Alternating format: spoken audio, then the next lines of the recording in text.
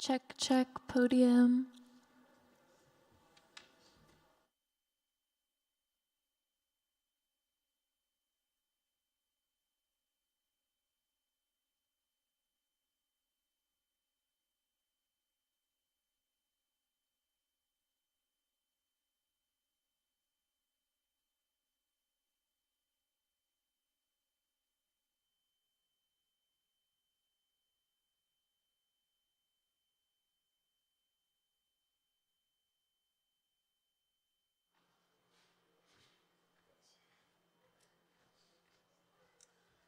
So, never ever have an hack after a closing party.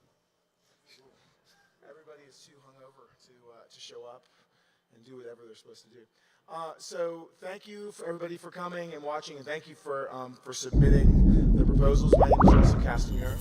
I'm the investment steward for Buffcorn Ventures and also the chief of staff for ETHDenver. Thank you for coming, and this is the big day. So as most of you know, if you've hacked in the past, we've had up until midnight yesterday to submit the hacking team, so the Biddle team's projects. This year we decided not to. We decided to cut off at 10 a.m. so that everybody could enjoy themselves, and I think everyone did because everyone seems to be exhausted, including myself. But I really appreciate you coming here. Last year we did the Pitch Fest, the Buffett Tank Pitch Fest in the BV Lounge, which meant that even though we had a lot of these great teams, not so many of them actually were seen by anyone. So, so we're really excited to have the teams that we have here. So let me pull this up. You know, I was out too, so I have to say I'm part of I'm a guilty party here. Let's see, there we go. So, let's see, how many people? Peter, have we got how many people do we have checked in of our total? 7 checked in. Okay, that's great. So we're going to go ahead and get started. And Buffcorn Ventures, just really quickly to tell you all about it, is the investment, the fund of ETHDenver, for ETHDenver, and we primarily focus on teams that either come out of the hackathon or teams that come here. In the past, we focused a lot on the hackers. Last year is when we started focusing on the teams that are already past the hacker stage. Maybe they're MVP or just pre-MVP, early pre-seed stage. And that this is your time to shine. Everybody gets 10 minutes. They can do whatever they want for those 10 minutes as long as it's legal in Colorado. And that will include time for questions. We're going to go through everybody, and then we will also have, and so the questions will happen then. We'll have a little break in between, and then finally we'll have an opportunity for the judges to give final questions, and then we'll do an assessment and an award. So if you wouldn't mind introducing yourselves. Terry, you want to start? Sure. Terry Culver, member of Buffcorn Ventures and also executive director at Digital Finance Group. We're a blockchain digital asset investment firm, been very active in the Ethereum ecosystem since 2017. And Omar Azar, head of business development at Matter Labs, which is core contributor to ZK Sync. Excellent.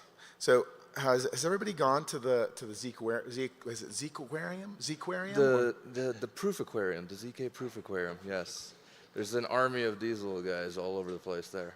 I've got to get one. So now Zeke has a unicorn.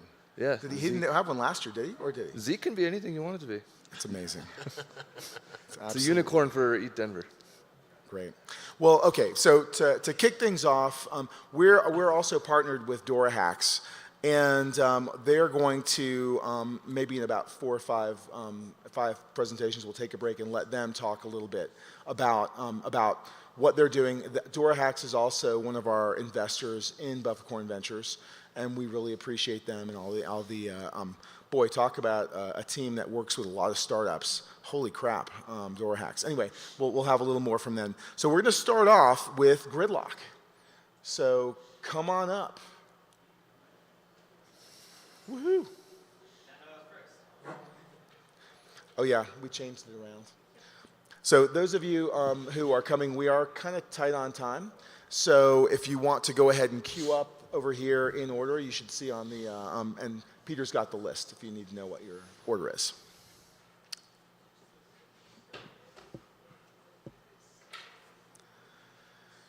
And God bless you for being patient. You know, we didn't tell him that he was going to be on stage until officially, I guess, until like 15 minutes ago. So we told him, "Oh, you're probably up. You're going to be up there." But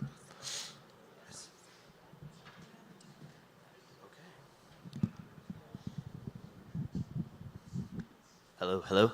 All right, yeah. So not much of a deck. It's just going to be rotating through some summaries of what we do. But so this is mostly just me talking to you guys.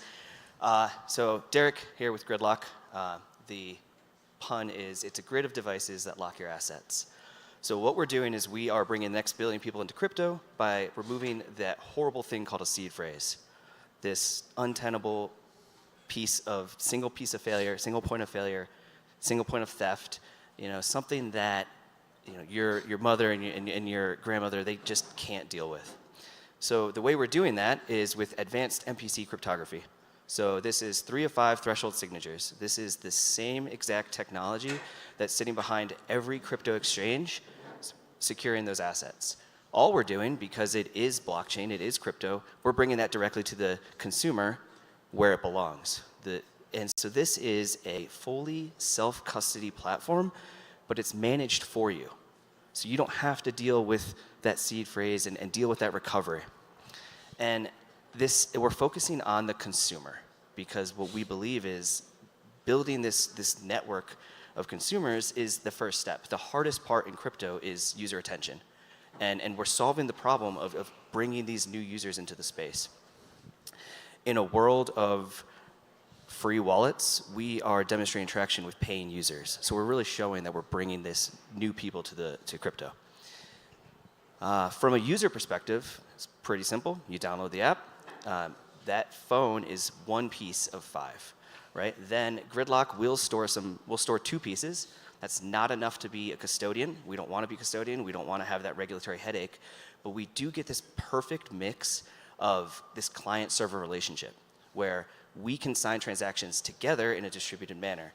But if there's ever an event where, you know, some sort of event where we are gone and we can't sign, or maybe we see a transaction as fraudulent and we say, hey, we don't want to sign, you are still the owner. You still have custody because the last 2 pieces are pieces that you give to trusted contacts or even semi-trusted contacts because it is just one piece of your distributed network. So a little bit more about the value of that distribution. For example, let's say you have MetaMask and you're under a wrench attack. Someone says, give me all your money. You can't do anything about that. You send your money, it's gone.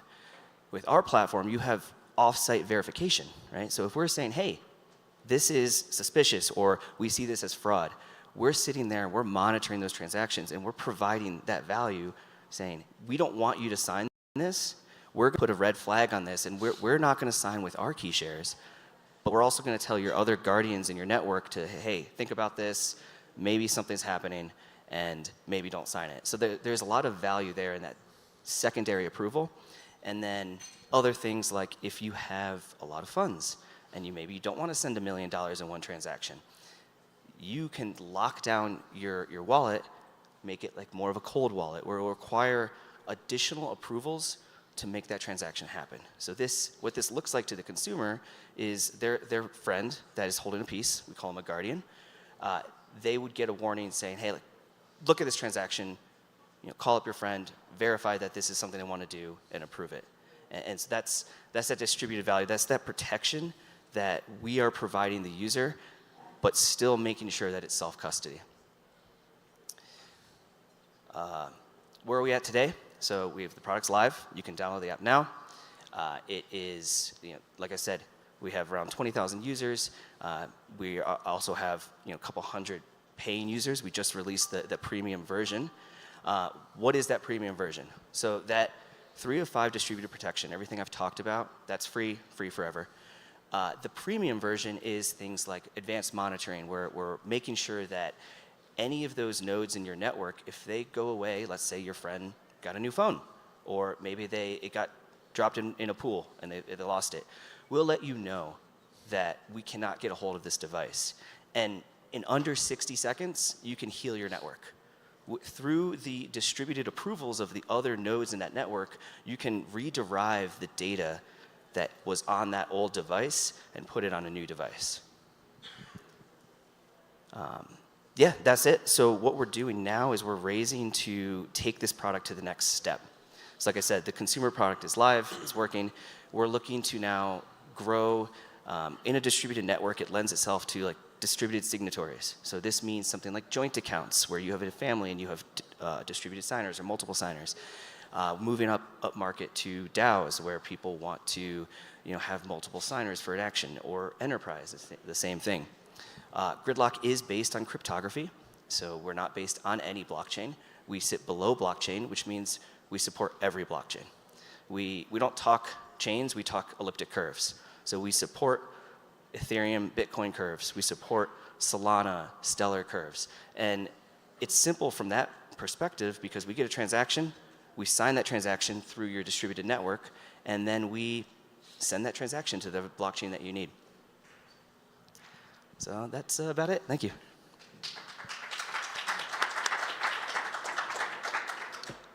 So thanks. I have a question. So you've got, when you talk about your network, you're actually not talking about the chains and the networks with that. You're talking about your personal network around your security, right? I just want to make it really clear. So it's actually monitoring when, like, your other people who are essentially taking care of your key, that they're still connected and live. Exactly, yeah. So this is your personal security network with the guardians that help protect your assets. What we do is we send a ping to each device and we ask them to sign a dummy transaction. So it proves that they have that key and they can sign a transaction if you need it. Can you talk a bit more about how you identify possibly fraudulent or anomalous transactions? So that's actually something that we don't want to do as a company, right? So we're looking at creating this user pool and then having people build on top of us. So with the identification, that is hot this year. There's many companies that are doing that. And so we just will integrate with the company, pass off the details of that transaction, and then all we want back is a check mark. Because again, we're dealing with Web 2 people. They can't look at a JSON object and figure it out. They want a green check or a red X. And so we're offloading that work to all of these new companies that are solving that problem. Do you anticipate some latency in that case? No, I mean, not anything that would be a problematic when you're trying to sign a transaction. Yeah, okay. What does the user flow somewhat look like when you're trying to change phones? Okay, so you're trying to change phones. There's a few ways to do it.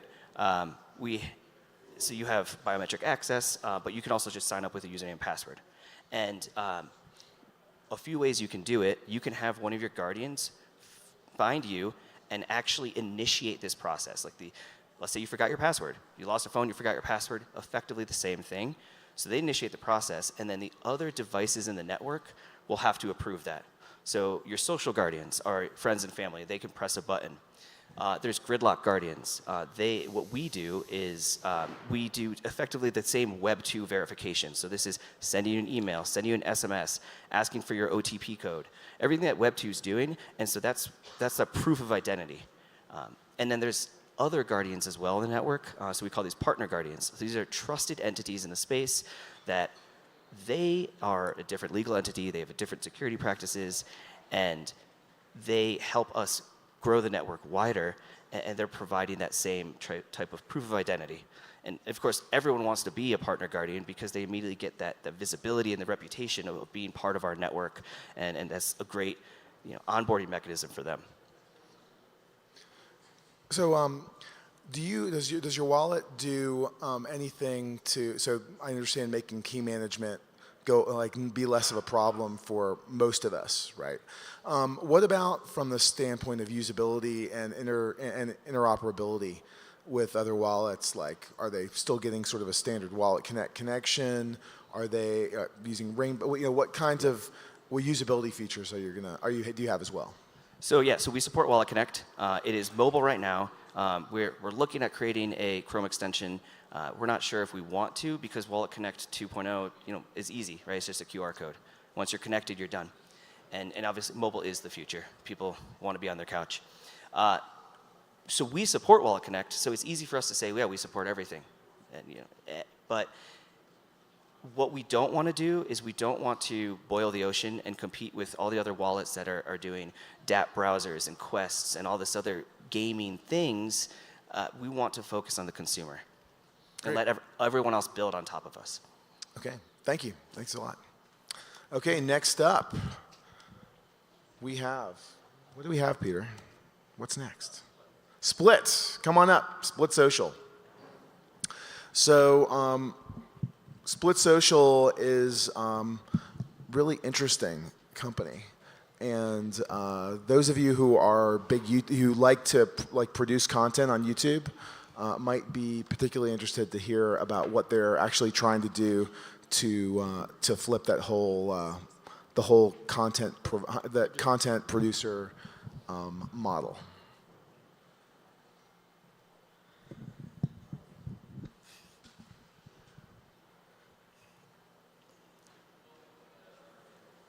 Go for it. We're loading.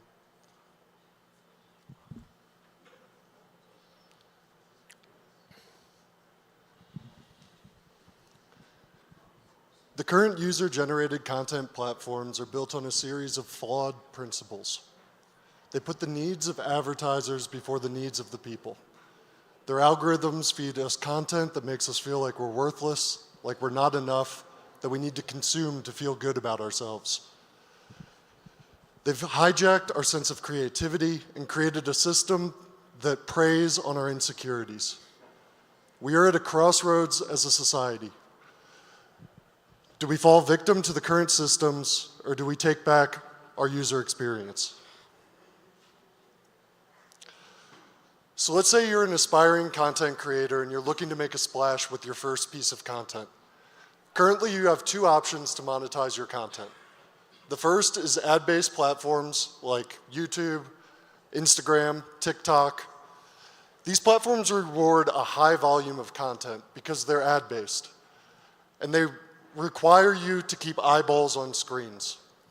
This means that artful, inspiring, thoughtful content falls victim to the never-ending fire hose of new. On average, creators make less than 0.3 cents per video view once they're able to actually monetize their content, which means they need to post multiple times a week just to make a living. So what do we end up with?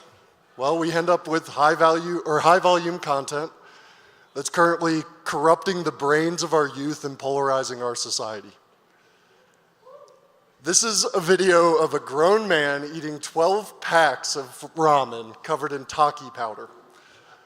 The video has 2.4 million views. It's 44 minutes long, and if you do the math, that's over 71,000 days of potential human productivity. If you think about it, it's the most unproductive and wasteful meeting of all time. These algorithms will do anything they can to sell products. And much like malware, they adversely impact the most vulnerable members of our society. Which takes us to our next option, Netflix. So we're an aspiring creator. We got to shake hands, kiss babies, raise project funding. And let's face it, we're still not going to get our content on Netflix. There's currently an entire reality of creators that have been left behind by the current model.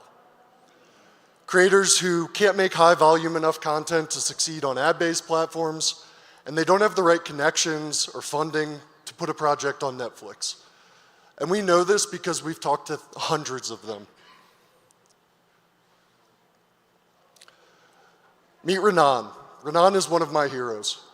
Renan produced Maru, one of the most highly rated outdoors films of all time. It's truly inspiring. It's actually the reason that I live in Colorado right now. By anyone's standards, Renan has made it. Renan has millions of followers on Instagram. He has a film on Netflix. But the sad reality is Renan's income comes from producing commercial advertisements right now. And we know for a fact that Renan is fed up. Renan wants to get back to his passion projects, the content that makes his audience tick. So this is our opportunity. We're building a subscription-based content cooperative where members and viewers actually have a say over their experience. They pay $10 a month to get access to an entire library of content, and they have governance and say over the user experience. So, first principles. On Split, the majority of your $10 monthly subscription is paid out to creators based on how much time you spend watching their content each month. And this data is put on chain, so it's transparent. Members can see exactly who they watched, how much they watched them, and how much they actually supported them. And creators can see this on the other end, right in their user dashboard. Another portion of a member's subscription goes into quadratic funding pools.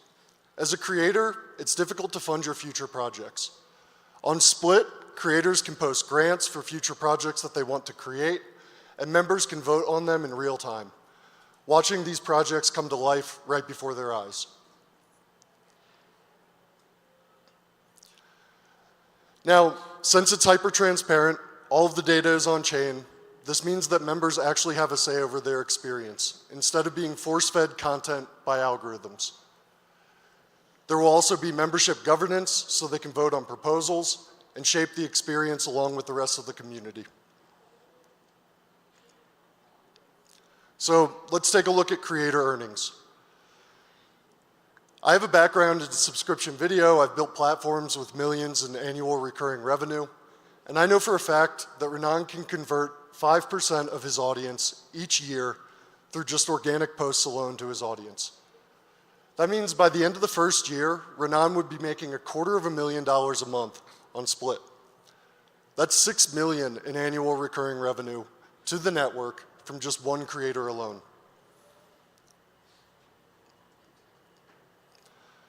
What's our available market? So right now you have the creator economy on one hand, the fastest growing sector of small business in the world, and subscription video on the other side, which is showing no signs of slowing down. Now, we don't plan on capturing this entire market, but we do plan on taking market share and creating entirely new value. We have the right team to do it. We have Ashton, a two-time founder with a successful exit. Ashton has a master's in business analytics and experience building growth machines for early stage companies. Then we have Peter, a back-end wizard and Web3 builder. Peter loves building teams and bringing products to life. And myself, two-time founder. I've built out subscription video platforms for Pure Bar, Title Boxing, NBA, and dozens more. Split is the content cooperative of the future. It's about leveraging blockchain technology, the hard work of all the people in this room, at this conference, around the world, to create a truly equitable solution.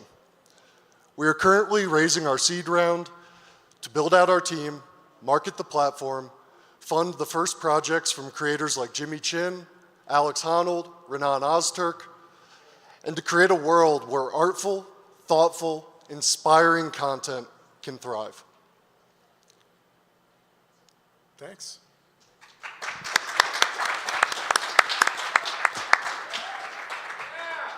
Woohoo! That's great. So, what does it take for somebody to get set up on your platform, just from a creative standpoint? If you're Yeah. So right now we have our MVP built. Creators can come to us. We create a login with them, and then they can just start uploading. Yeah, everything's built out, and the CMS is all ready to go. And the analytics aspect of it that you said, where you basically can really see as a creator who's watching it, but also as a viewer, or is that the viewer has access to their own analytics as well? Correct. So on YouTube, it's a black box. You don't know who you're supporting, how much you're paying them. On Split, currently, you can go in there. You can see how much time you've spent watching a user or a creator, how much money you've paid out to that creator, and then the same applies for creators. Great. So it's $10 per month subscription? $10 per month. And then that's split up based on the time you spend. Correct. So time you spend watching creators, and then also a portion of it goes into the quadratic funding rounds. Yep. What's generally the split between those two? So 50% goes to watch time, 25% goes to the quadratic funding, and then 25% goes to building the network and the ecosystem.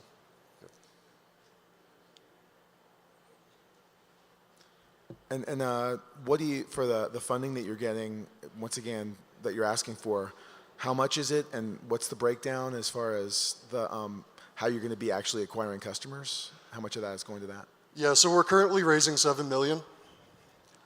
The plan is we're going to hire out a team. We need a team to do this. We need to market the platform. And then we've actually connected with some of the biggest producers in the outdoor space. We're working with them right now, figuring out what it would take to get their current catalogs on the platform and to fund their initial projects. These are guys that have built highly successful subscription video platforms, and they're very excited about what we're building. And will a native token be part of this? So the intention is the token will be for the watch time. Okay. So all of that's on chain. I don't really want to create something that has a rug pull potential. I want this to be equitable. Great. Thank you so much. Yeah. It was great. Thank you.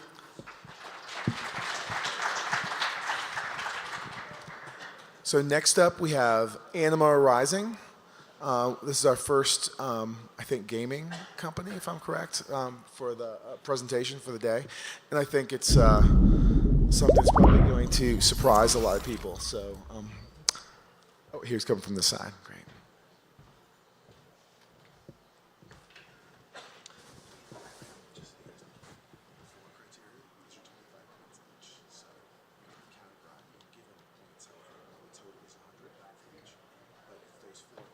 No, I don't have one.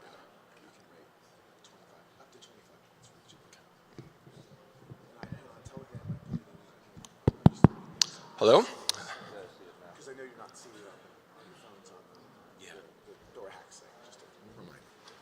Thanks. Sorry about that. Go ahead. Sure. So my name is Basil, and I'm here building Animar Rising. So I will start you off with a question, and that question is, what if you could create a parallel life inside a simulated reality, Game of Thrones style virtual world? And you can play in this world for the next 10 years. You can farm, you can go logging, you can go hunting, you can study the stars, you can read and get academically smart if you'd like. So inside of this world, for the next 10 years, you can live vicariously through and grow a new life. Of course, you can do this just with a few minutes of game time, playtime per day. So the market has a story to tell us here. If we look back to about 2017, and then also in 2021, and now here in 2024, basically gaming is a massive narrative, and everyone's thinking that once the UX is there, gaming is going to onboard the masses. The stark reality is that about 3.5 billion gamers in the world today play any kind of form of a game. Those who are actually playing anything that's blockchain enabled is about 1 million. So about half the global population plays games, and a fraction of a small city plays any type of game with a blockchain enabled component. So ultimately, since 2007, we've been iterating on this. I don't know, have we failed? That's what we're trying to solve. So Animar Rising is a idle sim, MMORPG game. And that it means it's low commitment. That is what idle means. So we have 24-hour offline progression. So just with a few minutes per day, you can progress effectively indefinitely inside of this virtual world, like I said, for the next 10 years or so. It is a classic crafting and gathering experience inspired heavily by the early 2000 golden era MMOs. So if you've played RuneScape or World of Warcraft, game mechanics here are quite similar. So now let's get into the simulation component. This is a simulated reality virtual world. So this means that the in-game clock, no matter where you are in the world, we have a system, it will track your time zone. And you, me, and everyone we know starts at the age of 16 and grows day by day, week by week, month by month, year by year inside of this. So 1 year later, once you start your character, they'll be 17. And so what the goal of this game is, you set out to complete a multi-year storyline and master these 35 open-ended skills. Like I said, you can do any of these 35 skills, and we have about 7.5 years of gameplay already designed and being built out for this. In terms of the storyline, we will be releasing the storyline on a weekly basis, so you can think of it almost like, again, like a Game of Thrones or a primetime HBO series, where every Sunday there is new content being released. There's 4 books. Each book has 52 chapters, 1 chapter per week, again on Sunday. So we're building this in Unreal Engine, which is unheard of for an idle game because this is a high-fidelity engine, and this is a idle game that was inspired by clickers and the old days. But here we are, and we're doing this because we want to include 3D animation in the game soon. We're not doing that now, we're still in 2D, but that's the ultimate goal. And of course, our marketplace is being built on Arbitrum Orbit. So here's just a basic UX. What we're looking at, this is the map, of course, over here. This is how you would navigate, and then these are your consumables that you use more late game in more like combat oriented. Here's your passive farming toggle. Farming operates different than the rest of them. You don't have to actively sit there and watch your crops grow. Of course, you can go do something else while they're growing. The only skill in the game, and such, has a dedicated toggle here. This is just a screen showing you all of the information, and then, of course, we have our inventory, where you could actually select auto eat to pretty much live indefinitely if you want. You will lose HP at about 8 HP per hour. So if you do not eat in 12.5 hours, your character dies. So this introduces some type of Tamagotchi element where you have to nurture your character. If you do die, you lose everything. So we are like Souls-like. It is a very hard and challenging game, and it is very unforgiving. So Animar Rising changes how we game for a few reasons. First, it's cross-platform, and it's accessible in any moment at any time. Again, it's an always-on world. So you're creating this parallel life that you're going to take with you in your pocket. And then, of course, you can imagine a world where you have a second screen at work, where you're just kind of watching and engaging with this passively throughout the day. What's great about this model is that it works with players' time instead of competing for it. So while other competitors have to seek out active attention in a very challenging attention economy, with a shrinking attention spans, we don't have to do that. The other great thing about this is that you can create a natural moat around your skilling, just like you would in the real world, right? So experience translates to real money. So you can build expertise in the game, which effectively builds a moat around you, which you can sell. Sorry, I'm getting through it. So we cater to hardcore and casual gamers alike. So we have those 35 skills in the 4-year storyline. Of course, that's going to cater to your hardcore player base. It's a very challenging game, multicast combat system, the whole 9. But it's idle as well, right? So what we're effectively doing is increasing our TAM extensively into the significant hyper-casual and casual markets, which dominate about 60 to 70% of a $100 billion mobile industry every year. And of course, we have active and passive gameplay, which again turns these few minutes of gameplay every day into a decade of daily active users. And we do this through habitual gameplay as, of course, you have 9 hours every night, or 8 or 7, where you're going to be sleeping undisrupted. So it's important to have and set up your strategy before you go to sleep, and then right when you wake up in the morning, you're going to want to check your experience and your loot. So this brings us to our marketplace. It's built on Arbitrum Orbit, L3 app-specific chain. It is fully abstracted away. You would log into the game. You don't even have to log in. You can just start playing. Once you have some progression, you can then save you can log in through OAuth, create an account, and your progression will be saved. Now, do you want to go into the marketplace? You can go check it out. Without doing this, should you want to partake, you will take it through a second process, which will auto-generate a wallet on the back end. And we take an 8% fee on the secondary. Of course, the entire marketplace as well is denominated in stablecoins and operates exclusively in stablecoins, transacts in them. And again, the whole purpose here is to go after non-crypto natives first and take on this massive $200 billion industry and be some form of a Trojan horse. So what does this look like in terms of monetization? Well, we can look at old school RuneScape here as a case study. This is a 20-year-old game that, of course, I'm sure many of us all played. This has 2 million active players still to this day. Each of these players are doing about $75 in in-game volume per year. This translates to about 150 million annually in in-game exchange volume. So now if we can assume that we take, or we can generate 20% of a 20-year-old game's player base, and we can withstand a 8% transaction fee on the secondary market, our projected revenue from in-game transactions alone is about $2.5 million. Of course, this doesn't take into account UGC, any partnership activations, or even any first-time sales on our cosmetic marketplace or anything of the like. So with that, I will close and open it up for questions.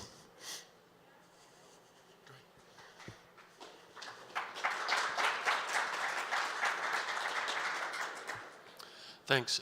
Could you talk a bit more about how you plan to onboard users or market?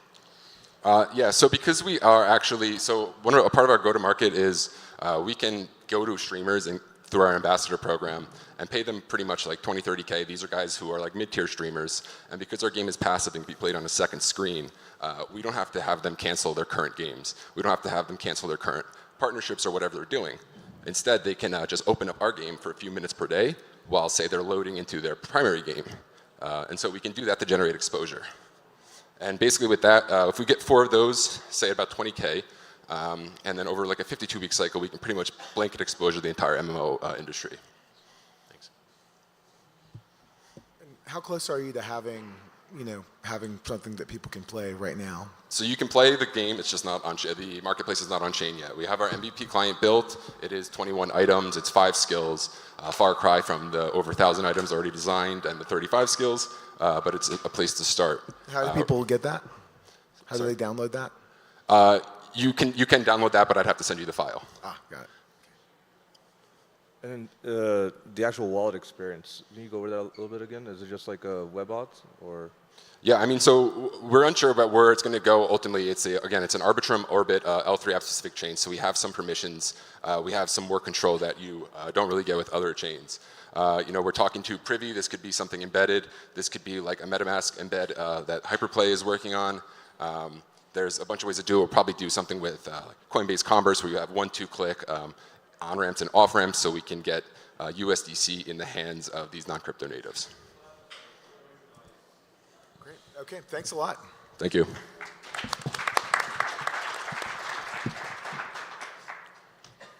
Let's see. Next up, we have Damos.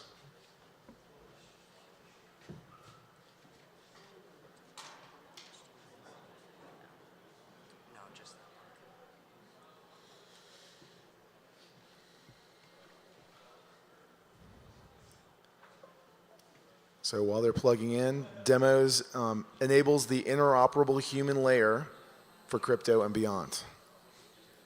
It's a big one.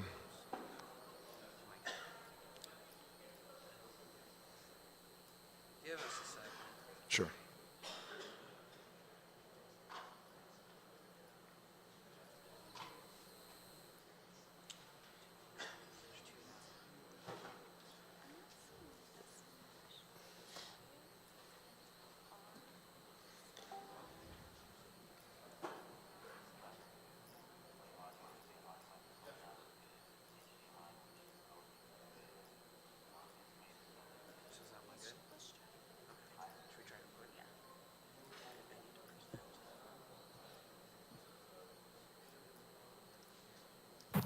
Hi, everyone.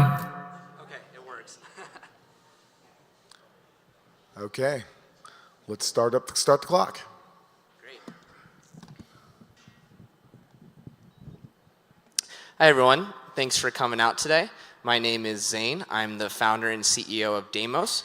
We allow anyone to prove that they are a unique human on the blockchain. What does that mean and why is it important? I'll show you.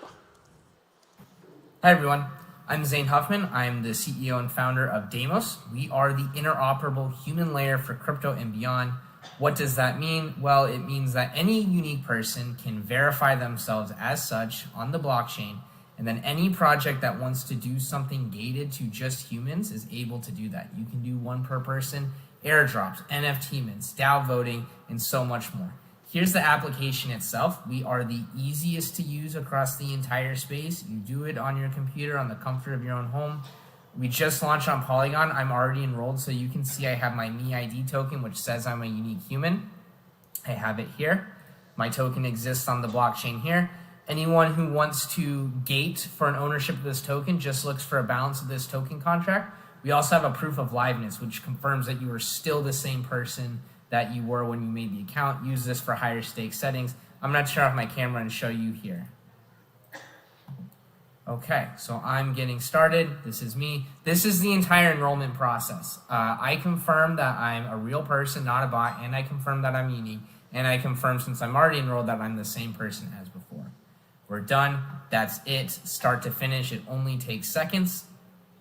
I will update my attestation on chain now. You'll see this update here, and that's it. So that's Damos. As you can see, it is very easy to sign up. The MetaMask transaction at the end is the most time-intensive component. And what's that good for? Airdrops, sibling airdrops, where someone comes in with hundreds or thousands of accounts. That is a multi-billion-dollar-a-year venture. Optimism alone lost almost $1 billion to Sybil attackers on their airdrop.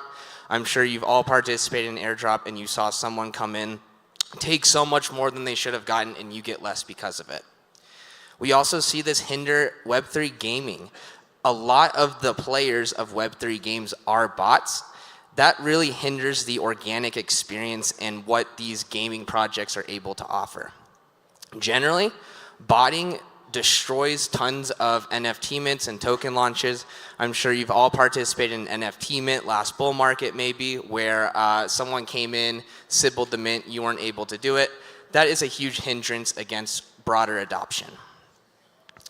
Our entire thesis is around the notion of being the easiest to use mechanism for someone to prove that they're a unique person on chain. This establishes what we call the interoperable human layer. Any real person can come in, prove they're a real person. Any project permissionlessly can gate anything they want to do behind that proof of personhood. Immediately, this is important for airdrops, mints, you name it. Beyond that, there's an entire layer of, call it human-gated innovation that we cannot yet unlock, and we will be able to with this. New consensus mechanisms for DAO governance, new ways to do fair launch distributions, and so much more. We've just launched about a month ago. We're up to now about 1,000 users. Our go-to-market strategy includes getting more and more of these high-quality real users, and then partnering with projects that give them end-to-end user experience activations. We have a few of our partners here on the slide. We have a whole bunch of new partnerships in the pipeline. We are soon, when we get back from Denver, deploying to Farcaster, or we're working with the DGen team to do a human-gated UBI stream. You get tokens every day that you can tip, that you can do whatever with. We're working with a couple of different NFT creator studios so they can do one per person mints, and so much more like that. The more users, the more integrations, the more reasons to use, the easier and easier it is to grow our user base and build out this notion of the human layer. So we are just launched. We are ramping up. We're going multi-chain once we come back from Denver. We're going on to Base, Blast, Mantle, a few others. And our intention is to raise now and then get ready to launch the token. We are going to gate our token launch behind the product itself so that we can offer a very first of its kind initial human offering. Each real person can come in first, get the best rates. The whales and bots can come in after. We think this is just one use case that we can show of how to radically improve the user experience for every real user and every project that cares about catering to their real users primarily. That's our pitch. Thank you. Feel free to reach out to me. I've got my email, my Twitter, and find us at Damos Global.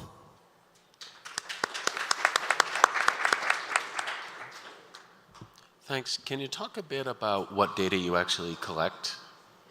Yeah, so when you sign up, there's two processes that happen. One is you prove you're a real person, not a bot. That happens locally. The other is your proof of uniqueness, which is essentially a hash summary of all these different facial features, the concavity of your cheek, those types of things. That's an output hash. That gets stored and compared against the other users to prove that you're unique. And then for proof of liveness, to come back to prove you're the same person, that your hash continues to be the same when you come back. Okay, so you have the liveliness check, which is fine, but the unique features that you capture, is that associated with a particular individual? It's a many-to-many. So there's a lot of users, there's a lot of inputs, but it's not necessarily this wallet is this person. Okay, so you're not creating a kind of honeypot of biometric Absolutely data. not. Yeah. I cannot say the same about competitors. Yeah. Okay. So, so the token, you get a token that basically says you're alive. Your wallet is attached to a live person, and you have to. How often do you have to re-up that? Great question. So this is up to the projects. When you enroll, you get a soulbound token that says two things. One, you're a unique person. Two, when you enrolled, the timestamp. The proof of liveness refreshes that timestamp. So if there's a higher stakes setting, there's a big airdrop, and a project is concerned about accounts being sold over the counter or some type of coordination attack, they can look for a fresh proof of liveness. They can also look at the original enrollment and look for people who have been enrolled a long time. So it's really up to the project that integrates. So it's just an attribute in the token Exactly. that you're issuing? Okay, and then what, like, so we've seen like on Fido has similar, like it looks similar, like when you're validating a person, you're really speaking strictly to wallets. What kind of options are there with AI that you think are going to get sort of in the way of spoofing your liveness detection? Yeah, great question. The technology that we use is also used in high stakes settings, banking authentication, the LinkedIn verification now. The way that we see it is there's much higher stakes games that AI actors could play. And because of that, there's much higher stakes iterative security that's happening. So we kind of get the benefit of a low stakes use case with high stakes security on the back end. Cool. And if, I mean, like if you were amazingly successful and conceive of having like a market where you could go pay for, 1,000 live wallets, right? Would there be any way if you found out that one was being used by a bot that you could repeal that, that validation? Yes, so there is a repeal or a purge process. Probably what's going to happen, Sybil resistance is kind of an iterative game as well. We can start to do reactive detection if that's something that we see. We also allow users to unenroll. So same type of feature, different use case, but if someone loses their wallet or they just want to get out, they can also take themselves off. Great, thanks. Any other? No questions. Okay, and so and did you say that this is live now, or this is? Yes, we're live for about a month. Excuse me. On Polygon, and then multi-chain once we fly back home. What do you think the first, like what you said, the bots and the airdrops and things like that. What do you think the first really high, high stakes service is going to be that catches for this? What's going to really say, oh my gosh, this is amazing, and we have to do liveness? Yeah, so we're working with an upcoming Bitcoin L2. We're going to help gate their airdrop. That should be a great use case. Airdrops are a lot of money, a lot of users, and if you can more equitably distribute the airdrop funds, it's so much better all around. Great. Okay, thanks a lot. Great, thank you guys. Is Claire here yet? Nope, Claire's not here. Okay. Then let's see. Next up, we have. No, I just can't keep this up. Epic Protocol. You guys ready to go? Okay. Thanks a lot. So you see us all looking down, the judges looking down at our thing. They're doing it on their phones, they're scoring. We're not just texting all of our friends, even though it's bad optics. But we are actually scoring everything, and I'm actually using it on my laptop, doing it on the Dora Hacks platform. So it's kind of fun. I'm writing meticulous notes down. Cool. Hello. Yeah. Hey there, you're on. Let's go. Thank you. How are you doing, everyone? Fabulous. Good morning. So yeah, we are Epoch Protocol, and we are here to automate anything for you. We say that we are Zapier for Web3. Our investors are Longash and Safe, and we are also part of Synxis Fellowship Program. Let's understand the problem a bit deeper. Have you ever faced a problem that you're doing repetitive tasks on-chain, like depositing money, buying something, doing DCA, creating SIP, or maybe claiming rewards on-chain? This can be boring tasks that you have to do every day, every month, every week. We are here to automate everything for you. You can automate literally anything on-chain using triggers that can be on-chain, off-chain, or time-based with us. Let's understand the problem a bit deeper. So for B2C customers out here in Web3, there is no Zapier or IFTTT-like tool which users can directly use and then automate and then go to any dApp and then automate any transaction that they want. There are some plug-and-play solutions which require custody of the user funds. Like let's say there are some solutions out there, there are some protocols out there where you'll have to deposit your money, or you'll have to give them approval of your tokens, or you'll have to use their smart contract, trust their smart contract, so that you don't get wrecked, right? So there's a lack of non-custodial tools in which way you can automate your transactions. And for developers out here, you spend a lot of time creating in-house automation tools for the projects that you're working on. Solution for all of this is that for Zapier and IFTTT-like tool, we have created our own automation protocol and a really simple website app that user can go and use and automate any transaction in Web3. It's really pluggable. I'll just show you a demo right now. And then to solve the non-custodial part, we have built it on top of account abstraction, where user keeps the custody of the fund. They don't need to deposit the money into our smart contract. We don't have a smart contract at all. User are directly interacting with the end protocol. Let's say if user wants to automate a transaction on Uniswap, they are interacting with Uniswap smart contract or Aave smart contract. They don't give us approval. They don't deposit any money. They keep the custody of their funds and everything. They just sign a transaction with the call data and then give it to us, and we run our own bundle nodes and do automation on top of that. Then for the third thing, we have created a really simple SDK using which developers can automate any task in their projects or their website for X fastest. Now let's see a product demo. So this is a really simple website that we have created where normal users can go. Over on the top, you'll see a wallet connect button. It's not there. We have already connected the wallet. So we deploy a safe wallet for you. Then user can go to any website. So if I just, sorry. Yeah. So just click on wallet connect, and then user can go to any website that they want, do any transaction that they want to do. How do they connect to website? Is that they just go to any website. Like right now, I'm going to Aave. Just click on connect wallet, just click on wallet connect, and then copy the URI over there.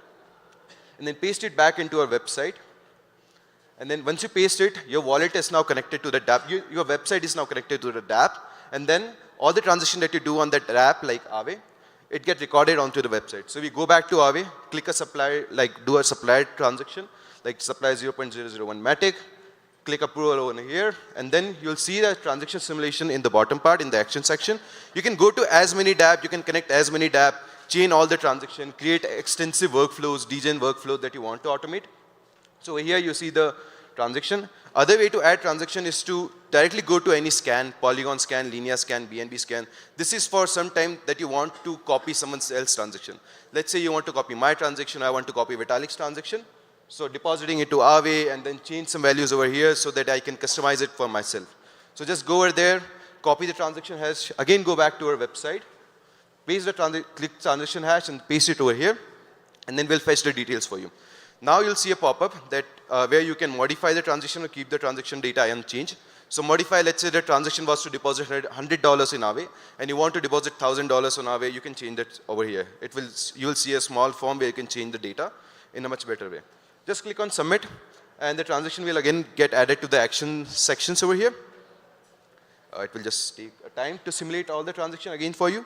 And then, yeah, now it's here. You see a transaction, last transaction is deposit 1 Matic that we copied from the Polygon scan. Now at the last part, to automate all this kind of things, we have triggers. So let's say you want to do all this transaction based on time that I want to send this transaction on chain on 4th of July, 21st August, anything.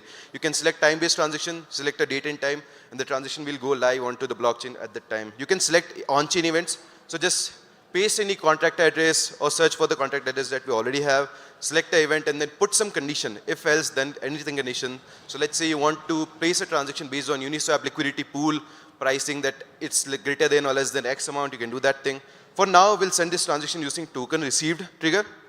So I want to send this all transaction when I receive a particular token, for example, USDT or USDC. So you just click a token from a list, or you can paste a contract address directly, and then select also, you can also enter amount that you want to set, that minimum I should receive 500 USDT, then I want to do this transaction or anything. Now, you just have to sign a MetaMask transaction, MetaMask signature, and that's it. And your transaction is there to be automated. So we have talked to our users, and we have found out, so we are testing out the product and testing out the infrastructure, and we have learned that there is the consolidations of users that where they want to use automation in, apart from the general product. So there are DeFi solutions that they want to use, like they want to create limit orders on Uniswap V2-based DEX. So we have created this simple UI for them, for those users, where they can select any DEX which is live and then create a limit order based on that DEX. So it's actually a market order, but with a trigger that this should be the price in the pool, that one matic should be whatever price, and then it's the market order becomes a limit order. Other place is a streaming platform for recurring transactions. So we have integrated with Sablier over here, where user can duplicate or withdraw, like automatically withdraw their Sablier stream. And there are a couple of more use cases like ETH staking or something around that we are working on. Now if you go back to the website and you see just your scheduled transactions are there, and it's waiting to be automated over here. Yeah, that's EBF Protocol. Let's go back to the pitch deck now. So yeah, for the number lovers out here, we are already live on beta mainnet. We have more than 12,000 beta signups to test out this product, out of which we have approved 3,000 beta testers.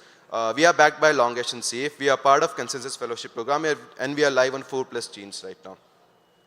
For the roadmap, currently everything that you've seen is working. So right now we are testing out the infrastructure, robustness, reliability of the whole infrastructure, creating more use case like limit orders, recurring payments, ETH staking, couple of things around that. In Q2, we'll be working on adding off-chain API hooks. So let's say you want to send a transaction when Barcelona wins a match. So you can plug an API which gives you the data, and then buy a transaction, buy an NFT Barcelona NFT on-chain using that thing. In Q3, we'll be working on adding pluggable modules and bundlers, AI agents. So you just have to say that I want to invest into some deepin-based tokens, and then we'll create a portfolio for you which you can also automate using us. And in Q4, we'll be working on creating a decentralized bundle nodes, where all this transaction will be there in a shared mempool, and it will be available for every time, and it will give us 100% automation reliability. Now for the team, we've got the best team over here.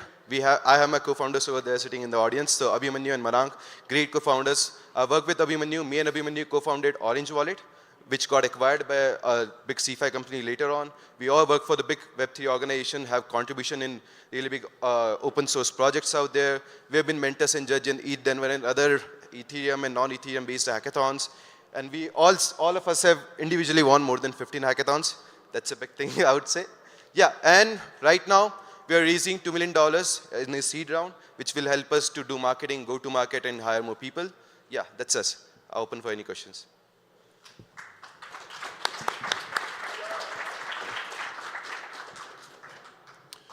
Thank you. Could you talk briefly about your revenue model? Revenue model. So yes. So our revenue model is depending on the amount, like the type of transaction that you automate.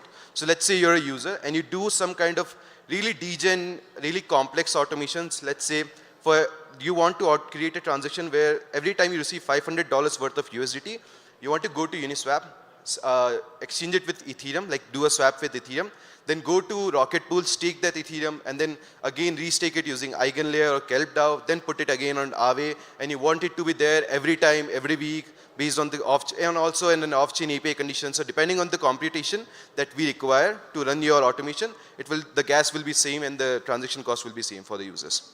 Okay, thanks. Yeah, so I've got two big questions. One is, you mentioned it's like Zapier, but really it seems like it's all the functionality is running only while you're connected so really it's more of like a smart execution wallet.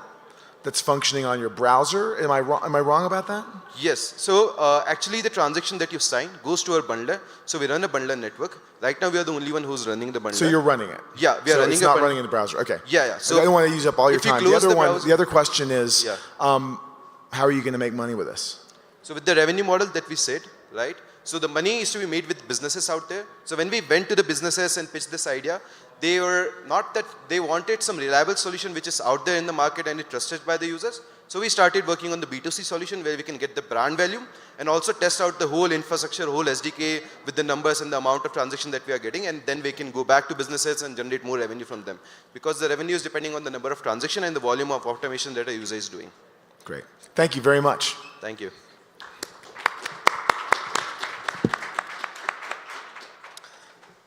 One thing, while, let's see who's coming up. DSIG, I think. What, 707's coming up? Okay, great. So 707 will be coming up and getting ready to present. While they're getting set up, I did want to, I don't think I really talked a little bit about what our judging criteria is here, because we are very early stage, but not quite as early stage as like the hackers would normally be. So the 4 criteria, and they're equally weighed, are business viability. So is there a way for this to end up making money? Is this a wow factor? How big is the wow factor here? Is this really something that people, this is functionality that I desperately need? Onboarding non-natives, high benefit to that. So some of the teams that are really speaking only to the already Web3 community lose out a little bit in this category, but we really are trying to bring the next billion people into Web3. And then finally, moving the needle. How does this really move the needle in getting Web3 technology really embedded in doing the everyday business of the internet? So let's see. You about ready to go? Okay.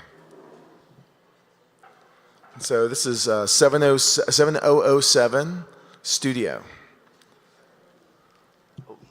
Hi everyone, this is Teddy, and really happy to have all you guys here. I'm the co-founder of 7007 Studio, and we allow every user to exchange their imagination, creativity on blockchain. So, we know everyone loves music, loves art, and it is born in our human nature, but not everyone has the ability to create like good piece of art or music. It takes years to learn guitar or even learn how to paint. But AIGC gonna change everything. So now we can create a great masterpiece just by putting in some words in our screen, and we can keep on regenerating until we are satisfied with the result.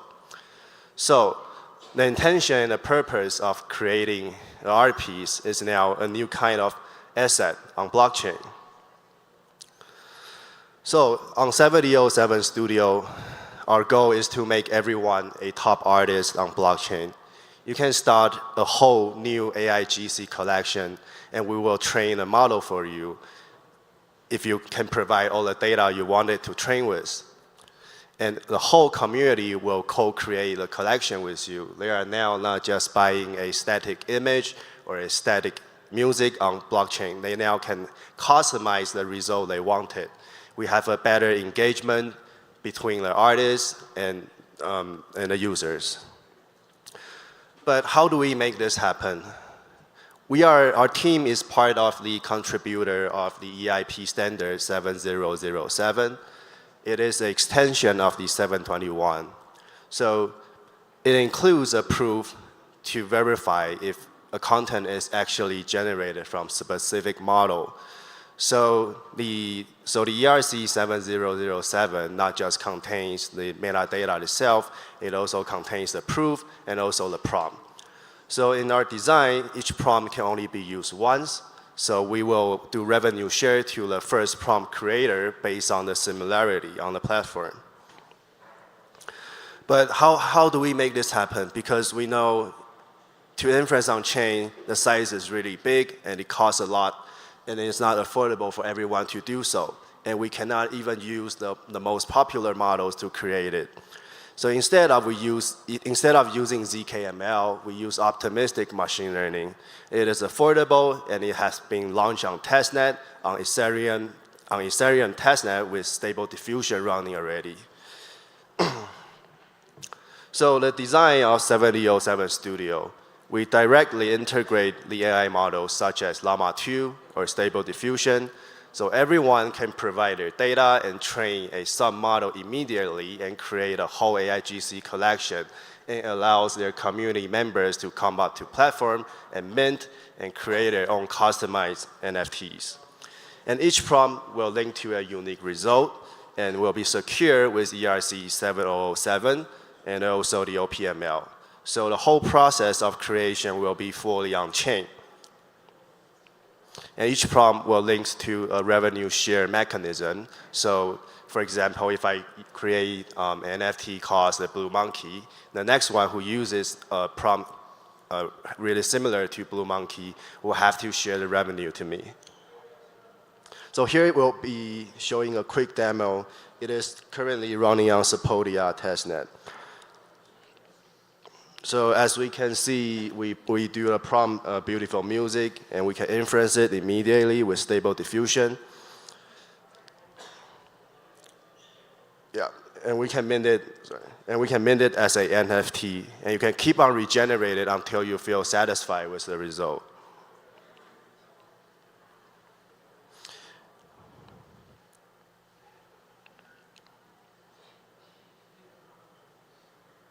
And we have a building marketplace for everyone to list their creations on the platform, and all NFT could be traded. So it's not just the NFT, it includes the prompt.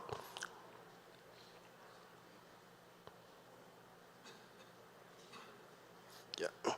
So so here's a part we integrate one of our partner projects called the Story Protocol. So each generation can be registered as an IP asset on their platform and could have further monetization in the future by giving out license or to all the creators around the world to do remix.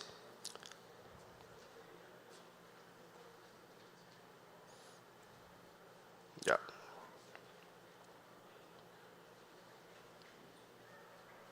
Yeah, so we work with several partners such like Story Protocol, as I mentioned, and also eStorage and Aura, and also Stratos Network to make on-chain inference possible for everyone on Ethereum. And currently, we are it's a self-funded project, and we are about to bootstrap by mid-March. But we are also open to investors to invest in the first round, and we are raising $5 million with token warrant. And thank you, that's all. Thank you.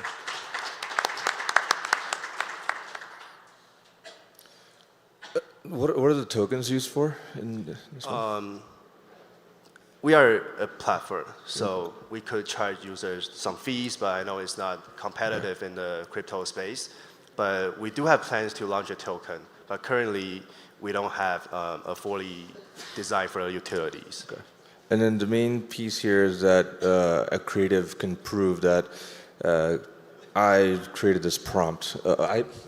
Essentially, I own this prompt for this particular model, and then try and share what our IP. It's not just about owning models and prompts. It's about you can provide your own data, and we will train a model for you.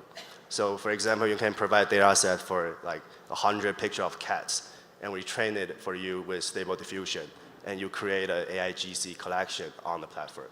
So every user can come up to the platform and they can mint one of the NFTs with your model, and they will be like the community members of your collection.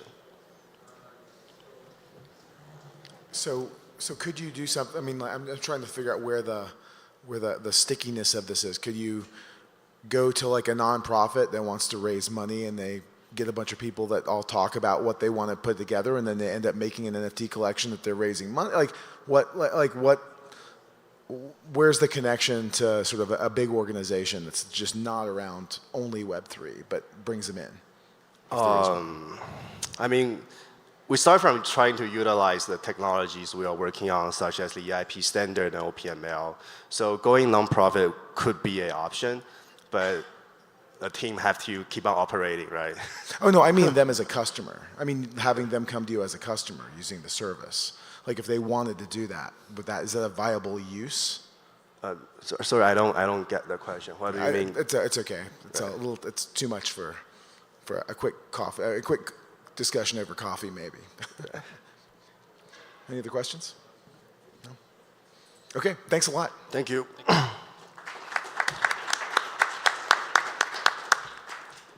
So I think DSIG is coming up next, and then after that, we're going to have a presentation from Dora Hacks, and the judges are going to try to make sure that our feet still work.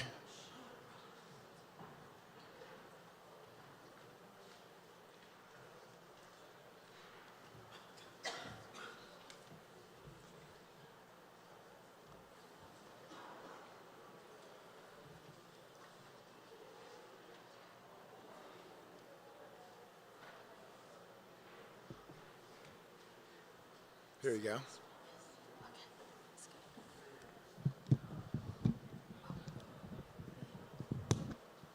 Hello. Hello everyone, my name is Hein. I am the co-founder of DSIG, and I'm here today to present to you about our Omnichain Smart Multisig.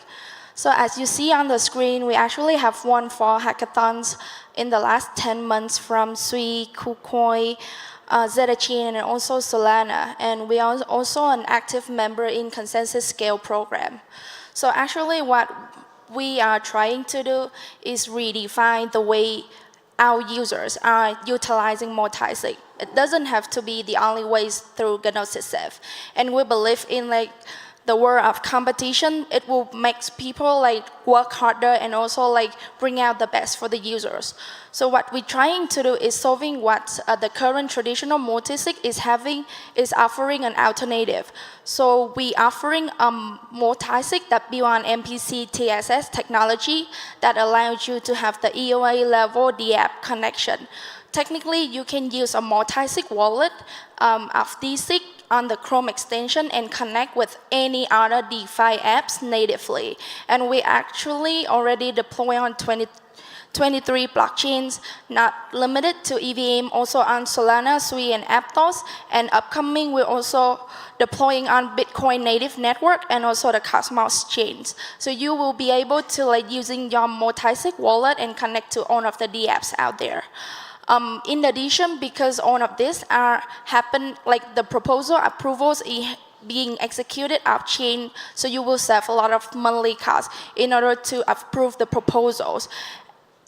And additionally, for our multisig wallet, once you create a vote, there is one vote, one wallet address, and it's going to be applicable for all of the chains that you are managing the fund at the moment. So technically, you don't have to generate new vote address every time you create a new multisig. It's one user ID, one vote, and then multiple chains that is supporting at the moment.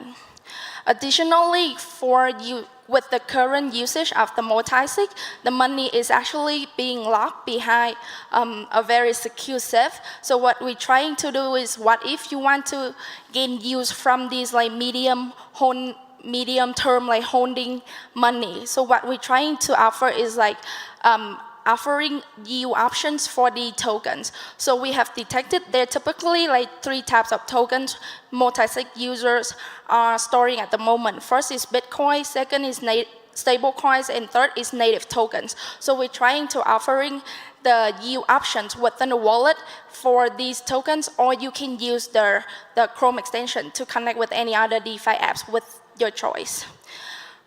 One of the options we bring that we find it's very innovative is actually an omni-chain consolidated gas tank.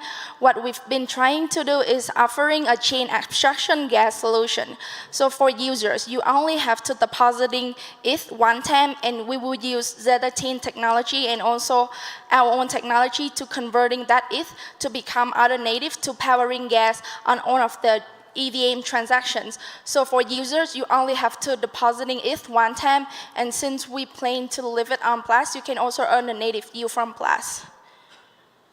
Additionally, what we're trying to do is to provide a comprehensive cash flow report so that for any teams or like projects who would like to use a multi-sig with like an accounting management system, we will be able to deliver that. The staking aggregator here is what we're trying to do is to providing the yield options that I have mentioned earlier for the native tokens. It will be a streamlined dashboard aggregating all of the validators and liquidity staking platform available on that chain, and we will suggest for you like the best route that offering the highest yield, and it really depends on you to choose like which validator or like which liquidity staking platform you would like to utilize.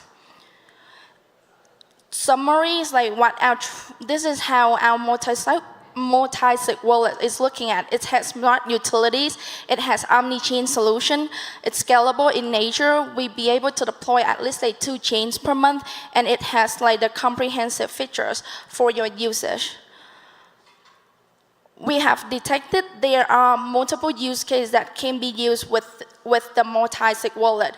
It's actually a very broad spectrum. From this end, it can be developers using a multi-sig to deploying a node to do arbitrary transactions. In the middle, you can imagine like teams or like projects who want to use multi-sig for treasury management to deploy payroll.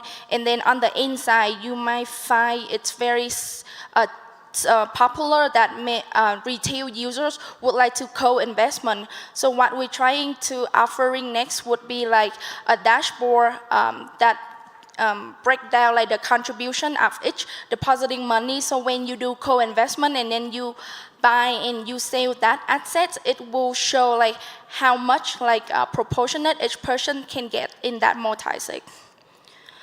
Our go-to-market plan is right now is to cover wherever Gnosis F cannot support at the moment. So that's why we're already available on 23 chains, including Solana, Sui, and Aptos. And upcoming, we're going to Bitcoin Native and the Cosmos chains.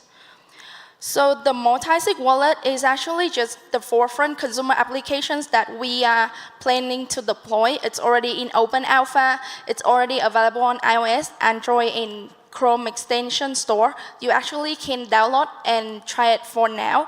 But at the same time, we also want to offering multi-sig as a service. So we will also do customized multi-sig solution and also white label solution. Ultimately, because this technology is built on top of the MPC network, and it's a very heavy and expensive network. So we want to launch a decentralized MPC network, and later on we want to have different nodes and partner running that. And also when it's open to public, community can also stake token in these nodes and then help validating and make the network more decentralized. This is how we have like deployed. So we have expanded on. Actually, right now it's already like 23 blockchains in like 10 months. So average like 2 to 3 blockchains per month. We have strategic partnerships with directly with the blockchains. So what we're doing actually, if you can take a look easily, it's being retweet or like being like co-retweet like from the blockchain directly. So whenever we deploy on a new chain, we will work directly with the blockchain to do live announcement, blog post, ecosystem page, and then be added in the builder group in order to introduce us with like other founders in the group to get like customer feedback and also get validation. This is so far the traction we already have. We have 200,000 testnet token holders. This is a proof of concept to prove that like the product is being people are interested in like the new way to utilize multi-sig. We actually have over 1.5 total value lock already because it's an open alpha. So this number is not quite big, but we are proud of that number. And currently, we have around, the actual number is 2,000 weekly active users at the moment, over 10,000 downloads, and over 7,000 transactions on-chain. These you can check like on-chain. So this is just a summary of our of the traffic of our website. We have around like 40,000 monthly traffic every day, every month, and mostly coming from mobile. This is our Twitter account, and we have built it from the ground with no pay ads or bots at all. It's all about like communications, marketing, trying to let people know like we bring an options to their multi-sig. This is our team. So my tech co-founder cannot be here today, but he is also one of the few one that actually be a cryptographer in Vietnam, and our whole team is also based in Vietnam. Currently, we're raising a pre-seed round at 900K with 8 million valuation pre-money via SEF and token warrant. And that's it for my presentation today. Open the floor for questions.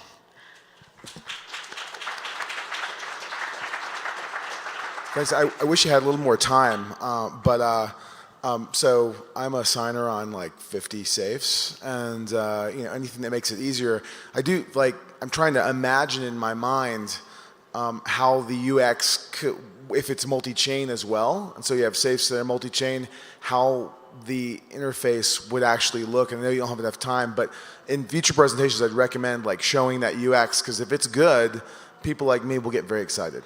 We actually still designing it right now, so the version that is actually live.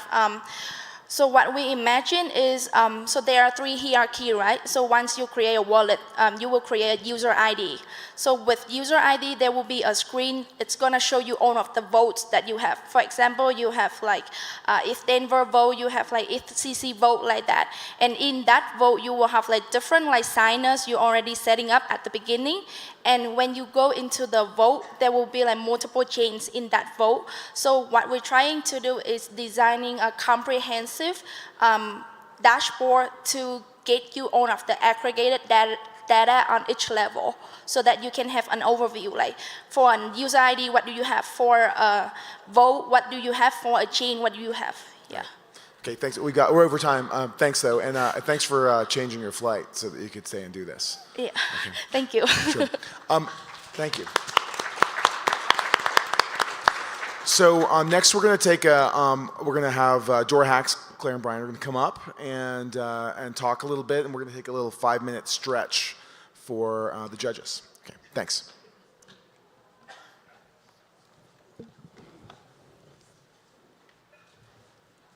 Oh my goodness. Wow.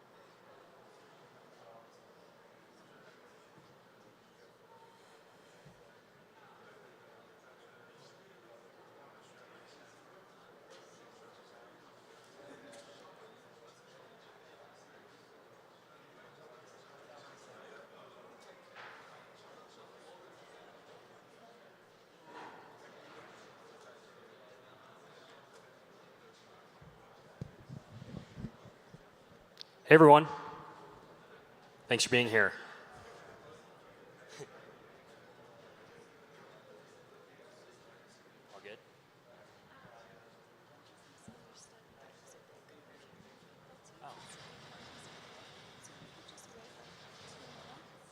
problem.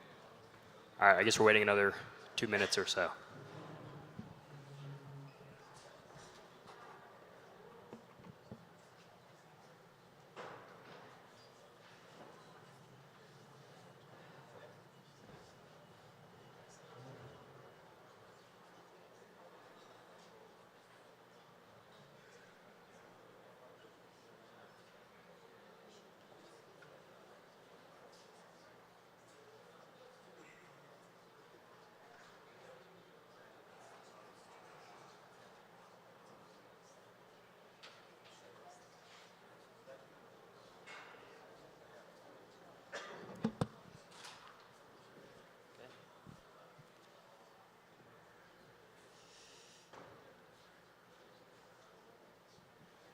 Okay. Thanks everyone for being here. My name is Brian. I'm with Dora Hacks. Really want to share my appreciation with the BV and ETHDenver team for giving us the opportunity to speak here today and also host the Pitch Fest on our platform. We've been friends with them for a while. We actually hosted ETHDenver on our platform in 2022. And hope to do more collaborations with BV and ETHDenver in the future. They're a really great organization, and obviously they put on this amazing event every year, give everyone free lunch. So definitely give it up for them. Without them, it wouldn't be possible. So just really happy to be here and be able to support PitchFest. So if you don't know about Dora Hacks, we are one of the largest multi-chain developer incentive platforms. And basically what that means is we facilitate hackathons, provide hackathon infrastructure, facilitate grant programs, provide other community funding opportunities and on-chain initiatives like quadratic funding, direct grants, public goods funding, and investments for probably the top 200 Web3 ecosystems at this point. We've been around since 2014. We have over 100,000 monthly active developers on our platform. And actually, we've probably delivered north of 60 million. This slide's a little bit outdated. It's about 60 million now of prizes awarded across all of the opportunities and developer activations on our platform. So that's Dora Hacks, and then of course there's also Dora Ventures, which I'll get into in a little bit, but that's a new fund we spun up earlier this year that's focused on pre-seed opportunities in the modular ecosystem, specifically app chains and other types of modular middleware, and of course also capitalizing the most promising hackathon teams that emerge from our platform and providing them additional incubational resources. So something interesting that we do that maybe makes us a little bit different than other hackathon vendors is we don't actually really see ourselves as a vendor or hackathon platform at all. Certainly, it's where we were born, and it's a big part of what we do.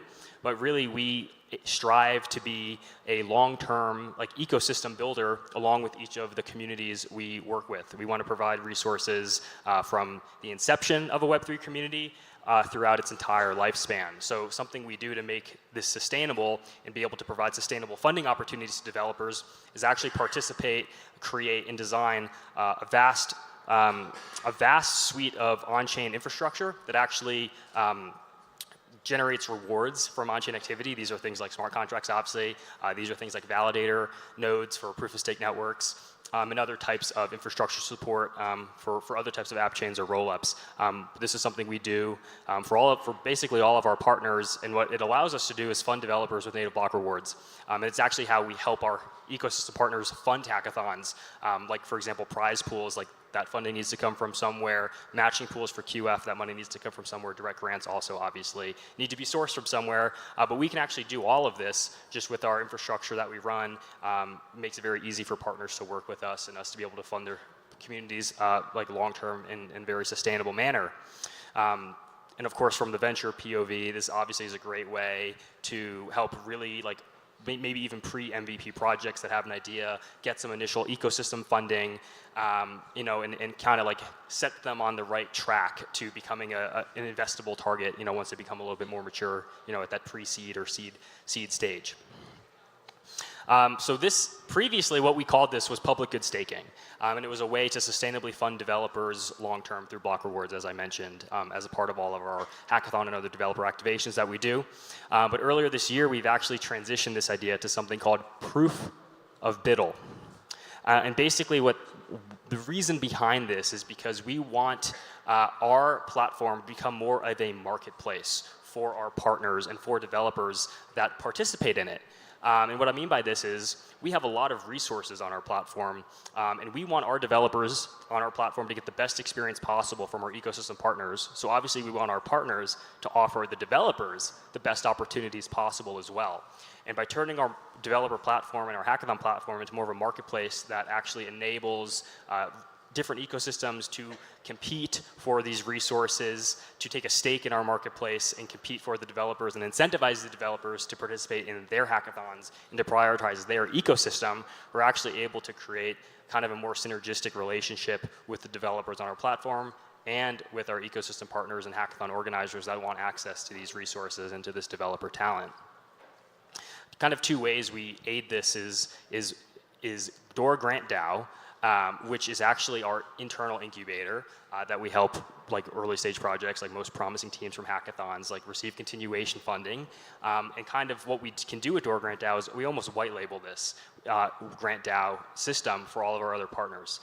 This is what I mean by like providing ecosystem funding to the different communities we work with, providing native block rewards to the different ecosystems we work with. This is essentially a decentralized ecosystem fund that's operated on our platform, and we do this for all of our partners. It's a great way to provide continuation funding to a lot of the teams that emerge from hackathons. And the second thing is Dora Ventures. This, once again, is a little bit for more mature companies, but still pretty early, pre-seed. We're really focused on like capitalizing the most promising teams that emerge from our hackathon pipeline. Obviously, this is a pretty strong proprietary pipeline from global hackathons and for all the different Web3 ecosystems we run. So very happy to help promote and support like the best teams that emerge from hackathons. It's kind of like a very top of funnel thing. And then of course, obviously very focused on app chains.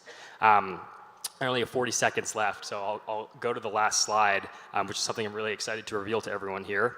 And that is the app chain ecosystem. This is something we're really interested in at Dora Ventures and Dora Hacks. We've actually created this app chain ecosystem mapping a number of times now, starting from over 2 years ago. And at first, it was really only like rollups on Ethereum and app chains in Cosmos. And that's what it was for the first 2 iterations. But now we see app chains coming to every single ecosystem. Every single ecosystem is promoting their own stack, right, with Ethereum. That teams, and I think the lines blur. I'll just say this, between rollups and app chains. It's kind of semantics, in my opinion. At the end of the day, it's just a trend of different ecosystems and different developers wanting to sell their own sovereign block space, right? You can do that through a rollup, you can do that through an app chain. That's the trend, whether it's a rollup or an app chain or even an AVS on Eigenlayer, that just depends on how you want to proceed with like whatever application you want to build in a modular way. But at the end of the day, it's kind of all the same thing. And there's all these different frameworks now. It used to just be the Cosmos SDK for Cosmos, and on Ethereum, obviously, it was the OP stack and Arbitrum Nitro stack. But these types of frameworks are coming to every single ecosystem now. Polygon just announced their CDK, Chain Development Kit. Obviously, their Substrate on Polkadot as well. That's one of the older ones. Avalanche just announced the Hyper SDK, which is their own app chain framework. And then on even Eigenlayer, AVS, that's an app chain framework as well, and you're seeing a lot of different projects, whether it's Ethos, whether it's Altlayer or Omni Network, launching their own app chains as an AVS and Eigenlayer.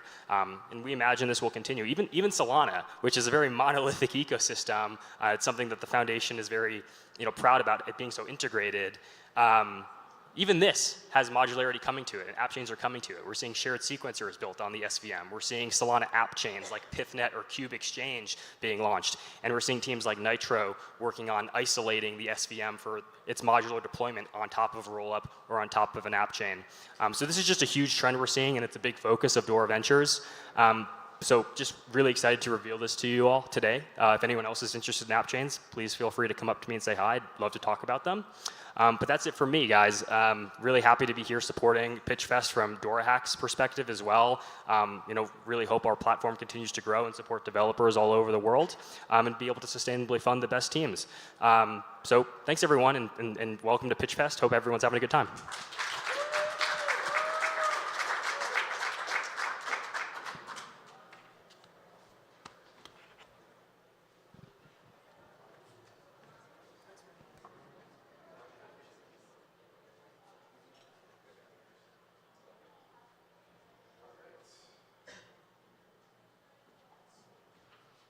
Okay, let's get our judges back up and get this show back on the road.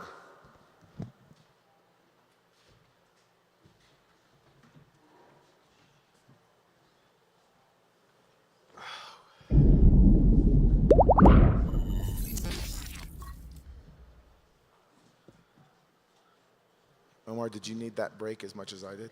Sorry? Did you need that break as much as I did? Yeah, this Celsius is really giving me Oh energy boy, right now. yeah. If you start asking questions really quickly, then we'll know. Terry, where are you?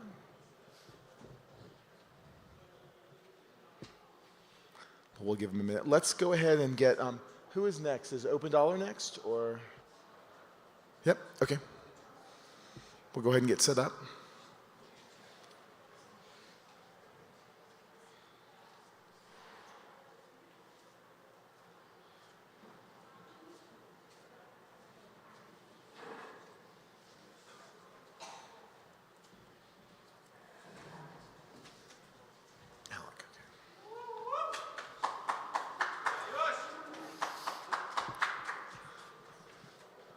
Got your fanboys out there. That's pretty good. That's.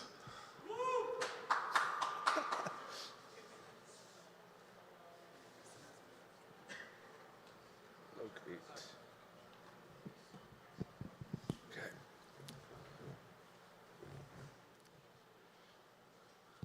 Let's give Terry another minute to get up. So we're waiting for our right now he's the invisible judge. So we'll give him another minute to come up.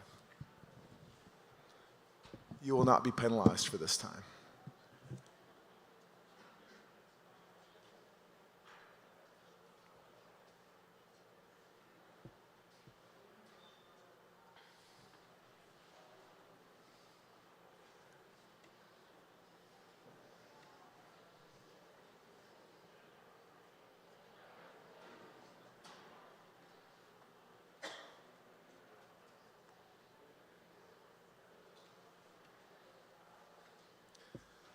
So as a founder, if you're out there, a surprisingly large amount of your time will be spent waiting for funders to meet with you in meetings. So just get used to it now.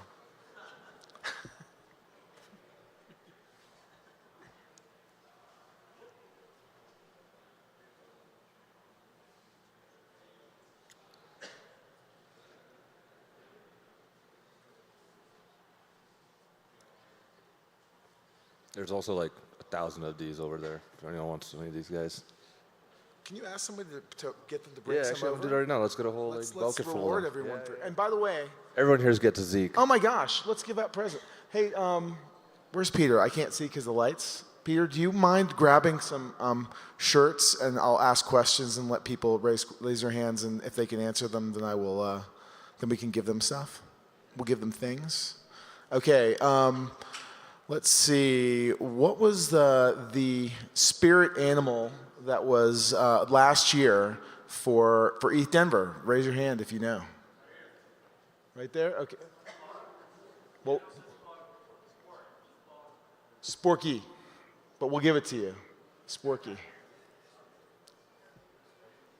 Let's see. And also all the competitors here will be getting a golden spork. So you have that to look forward to. Does anyone know why the spork is the utility of choice for ETHDenver? Any hands? Scott, we're going to give it to you, but you know, you're supposed to raise your hands. So Scott knew. Scott's also one of our LPs, so you just got, y'all got scooped by one of our LPs. I see him. He's here. The man of the hour. Okay. The problem is it's so far to walk here. It's just hard to get anywhere. And now we are back to our regularly scheduled program. If anybody has interesting things to tell Peter, then you can come up to him and he'll give you a shirt or something. Oh, no worries. It's a long way to get to the back and forth to this. Okay, Allocate. Go for it. Awesome. Hey guys, we are Allocate. We've built a solution for on-chain asset allocation and management with self-custody. Today, there are thousands of people in Web3 who doesn't have time and expertise to go through each token. There's always a fear while connecting your EOA wallet to a new protocol. I mean, we all know how much APR we can get, but there's always an underlying hack that can happen in the protocol. That's why there's always this fear. And also, when you want someone else to manage your assets or tokens, you have to literally send it to someone, which means that you end up losing your self-custody. while 24% of wealth in Web 2 is being actively managed, this number is only 0.15% in Web 3 because of all these reasons. Now it's time to bridge the gap. Allocate is built on top of Safe, which is an industry leader in smart secure wallets. As an investor, you can allocate your on-chain assets to a skilled manager without losing self-custody. You can also set different risk parameters like maximum drawdown, profit targets, etc. while doing the allocation. So basically, I can allocate it to someone, they can do the trades in my wallet, but they cannot withdraw the funds from my wallet. So these kind of permissions can be set in a smart wallet. But let's see how it works. We'll go through a very small demo. I'll take you through the whole process, how it works. To get started, this is how our UI looks. To get started, investor can create their own Safe account or can import an existing Safe account. They can select a fund manager. They can also see the list of approved protocols that a manager can interact with. By signing the transaction, allocation happens on chain. So it also triggers an on-chain profit sharing agreement, which means that as an investor, whenever you remove the allocation, profit sharing happens between the manager and the investor in a trustless manner. Let's see what happens on the other end. As an asset manager, you get a bird-eye view of all the allocated wallets on your address. As a fund manager, you can see the individual breakdown of assets in each wallet. Currently, we are live on testnet. We have integrated Uniswap SDK. Like, as a fund manager, you can do multiple things. You can swap the tokens, you can stake it, you can restake it. I mean, as a next step, apart from doing it manually, we are also integrating different strategies that you can import or connect as a fund manager. So we are live on testnet with Uniswap SDK. We are integrating staking right now, and probably will go ahead with restaking and integrate multiple other DeFi protocols. So there can be multiple use cases for this product, but we have identified these three as the top ones. So anyone running, the first one, anyone running a small and medium liquid fund can get the allocation from HNIs in a trustless manner using Allocate. The second one, there are so many influencers who have their trading communities on Twitter and Telegram. So they can bring their community on board here on Allocate and get the allocation in a trustless manner. And we all have, thirdly, we all have that friend who claims to be a degen or claims to have done 100x. So as a person, I can allocate my assets to their wallet. The allocation can happen in a EOA wallet, or any smart wallet.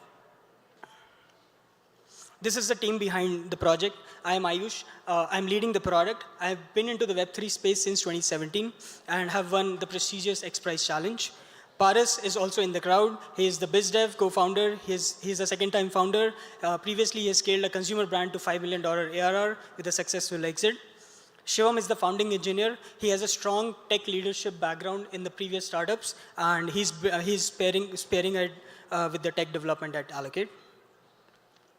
So we have been trusted and backed by AlphaWave, Polygon, Longhash, and Safe, like good investors in the space. Apart from that, we have some great angels who are also builders in the Web3 space, like Tarun, who is from CoinShift, which is building like DAO treasury management on top of Safe. Sandeep from Polygon, Aniket from Bioeconomy, who's leading the charge and smart wallets in the space, and Potter from ETHSign. We have received allocation commitments of 500K from HNIs and asset managers. So these are the people who are going to come on board and use the product. Thanks, everyone. That's it from my side. You can reach out to us. We are live on testnet, so you can also try the product by scanning the QR code.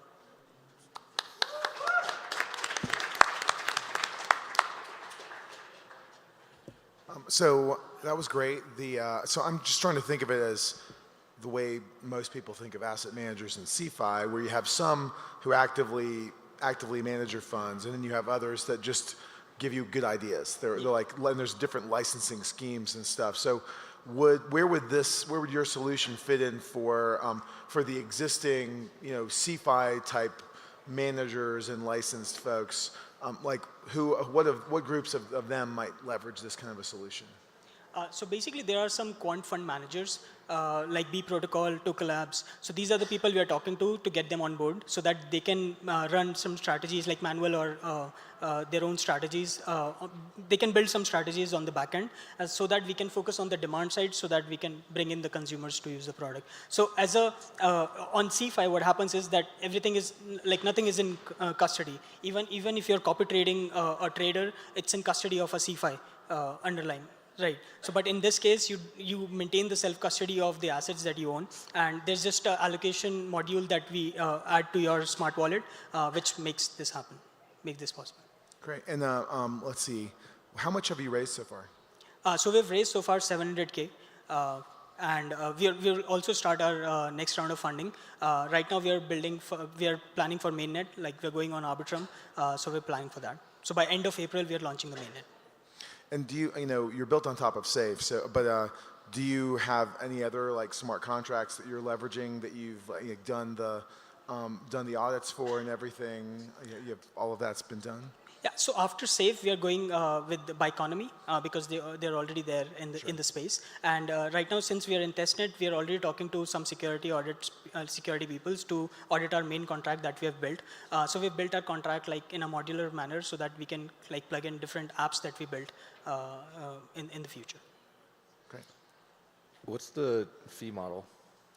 So it's not very clear right now, but in a traditional asset management space, what happens is the manager takes a fee based on AUM or based on profit like performance of the fund. So that is where we are going to get the take rate from the profits that the asset managers are going to make. But we are talking to users to like solidify this plan. Will you be offering investment advice or research? Sorry?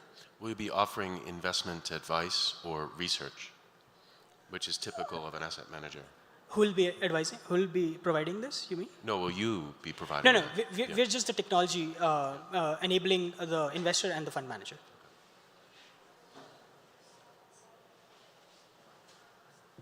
Any other questions? Okay. Yeah, thanks a lot. Appreciate it. Thank you. Thanks, guys.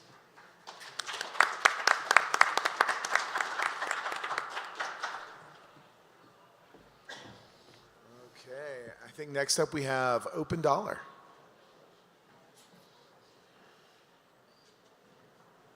Open Dollar's been around a lot this whole event. I've seen you guys every day.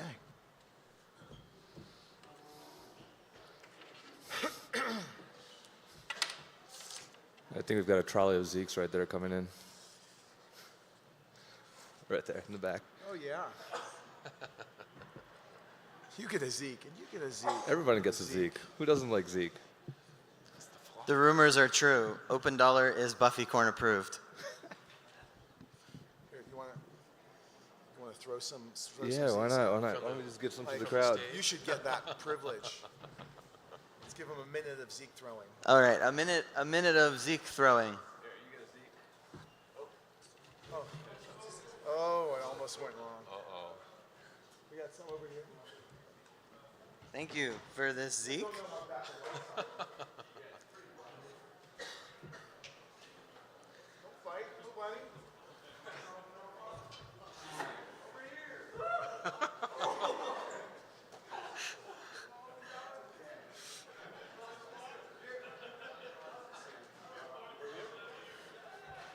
Oh, look at that arm, Russ.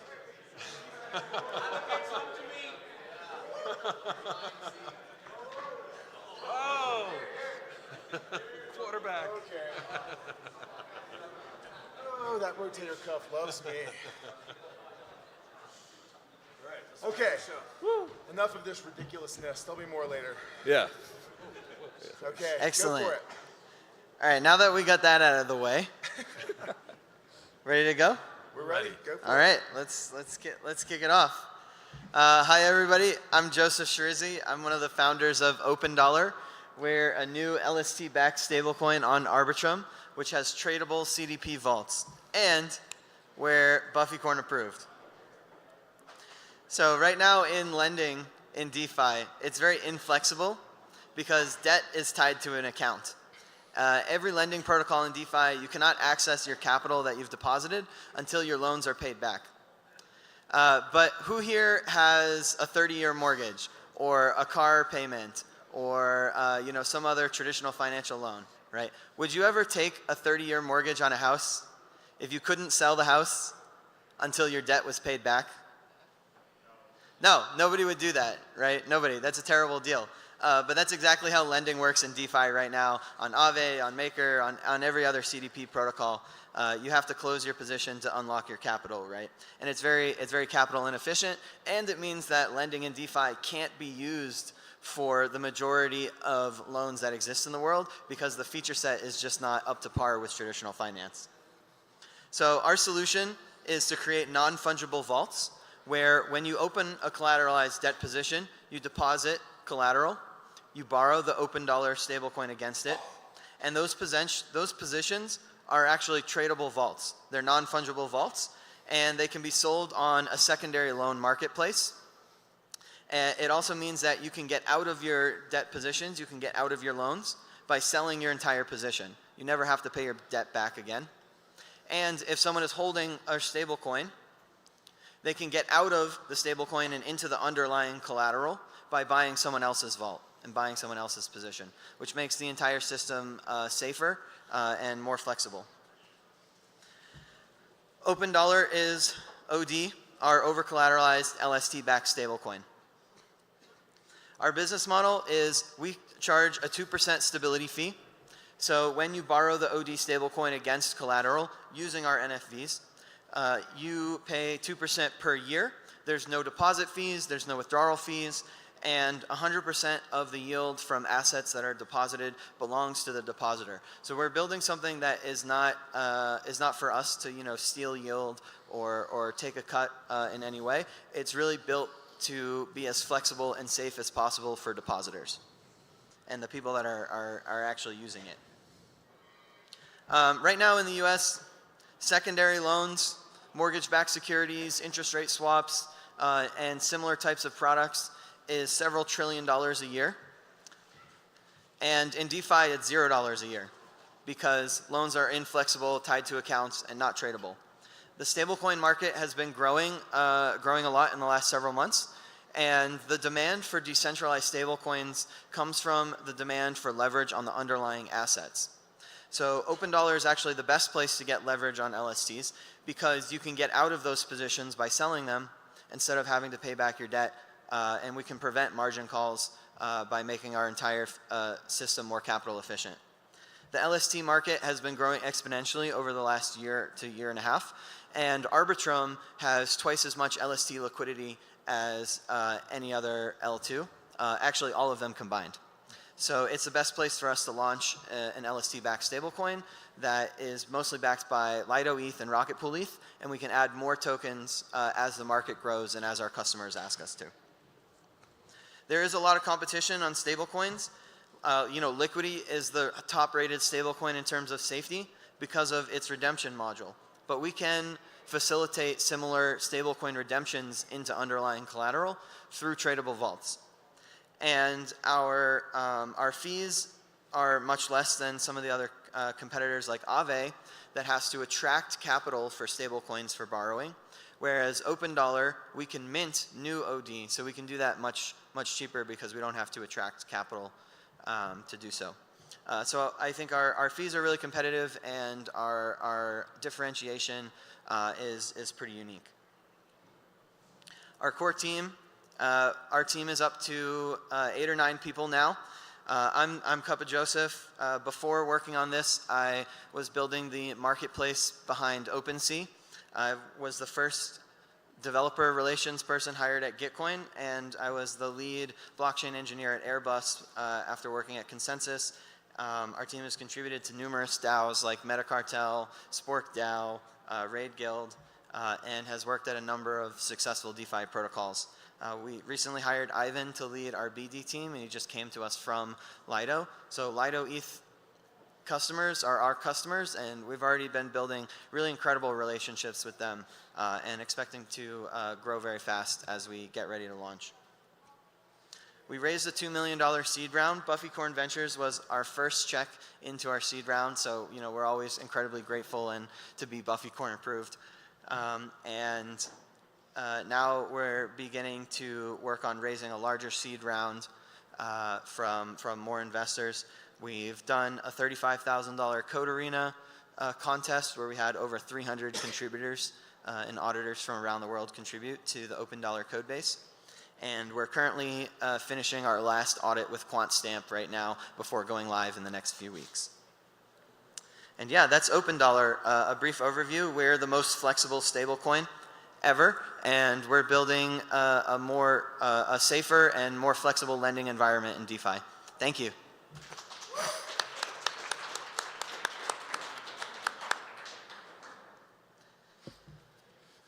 So what do you got? All right. So obviously this is a very competitive space, right? There's Yes. a lot of other LST-backed stablecoins. I guess what would you define as your edge compared to most of them? Is it mostly just around how you're able to open and close the positions? Yes. So you can open and close positions much more efficiently because they're tradable, which means you're at a lower risk of getting margin called, which means you can take on more leverage. Which means the lending terms are just better and yeah, really built for people who are depositing. It's also, there's a lot of deals going into this. There's a lot of huge hedge funds who are sitting on $50, $100 million of Lido ETH and Rocket Pool ETH, right? And we can work with them to make more flexible loans and give them better terms. Most of the people working at crypto hedge funds and family offices who are large depositors, a lot of them come from mortgage-backed security trading desks, or they come from interest rate trading desks, right? And so when we say, hey, we're bringing the first secondary loan market to DeFi, they see money signs in their eyes, right? So it makes a lot of sense to make loans tradable like that. We can also work with huge DAO treasuries like Arbitrum DAO and others that are managed by Karpathy, who are holding ETH. They're long ETH. They don't want to have to sell those positions, but they want to be able to get access to capital really cheaply. And because we're minting new stablecoins and our stability module, I think, is a lot stronger just technically than others, we can mint at a cheaper rate and just be really competitive in the market. Thank you. So I have a question about your fees. Yes. And you said that you got sort of an annual fee, not on deposit or withdrawal, which is great. But how do you calculate that? Or, I mean, is it because each time you basically make a deposit, is that a discrete instrument, or how do you? Yeah, each vault that you deposit in is completely unique, and it has a fee associated with it that is a set fee for the year. It is on a timeline, and smart contracts accrue that debt to your account over time. So anyone can call the calculate taxes and calculate the debt on anyone's safe. We have bots that do it, but if somebody else wants to, they can. And yeah, it's totally open, transparent, and cannot be updated. A lot of lending protocols and stablecoin protocols, when you deposit, their DAO or their multi-sig or something else can change the fees that you're paying, and it makes variable rates very confusing and unpredictable. So in OpenDollar, the fees on a particular vault, for example, 1.85% on a Lido ETH vault that is 135% over collateralized, that cannot be updated by anyone. And is truly transparent, yeah, and ungoverned. Great. Any other questions? No? Awesome. Okay. Thank you all Thanks for your so time. much. I really appreciate it. Thank you.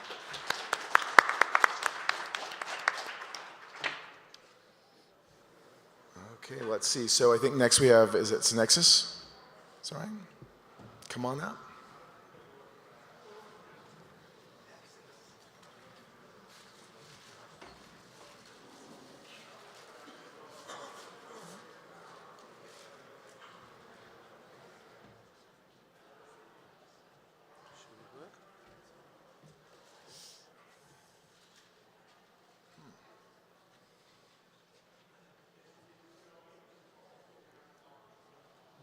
Awesome, yeah. Hello everyone, good morning. Pleasure to be here. I will ask you one very simple question. Would we like to have more startups to be successful? Yeah, it's a rhetoric question. I believe so. Everyone agree on that. But unfortunately, we have the data that tells us that more than 90% of startups fail.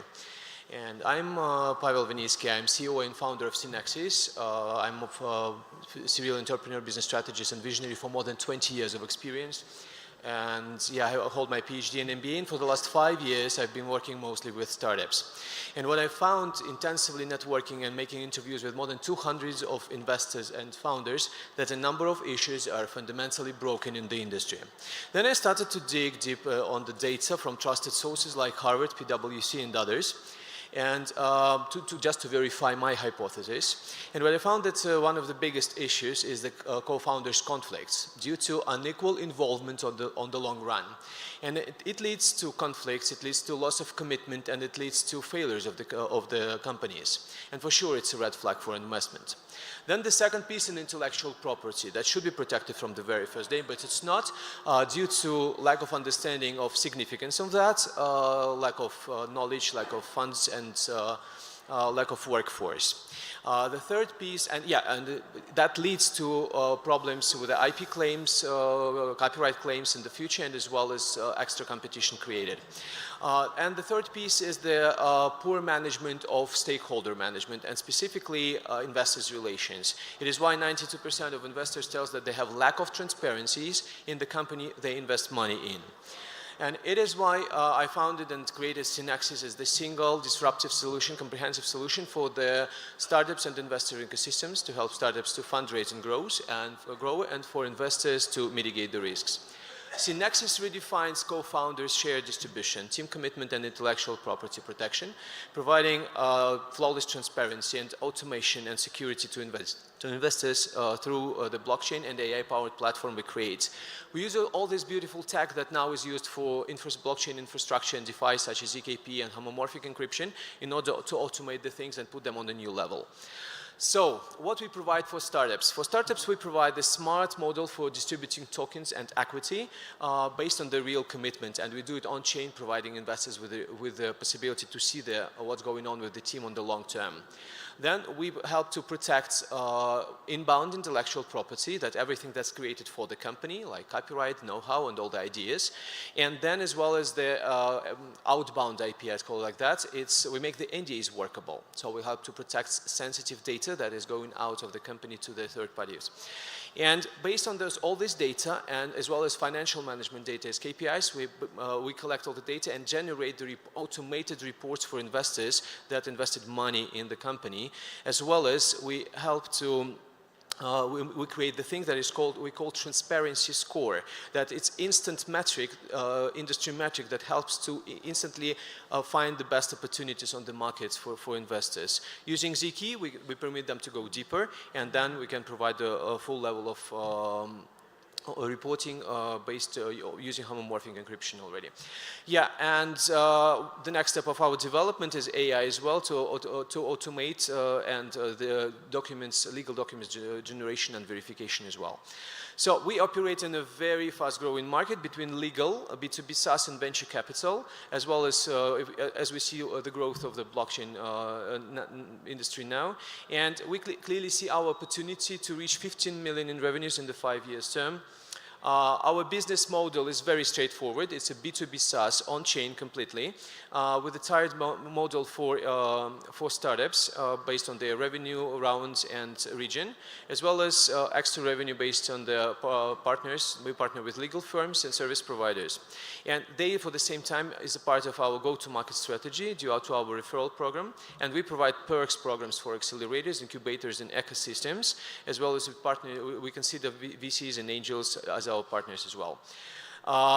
About the competition, the landscape, the competition is very fragmented, mostly Web 2-ish with all the consequences in security and privacy.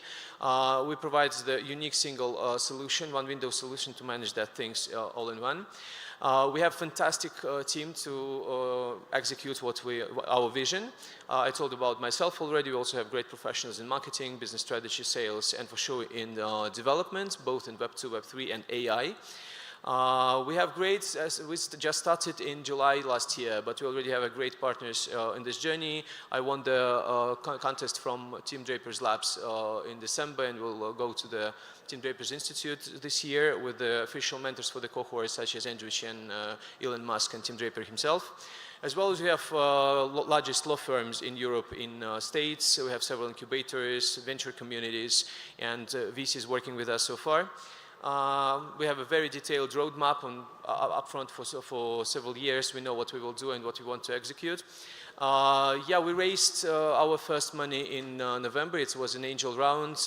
We released MVP just now, onboarded first startups, we were onboarding first investors, and working with ecosystems to be our partners as well in this journey.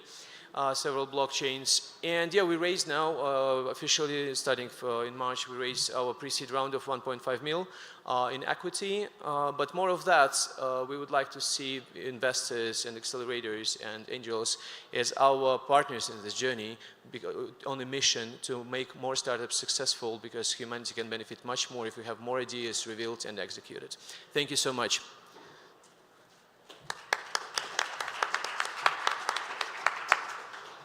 Yeah, we'll be glad to answer the questions. So this is going to be a strange question that you just gave a pitch, but can you say exactly what you do in 30 seconds? What we exactly do, we automate the relations between founders and startups, providing unprecedented transparency. So with the goal to help investors to find great opportunities, automate portfolio management and due diligence, and for startups to remove friction and make the processes much easier, because legal and financial things are very complicated for developers and people who they need to make what's their best for, and we aim to help them with the new technologies we have. So I mean, this is like is this what does this compete with now, like in the Web 2 world? What platforms are out there that do something not exactly the same, but something similar? For example, as I told you, the competition is fragmented because there is no one window solution for that. So we have Carter, for example, for the cap table management, deal flow management. Right. We have kind of Crunchbase in the thing that is a platform we can find the matching stuff, but it's again not data driven. We make it data driven, and with the new blockchain tech, we make it highly private. So we as the company will not mess up with the data like our biggest competition, because we will not, as a company, we will not have access to the data, but we can make the computations with that to provide investors with the right answers on what they need. That's the beauty of the tech we have now here. That was for everybody. So you guys can now answer that question. Okay. Any other questions? What part of the data is living on chain? Like, are you putting the cap table on chain, or? So first of all, it's founders. We measure founders' commitment, and we transfer that to the real financial impact of the founders and the company.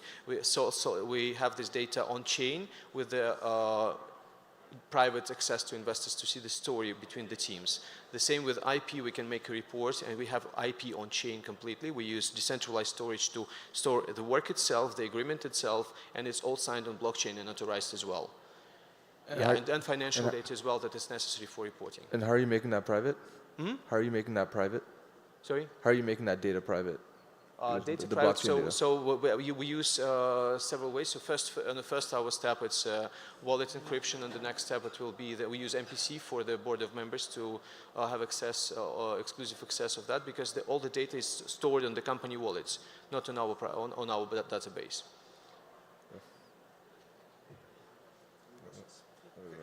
Okay, thank you so much.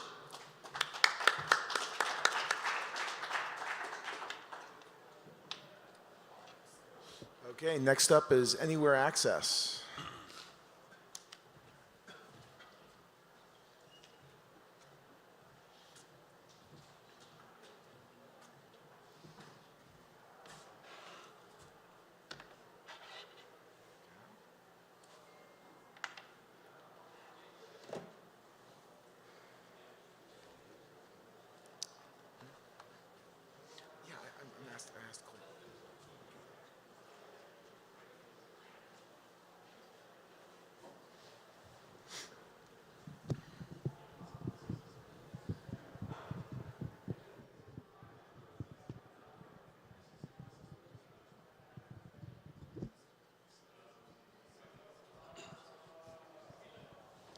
Okay. Take it away. This is John. He's a crypto native. He'll corner you at a meetup and tell you all about modular layer 5 rollups that turn metaverse avatars into artificially intelligent real-world assets that fund Scooby-Doo to finally bring your dog's identity on chain. But this is Johnny. Johnny likes to party. Johnny likes sports. What does Johnny understand about the financial system? He understands plastic, debit cards, credit cards, gift cards. So when we talk about all this jargon, we're throwing Johnny into this Web3 adoption maze. And Johnny isn't going to make it. We want him to get to self-custody, but he's just not going to get there. So how do we get Johnny through this adoption maze? We need self-custody plastic. So we've invented a card that allows you to give assets and a self-custody wallet in one physical card. You'll be able to get these cards anywhere. You'll download our mobile application. You'll tap the card to the top of your phone to access a full self-custody wallet. And now Johnny's adoption path looks like this. Johnny can do this. He gets one of our gift wallets, he downloads our mobile application, and he accesses real self-custody. The rest of the world needs simplicity, but they also need security. 60% of the global market has smartphones. 30% of the global market knows how to use gift cards, and it's an $800 billion gift card market.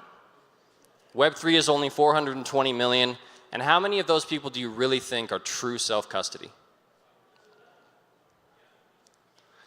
So with Web3 gift wallets, all of us here can give the gift of self-custody to my nephews, to my sister, to my mom.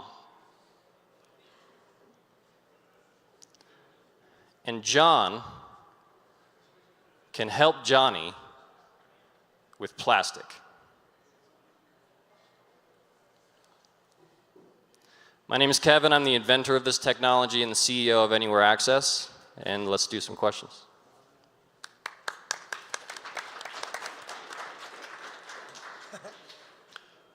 Thanks. Can you talk about the custody system on the back end? Sure. So this is a key management primitive that I've created. So essentially on the card there is some information that we combine into your private key. And then that private key is used during your signing session to access and sign transactions. And so we never actually have access to that. We don't have any databases. It's just a regeneration of that private key every single time you log in.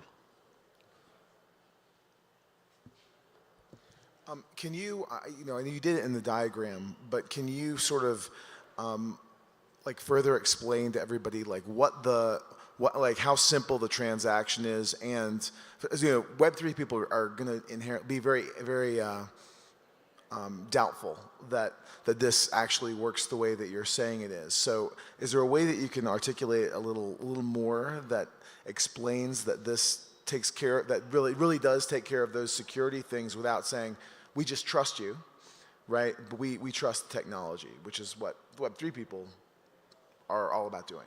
Sure. I mean, further down the product roadmap, we definitely want to open source everything and make sure that people have access to everything. We're launching a beta version in the next month or two.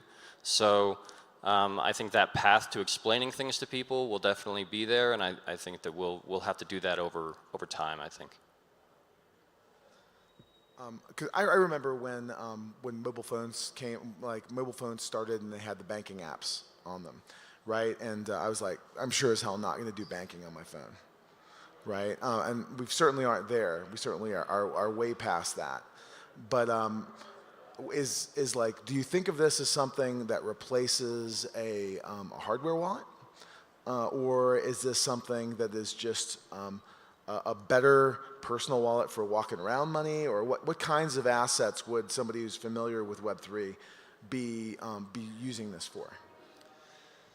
So I wouldn't say that we're a replacement for current hardware wallets. They have some security features that we can't put into the design that we have. So you can think of it like they have a bank vault that they're keeping your stuff with.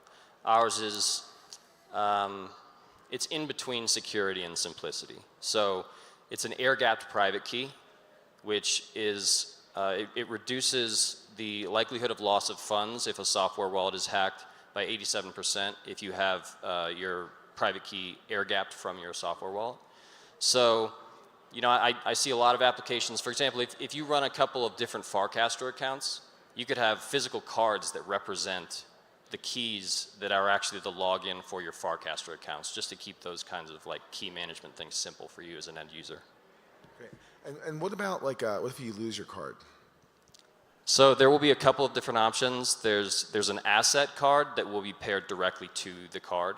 But then further in the product roadmap, we have the ability to duplicate cards so that you can have potentially 5 to 10 of the same card that are essentially backups of that card.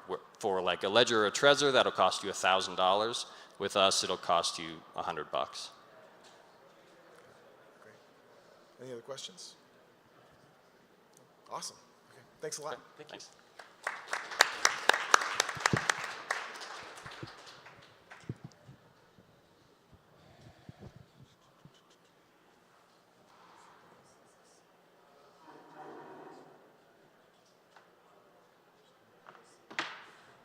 Let's see who we have coming up. Is this Hive or Gladiator? Gladiator? Okay, come on up. Let's see. You guys see Synxis yet? Your drop downs? What's it? Oh, I'll just. Thank you.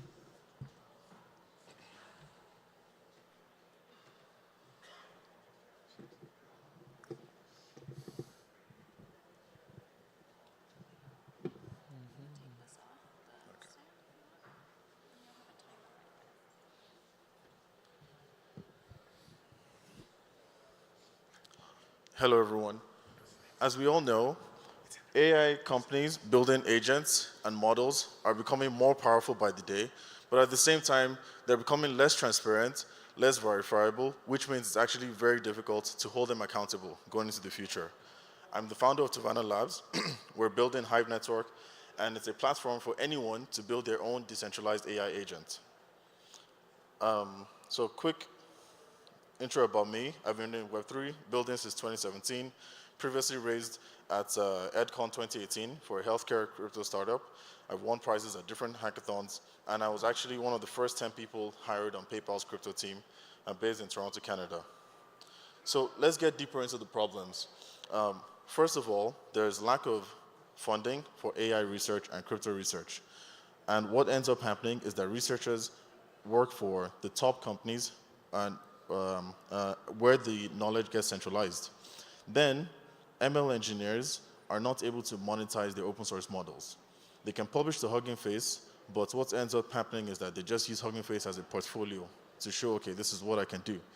And they end up working for those top 10 companies. Then again, the people building agents, basically assistants and co-pilots, they're centralizing their infrastructure and using as many models as possible, which also makes them even more powerful. So if you look at what's going on today, essentially the best way to think of this is an arms race for intelligence. And what needs to be done is that this intelligence needs to be built by the community and not just a few people. So we have what I call the flywheel solution, where our Hive network would have 3 main hubs. The first hub is the research hub, where any researcher can raise funds from the community through our token to actually be able to conduct their research. Then ML engineers can produce open source models that is also based on the research. And then finally, the agents, anybody, a Web3 business or even just a regular developer can build their own agent using these models. Now, here's where it gets interesting. If your agent uses any models from our model hub, the ML engineer who built that model is actually going to get royalties. If their model is based on research, the researcher also gets royalties. So what happens is that we're going to keep everything within the ecosystem, not by force, but through incentives. So this is where we introduce Hive Network, a decentralized AI agents protocol. Agents are essentially assistants that have wallets. They have a natural language interface, so they can you can use them to transact on any blockchain. They also have the ability to talk with any ML model, any API, and you can actually group agents together to do very complex workflows. So you can do things with IoT, agriculture, transportation, DeFi, NFT, gaming, and more. So looking a bit deeper, this is what the Agent Hub will look like. You have our protocol in the middle that can work with any blockchain on the left. And just as I mentioned, agents can use anything on the right, any API, any ML model that you would like. So we'll have a very simple way for non-technical people to build their own agents. You can have a wizard to be able to enter the information of the agent, and of course, add as many blockchains as you want, enable monetization, connect many more models, and upload documents, APIs, and even other agents. So the interface for most people will be a UI. So all the agents would actually have a chat interface where you can actually just express your intent and get the agent to carry out the task for you. Agents will also have APIs that developers can use and that other agents can use to integrate with. So one of the things that make us different is the idea of swarms. You can actually bundle agents together to do very complex workflows. For example, someone new to DeFi, they borrow money from some crypto lending platform, they have no idea they're about to be liquidated. You can have an agent that is monitoring your position and watching for updates on-chain for your health factor. It takes any updates, sends it to an ML model for prediction, and once the threshold has gone beyond 60%, it will tell you, okay, you have a chance of being liquidated, what would you like to do? Pay off your debt, add more collateral. You can pay off debt, and you can ask another agent to help you bridge funds from any other chain that you have, or you can ask another agent to do the on-ramp to bring your money from your bank account into crypto so you can actually pay off the debt. So we're not just doing this for Web3 natives and developers. We're going global. This needs to be something that everybody has access to. So we'll actually have a mobile app that is accessible and is easy for anybody to use. So in this mobile app, that's where a lot of our users will come from. One of the things that what makes us unique, as we mentioned, is the flywheel effect, where we have the research, the models, and the agents all coexisting symbiotically in our ecosystem. Then our agents would actually produce zero-knowledge proofs that can be verified by anyone, so you know exactly what the agent is able to do and not allowed to do. Also, our scaling solution is better than others because many other people are tying down their agents to on-chain models. Essentially, this means that they're restricted by the same architecture of these blockchains, which is sequential. Our agents can run in parallel, which means better scalability. And of course, our use cases go beyond crypto, and we're privacy enabled by design. We have over 30 plus businesses who are interested in building their agents. So after ETHDenver, I'm going to be doing a lot of heads down work, working with these businesses, both Web3 and non-Web3, to build their agents.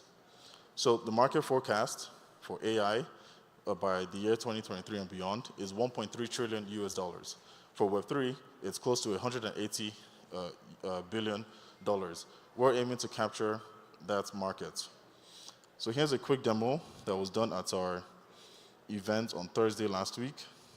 So here you can see the user is entering, they're using our agent kit to build an agent, and this agent is able to deploy contracts and actually sign transactions and submit it. So here the user enters information about the contract. So they want a new ERC20, and they specified a specific version. So they send it, the contract gets generated. It's using a model to generate the contract. And then over here on the Block Explorer, you can see nothing has gone on chain yet. So now we're actually going to deploy with this agent. So down here, you can see in the code, right, we're actually going to send a transaction using the agent. So the agent is able to use its function tool for deploying contracts. And now, when we go to the transactions, you can see that a contract was created. So going back into this, our go-to-market strategy is we're first of all going to onboard businesses. So it's a market, so there's two sides, the supply and the demand. So the suppliers will be the people who build agents, right? So we'll first start with Web3 businesses who build exactly what they do today, but now as agents. Why?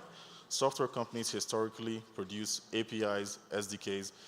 In our case, in Web3, smart contracts and nodes. The next wave of deliverables for software companies are actually agents. So Web3 businesses will be building their first agents. And then this acts as dev tools that other open source developers in Web3 can actually use to build their own agents. So now once the supply is handled, we're going to be reaching out to social media creators to use the mobile app and demonstrate how you can do things like minting NFTs and doing crypto lending. And of course, we're going to go with browser extensions. So everybody in Web3 today is most likely using MetaMask. So we're going to have a MetaMask snap where before you send a transaction, one of the agents can actually just answer questions that you have about the transaction or even the contract you're about to use. It can let you know if the contract is vulnerable or is run by scammers. So the roadmap, we're doing the beta testing development to take up most of the year. By this time next year, we should be announcing the main nets. And the way we're making money is by taking transaction fees from agents. Some people will want us to, some businesses have said they might want us to actually run the agents for them. So of course we'll have some infrastructure for them and provide them with API keys that they pay a subscription for. And of course there'll be extended features for enterprises.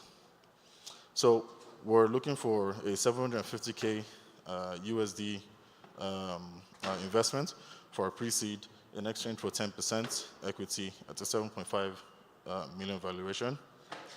And here are all the details about our project. Thank you.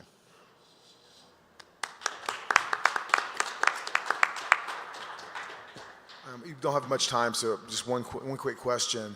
You said transaction fees from is how you are going to make the money. You mean like transaction fees based on like how much CPU is actually used by the agent while it's running, or how many times it runs, or where it's running? What kind of what really is that transaction? Because you said some things might not even be on chain. So. Yeah. So an agent's operation essentially will consist of either sending transactions on chain, using ML models, calling APIs, or using other agents. So yes, they'll be taking up compute. So essentially, we're going to have our own protocol, which means within the protocol, what they're doing are actually transactions. So that's what I meant by transaction fees. So essentially, the cost of compute for the agents. Okay, great. Thank you very much. Yeah, we're out of time for the questions. Since we had a total of 10. But thank you. Thank you. Thank you.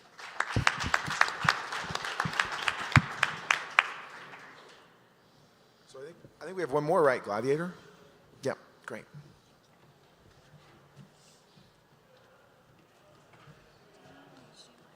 Yeah, it's on the right side here. Sure.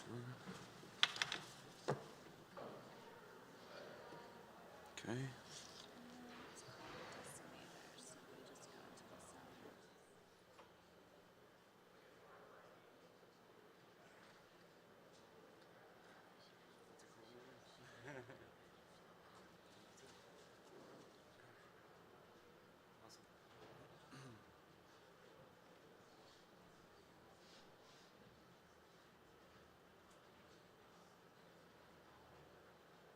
Okay. Hello. Good morning, everybody.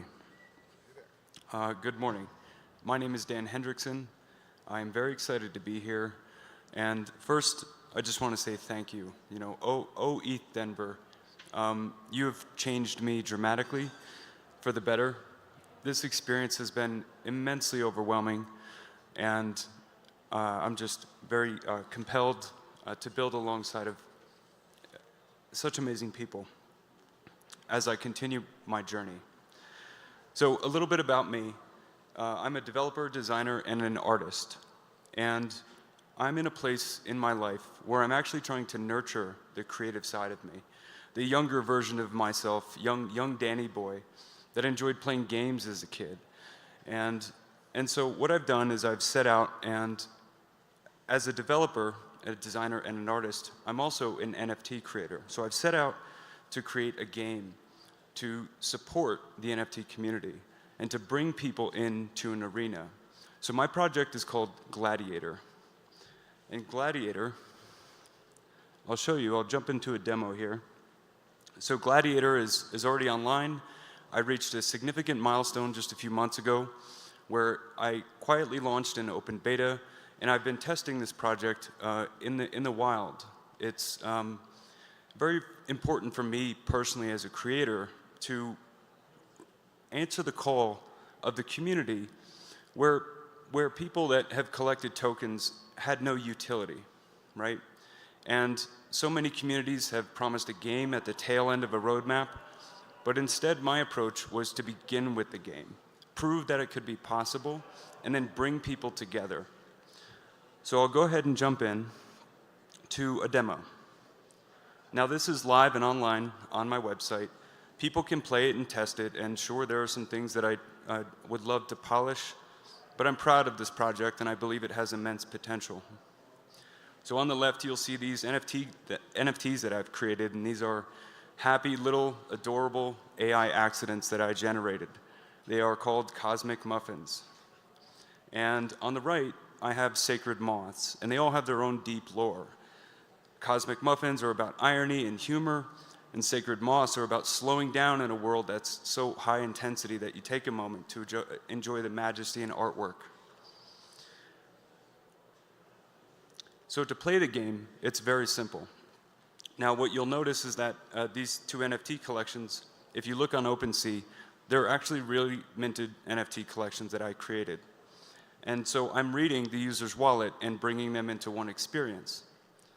And the whole idea is for NFT collections to battle against each other and gamify tokens in a way that nobody's ever seen before. So I'll go ahead and jump in and play.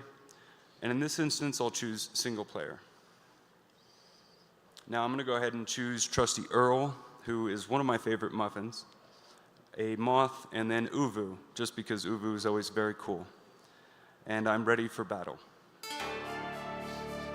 So this, thankfully, the backgrounds are random. This is Planet Macaron. I love Planet Macaron. It's one of my favorite AI creations. And the game mechanics are simple. You battle NFTs against each other. It's designed to be fun, interactive, and easy to play. So I'll go ahead and advance the turn, and you'll see that the AI, or a bunch of fancy for loops, is going to battle against me. And now that it's my turn, I'll go ahead and select, let's say, Uvu, and Uvu has a unique ability that's actually assigned to his collectible. So each collectible integrated into the game gets unique abilities. So Cosmic Laser for a Cosmic Muffin. We'll go ahead and attack the moth. And I'll advance the turn so you can see a little bit more of the gameplay. More Nebula Pulse from the moth. And so this experience is also designed to be seamless, beautiful, and addictive. So it's immensely important that people enjoy this experience. For me as a kid, video games were a refuge. They provided a lot of delight and play. And I'm very much into bringing back the spirit of play. And I'll show you now Butter Blast, which is one of my favorite abilities ever. Of course, a muffin has a Butter Blast. And you'll see it washes the screen in butter, and it's a group attack against the other tokens.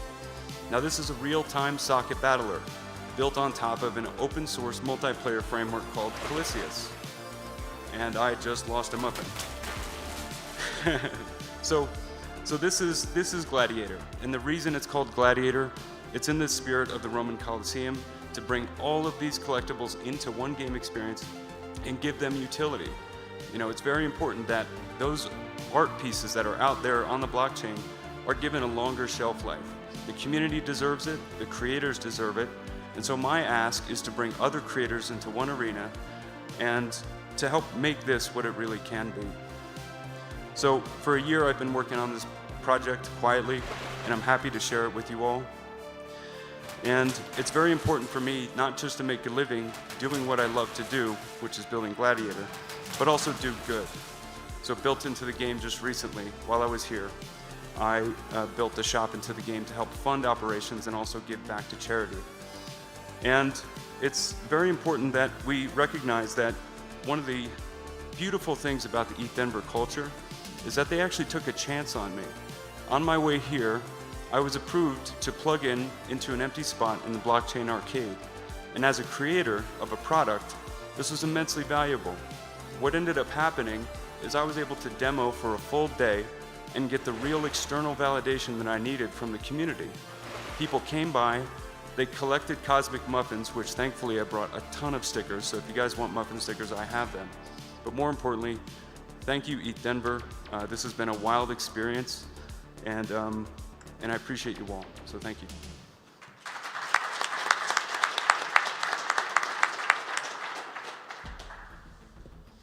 So, I mean, I'm right in thinking this is like Pokemon for NFTs, right? Yeah. Right, and so I could like conceivably have my Bufficorn fight my Bored Ape. That's entirely the idea. At some point, we'll have apes, we'll have punks, we'll have penguins. It'll be total chaos, and that delights me. So you'd have to like the collections would have to decide what attributes equated to what like weapons or what actions and things like that? Yeah, exactly. And that's an opportunity for collaborators and creators like me to meet the creators and say, all right, well, what kind of ability should an ape have inside of the game? And there's a lot of opportunity there to tell token owners that all of a sudden your asset has a whole new purpose in a different platform. Cool. Oh, you guys don't have more? I've got loads of questions. So as far as the world construction itself and everything, it seems like that could be very easily configurable and things depending on what people wanted to do with it. Like how much are you going to charge for this? How are you going to charge? How are people going to use it? And like how are they going to customize it for themselves? Yeah, so creators actually, a good part of the initial onboarding is a manual process. And the goal is to try to scope out appropriately what that costs and the depth of animation and special effects that the creator would want to integrate. But my goal is to raise capital for the project so that I can go full-time into this project and build a CMS around it that supports easier onboarding for creators and anybody alike, and then build a subscription model around that. And I think it's entirely possible. I've been curating a small closed group in my Discord of creators that have just been waiting to plug into this, and I'm very happy to say that it's built, it's ready to go. The onboarding process initially, right now, is just it requires some code. It requires jumping into After Effects and animating some beautiful things, and getting back to the spirit of play. So in collaboration. So. Thanks. And where was is it still there? No, I was there on Wednesday just for a day. So got it. I was plugged in, and that was really fun. Fine. Any other questions? Okay, great. Thanks so much. Cool. Thank you guys very much.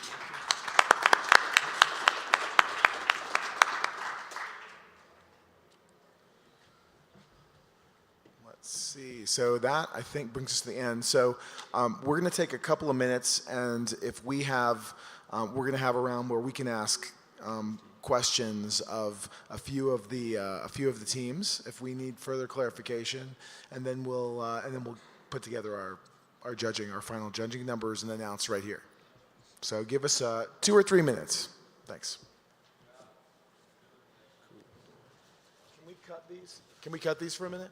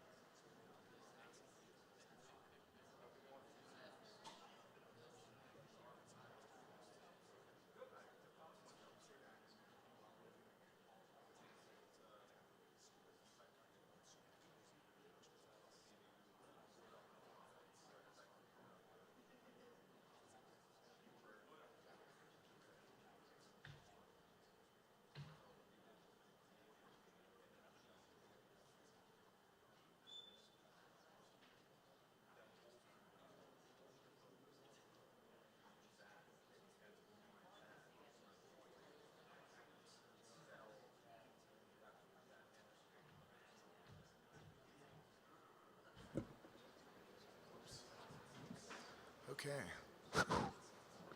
We are ready to, so we didn't have questions to go back to you guys, so you're off the hook. However, I do want to say we appreciate everybody's hard work and coming here. I know it's not that early in the morning, but after the weeks that we've had, especially the hackers, man, you've been here for 10 days or 13 days, some of you, and thank you for showing up. So the first thing we're going to do is go to each judge and ask what your favorite team was coming out of it. So Terry, why don't you go ahead and start? Yeah, sure. I think for me it was Damos. I think, you know, the focus on the human elements of blockchain ecosystems and how to validate personhood while maintaining privacy is a really important function that I don't think has received enough attention. And then what surprised me the most, I think, is Gladiator.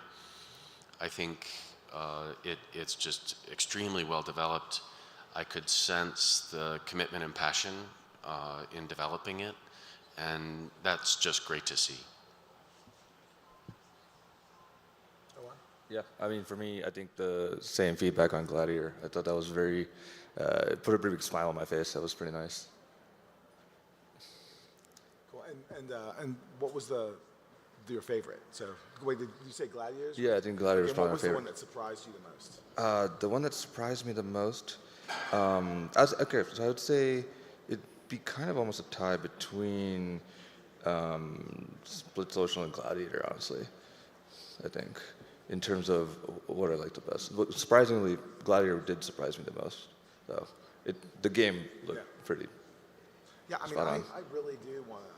I just want to take my buffer coins and see Exactly. which ones. Yeah. Which I'm ones going through my you could NFTs. go and you could use like the trade swapper and say, oh, I'm going to trade out this skill and go for. I mean, it's like totally makes your collections into a whole different dimension. The rarity scores become like how much attack damage you could do or something like that. Yeah.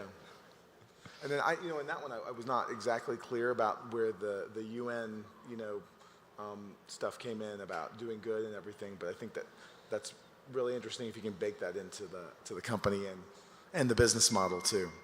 So as for me, I think my favorite was, I'll be honest, I am familiar already with a few of these groups, and my favorite is is Split Social, because I just hate the way that YouTube works so much for creators. So that was the one that I was most interested in, and I think that the one that surprised me, I think I love Gladiator, but I think Animar Rising, the idea that that you can have some of these immersive games and it's tying blockchain into it, it's like, oh, okay. Because at first when I read everything about it, it's like, this is a little jinky, but then it's like, it becomes something like you're getting up in the morning, you're checking into it. I mean, I hope my kids never do that, but it's talk about like addictive potentially. Yeah. It's I think there's like an undertone here of like things that are starting to actually be fun, right? And there's a lot of very cool applications that were put on stage that kind of evoked, okay, crypto's actually like fun, right? With like Animar, the ones we just said, and then Gladiator, a bunch of the other games as well. And I think that element of crypto is very exciting to see as it evolves. Yeah. So the lesson everybody can take from this is if you can make a multi-sig wallet into a super fun application, then you're going to become a billionaire. Yeah, pretty much. Okay, are we all set on the entries? Looks like we need a little more time on putting our calculations together. So what we're going to do instead is we're going to give away some more stuffed animals. Who wants a Zeke? Some Zekes. And can you grab a few? Can you grab some buffer coins too? The buffer coins are in the back. Yeah, we're hiding those. They also double as neck pillows. They're somewhere behind the stage. Both ways. They're both behind. And if you're an artist, I think we might be having a meme contest soon for Zeke. So follow the ZK Sync Twitter handle, and you'll see. Everybody raise hands. Claire's going to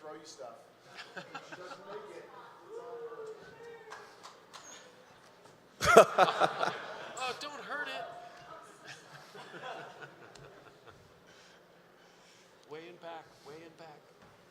The audio guys. Russ, can you reach the audio guy? Okay, it's my last one because my doctor's coming. Okay. I've been told. If you didn't get one and you want one, come up and you can definitely grab one. Come grab it. Grab two. There's spork whales coming as well. So so let's see. Judging.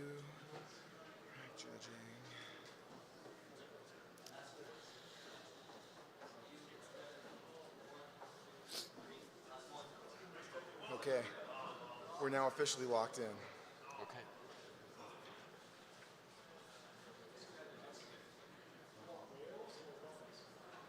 Whales?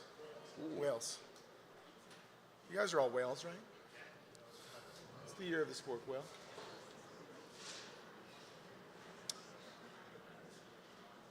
Claire, can you help me?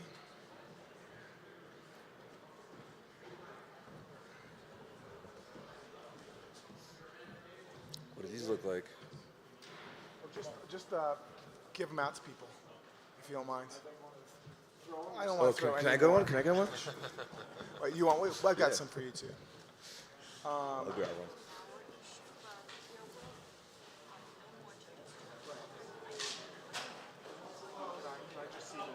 Ooh, these are big.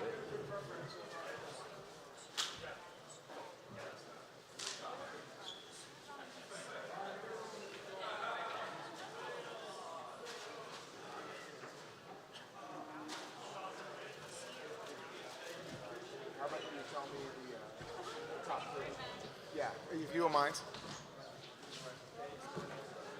Geez, who knew the spork whales would be so popular?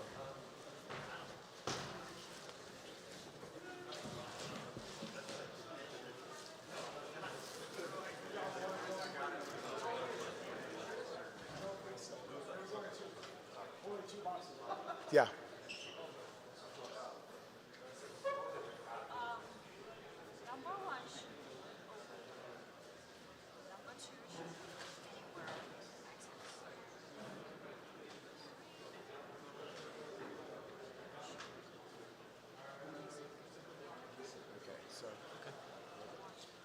Let me just.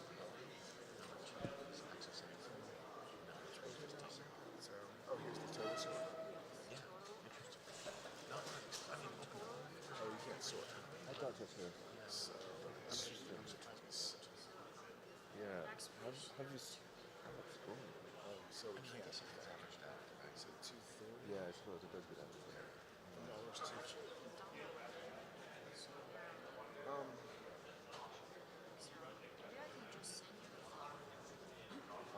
Yeah. Can you just tell me? So it's funny. So it looks like it's. So which ones are they?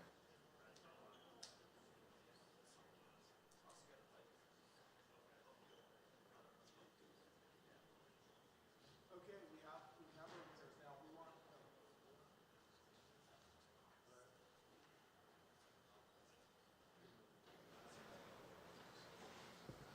Hi there. Okay. So we have our winners. I think we're all surprised. We must have had a lot of different opinions on here.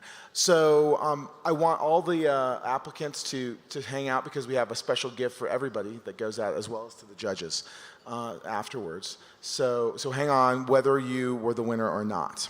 So let's see. In third place, in no particular order, which there is a cash prize for this that is something that I have on my other laptop, which I will tell you in a minute. Let's see here. Hold on, I think I've been told something that's wrong. Hang on just a second.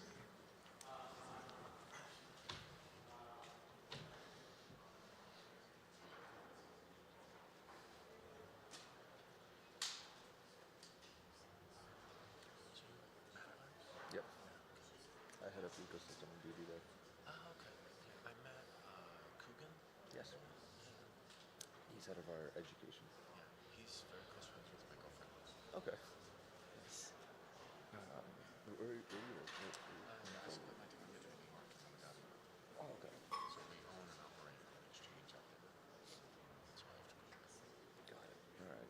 Maybe I'll see you in Dubai then. Oh, you'll be there for Dubai? Yeah, I'll be there. Nice, okay. Yeah, I'm in New York as well, so that's where I'm based. Yeah. It's gonna be a lot of fun this year. Lord have mercy. It's super close, like within 4 points for the top three. And so so the second runner-up is Anywhere Access.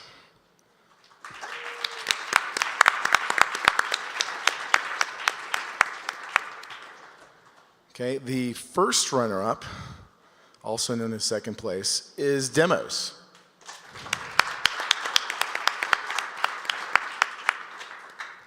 And rounding out in first place, we have Open Dollar. Great. Okay, let me trade computers again. Is it tied for two? So as far as prizes go, for those, everything we do is sort of a 5280 sort of meme. So the first place, I think, gets a mile and a half. So that's something like $7,600, and then we have 5280 for second place, and third place gets half a mile, which is 2640, I think. So you do get a cash prize as long as we confirm that you're actually real human beings and complied with the rules. And in this case, we won't. Everyone else, thank you very much for coming. We really appreciate it. We will be sharing your information with everyone, and so you know, everyone that applied will also be evaluated for induction into due diligence for Buffecorn Ventures. So we will be looking at you to invest that way, and I will definitely be talking to you. I already saw that Terry was trying to get a couple of you guys ahead of me, so I don't even know why he would do that. And so all of you, if you would also line up, and we will, after this is over, we'll come down and give you guys a gift. So, so thank you all for coming. And next up on this stage, I believe we have the closing ceremonies and the announcement of who the Bidathon winners were. Thank you very much, and have a great rest of the year until we see you next ETHDenver. Thanks, guys.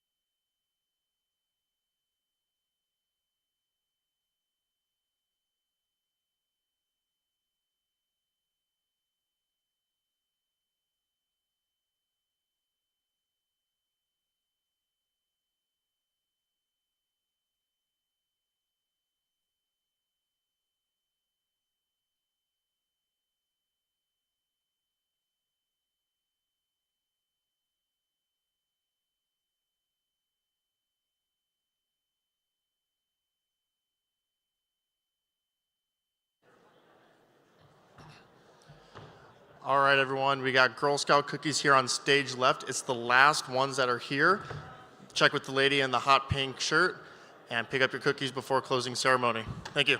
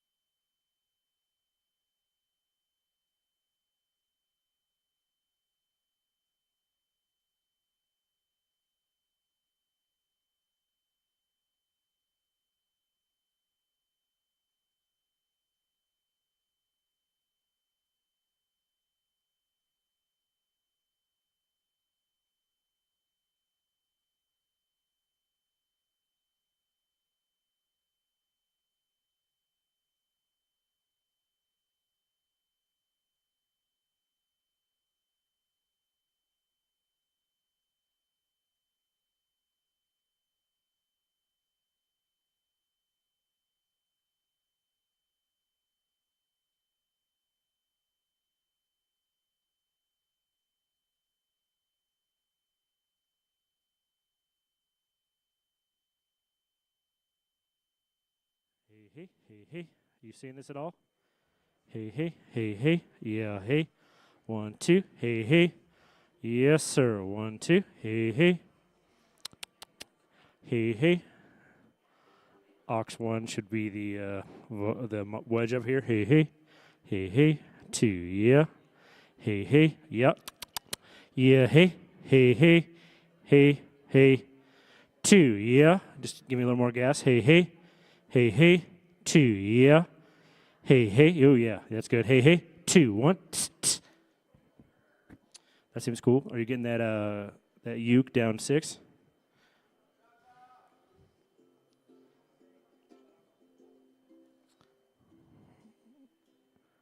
Not at all. Let me look at the snake. Keep playing for me.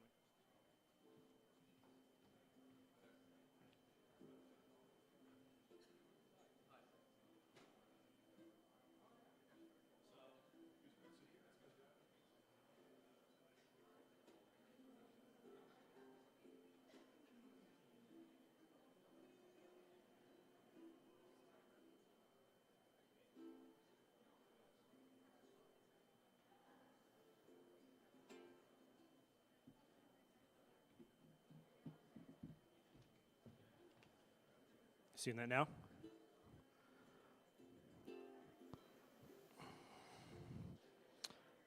It's yeah, it should be in 6.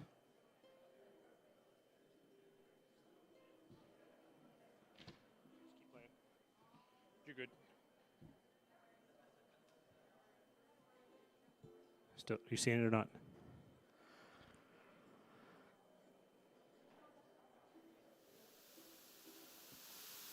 No? I don't know. Hold on. I don't know. You seen any of that, Rick?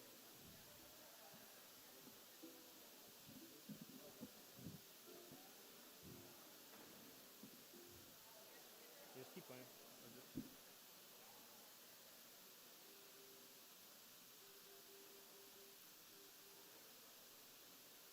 Give me a double check.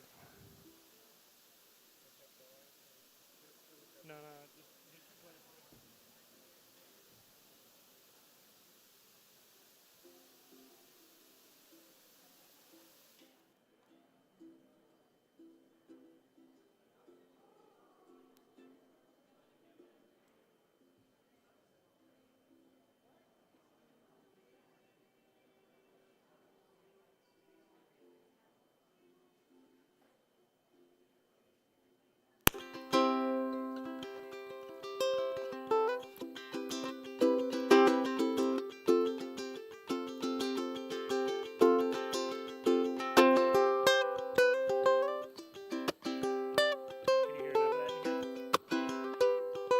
With a vocal, hey, hey. Yeah. Is that enough for you? Need a little more gas on that uke. For sure. Is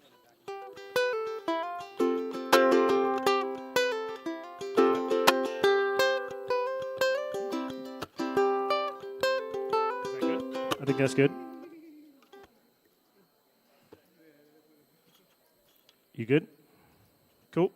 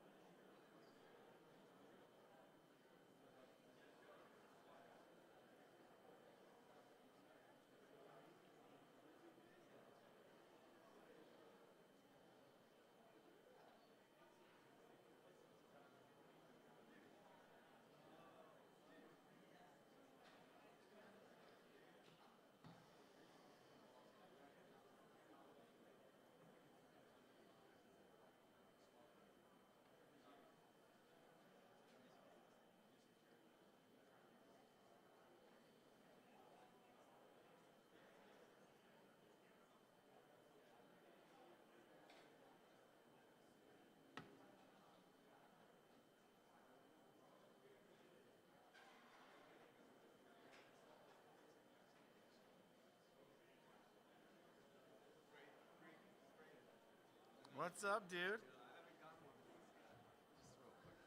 How are you, brother? Good to see you. Another huge success. Yeah, fucking happy. It was, maybe, I think this was the best one we've ever had. One of my faves, for sure. You know, it's hard for me to judge because I didn't have to speak. I didn't have, like, a bunch of random shit to do, you know? I didn't have a booth. So, of course, it's my favorite. I think it was generally just really good. Yeah, yeah. Uh-oh. I started a trend. Wow. Yeah, give me just 1 sec. I just gotta find the slides. Joe lagging on people. Just 1 second. I'll be off the stage at like 2:20.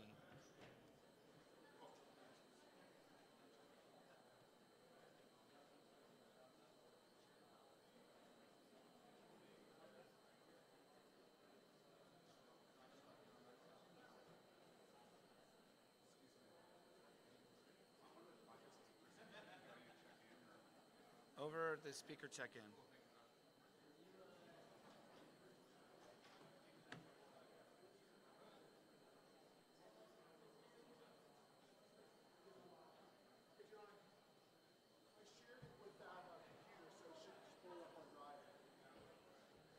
It's not in here. Here, I'll show you.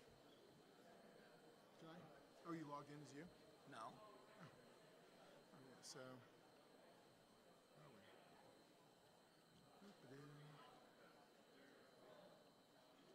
For a second so we get this. Closing ceremony. Oh, that's not it. That's not it. That's last year. Shit, hold on.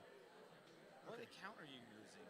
This is the Chromebook account. Well, then it's not shared with that, dude. No, You didn't, though. Because it was the wrong one. Okay, where's the flag? Oh, there isn't one.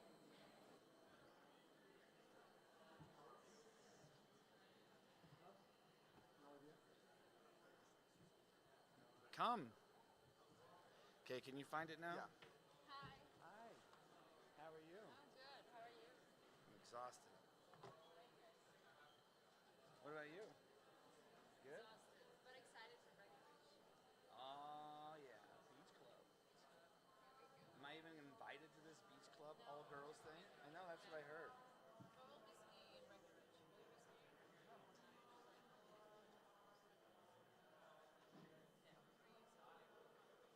I have a lot. Like a lot.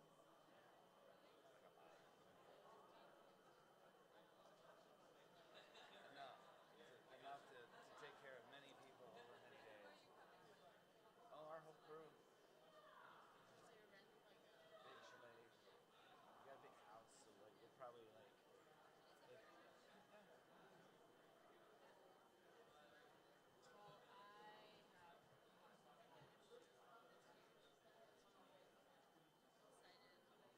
Girls only. Girls only.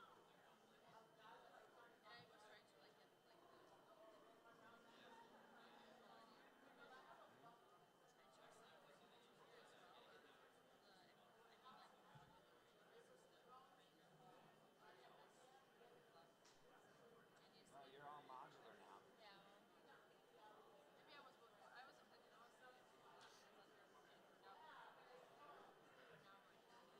You ever talk to those guys anymore? I mean, sometimes.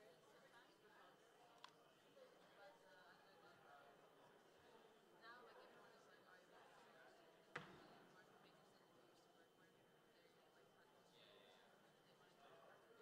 me.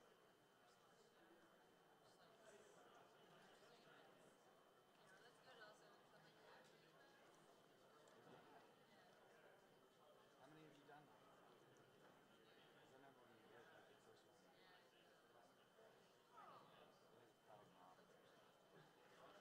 You were. When you first did your first one?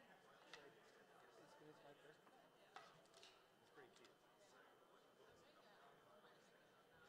You're doing hackathons. Like you're doing it or you're hosting it? Who are you working with? Dora Hacks, so I know him. I know Steve and all those guys.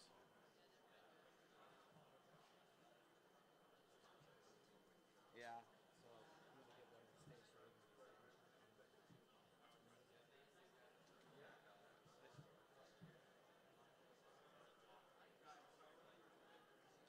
Where'd they go?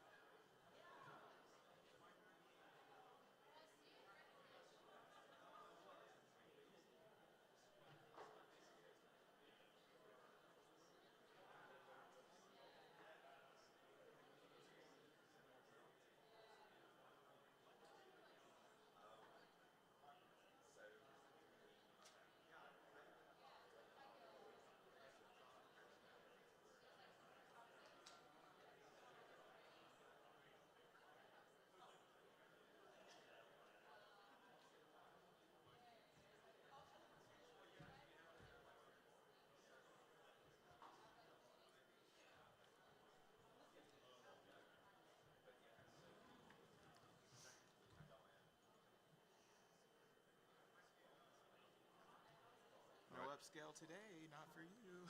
All right, let me double check if signal's coming in. So that looks good. So should be seeing it at like the screen in a second. Yeah.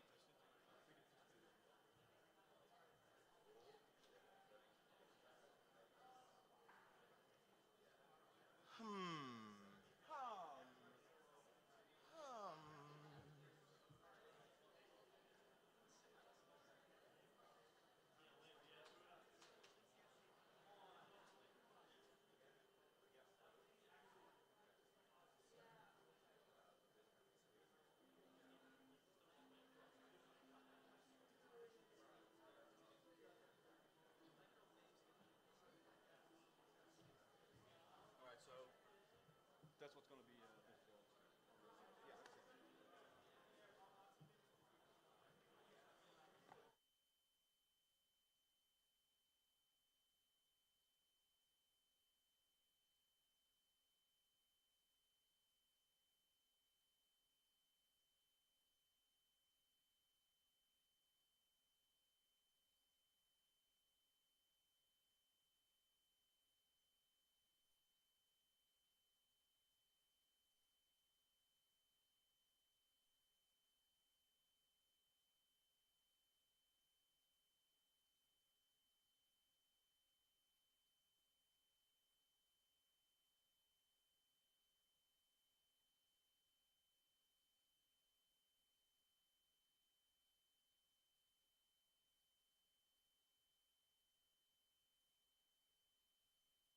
Test, yeah.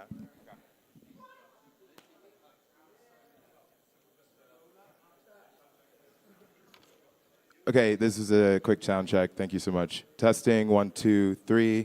Can we have the track? Por favor, thanks. A little more in the monitor.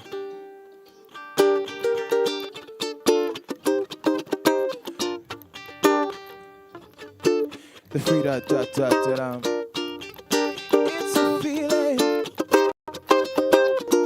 Rays on MTV. It's education on repeat. This Black history in my jeans. Didn't have to. A little more in the monitor, if you don't mind.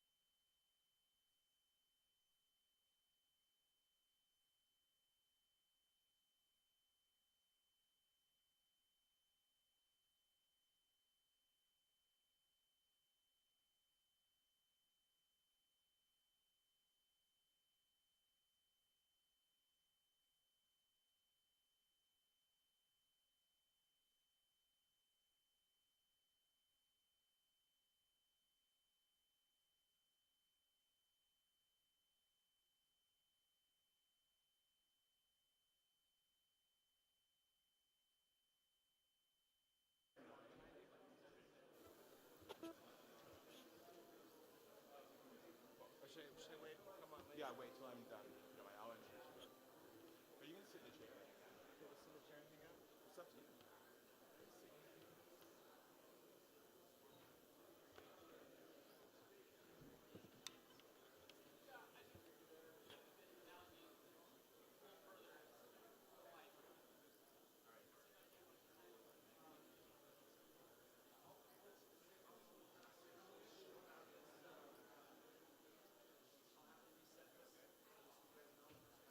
Yeah, it's...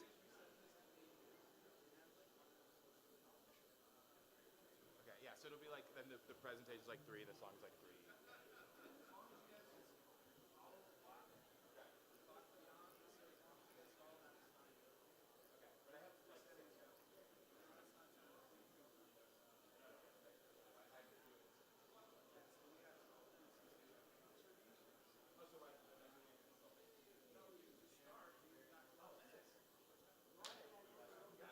Thank you. No, I don't want to stress it. I'm like, I feel... We talk about it when we have time. Let me just focus for 5 seconds, please.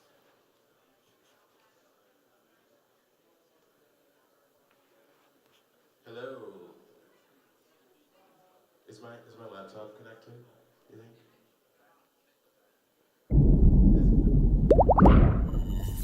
I'm canceled. I got canceled. This is the pre-ceremony,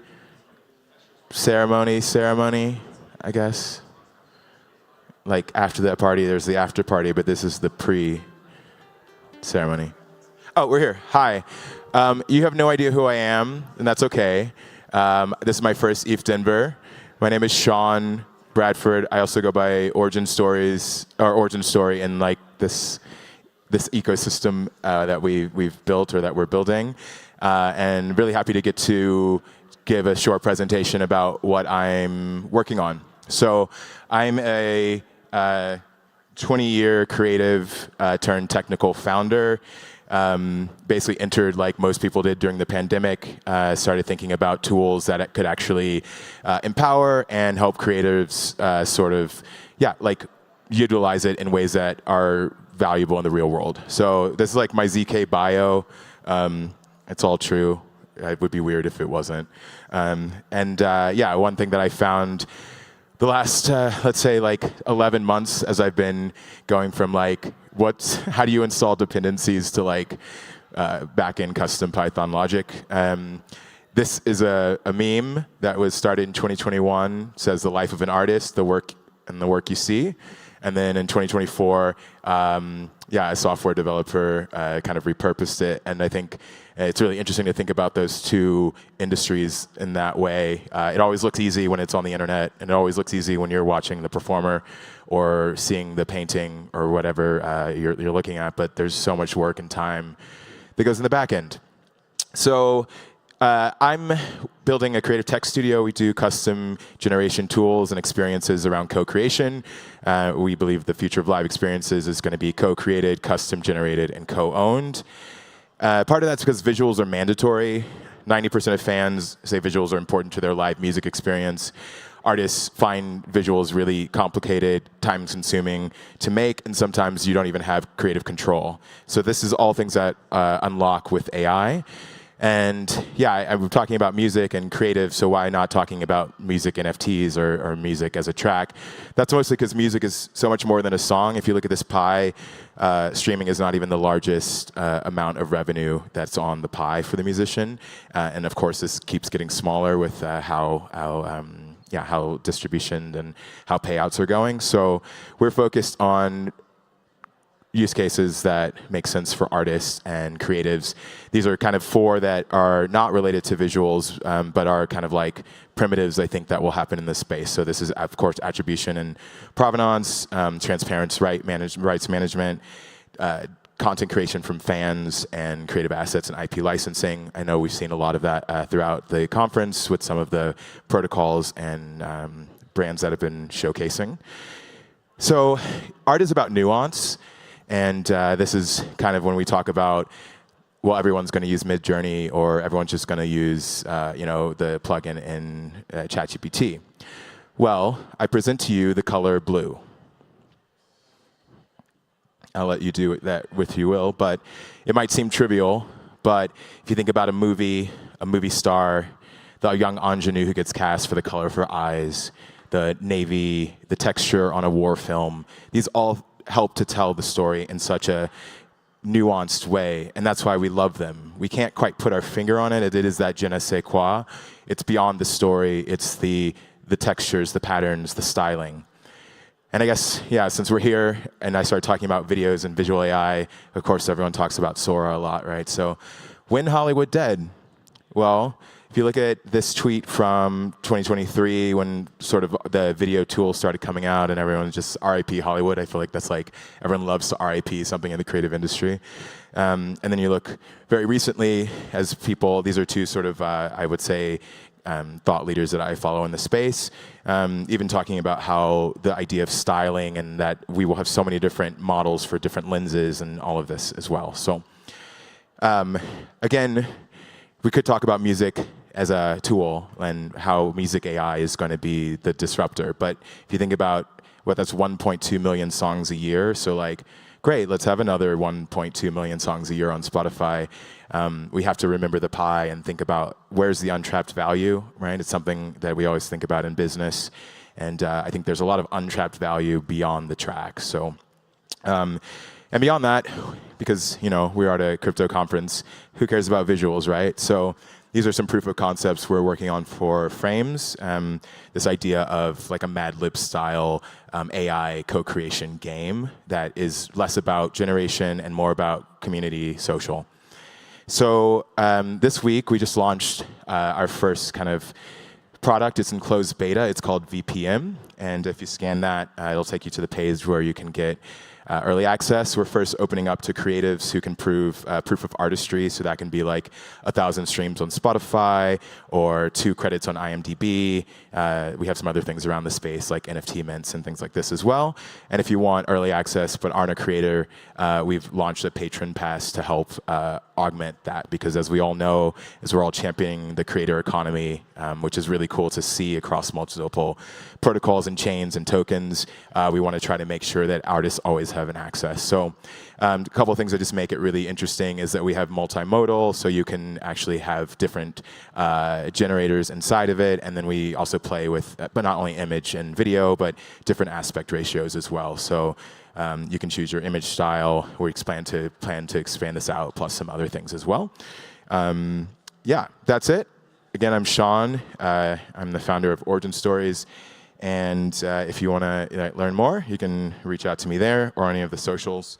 And yeah, so basically, just to kind of show how it works. So last night at the Farcaster meetup, anyone there? The Farcaster meetup? Woo woo! It was very fun. I asked people a question. I said, yeah, so freedom is a feeling. And what is an item or object that you think of when you think of freedom? And so people said a lot of different things. I basically created some specific prompting in our tool using, of course, some external APIs. And they're put together now in a co-created visual that will be minted with a rev share after this. So I guess we did sound checks here. Like, is he going to sing or something? This is Shaka, who I guess is a OG legend of Denver, and really happy that he was willing to join me to showcase this product and this idea. So I think if there's a track somewhere, you can hit it. Woo! All right. Yeah. It's a feeling, the freedom, it's a feeling. Raised on MTV, this education on repeat. This black history in my jeans. Didn't have to try, came out this fly. I went up to New York. They said, damn, you got a voice, but I wanna dance all night. So I took a flight. Now I be running in the streets and rolling into capitals like James Bond fantasy. My crew's so hot, so international. Ooh, we baby, it's giving me Hollywood. Can't chase the American dream when this expat life is so good. Sometimes they can't understand the way I talk the talk. And I be turning heads on the daily just the way I walk. They want a piece of this freedom, baby. Freedom, baby, it's a feeling. Look it up and get into it. Freedom.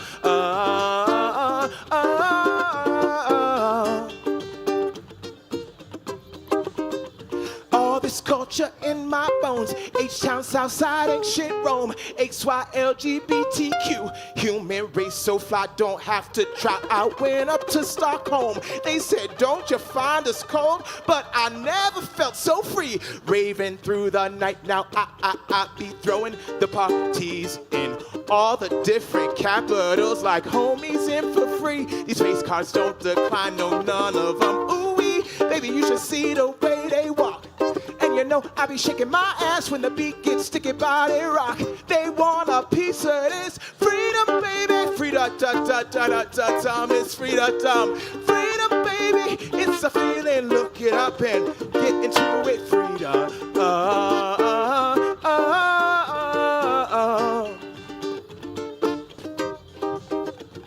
See, it's the freedom, it's the freedom, I'm chasing freedom, chasing freedom.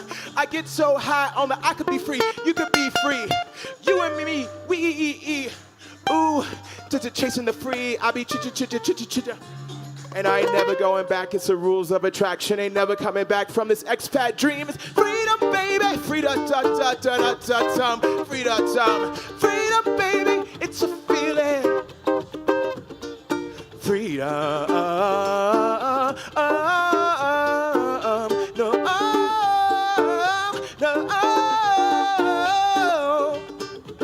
Yeah, it's a freedom. Thank you, ETHDenver. I hope you have a wonderful time. It was so nice to meet some of you. It's a feeling, the freedom. Ooh, ooh, it's a feeling. Ooh, it's a ETHDenver. It's a vibe. It's freedom. Get into it. Get into it. Thank you, Shaka.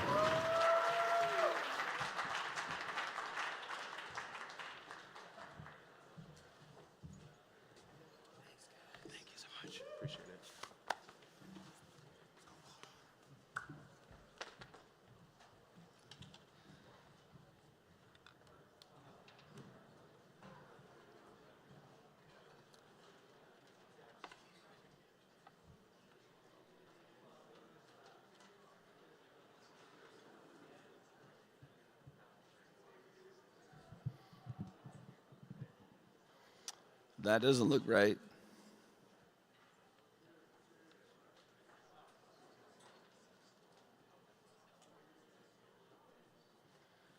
Well, while we're working on the slides,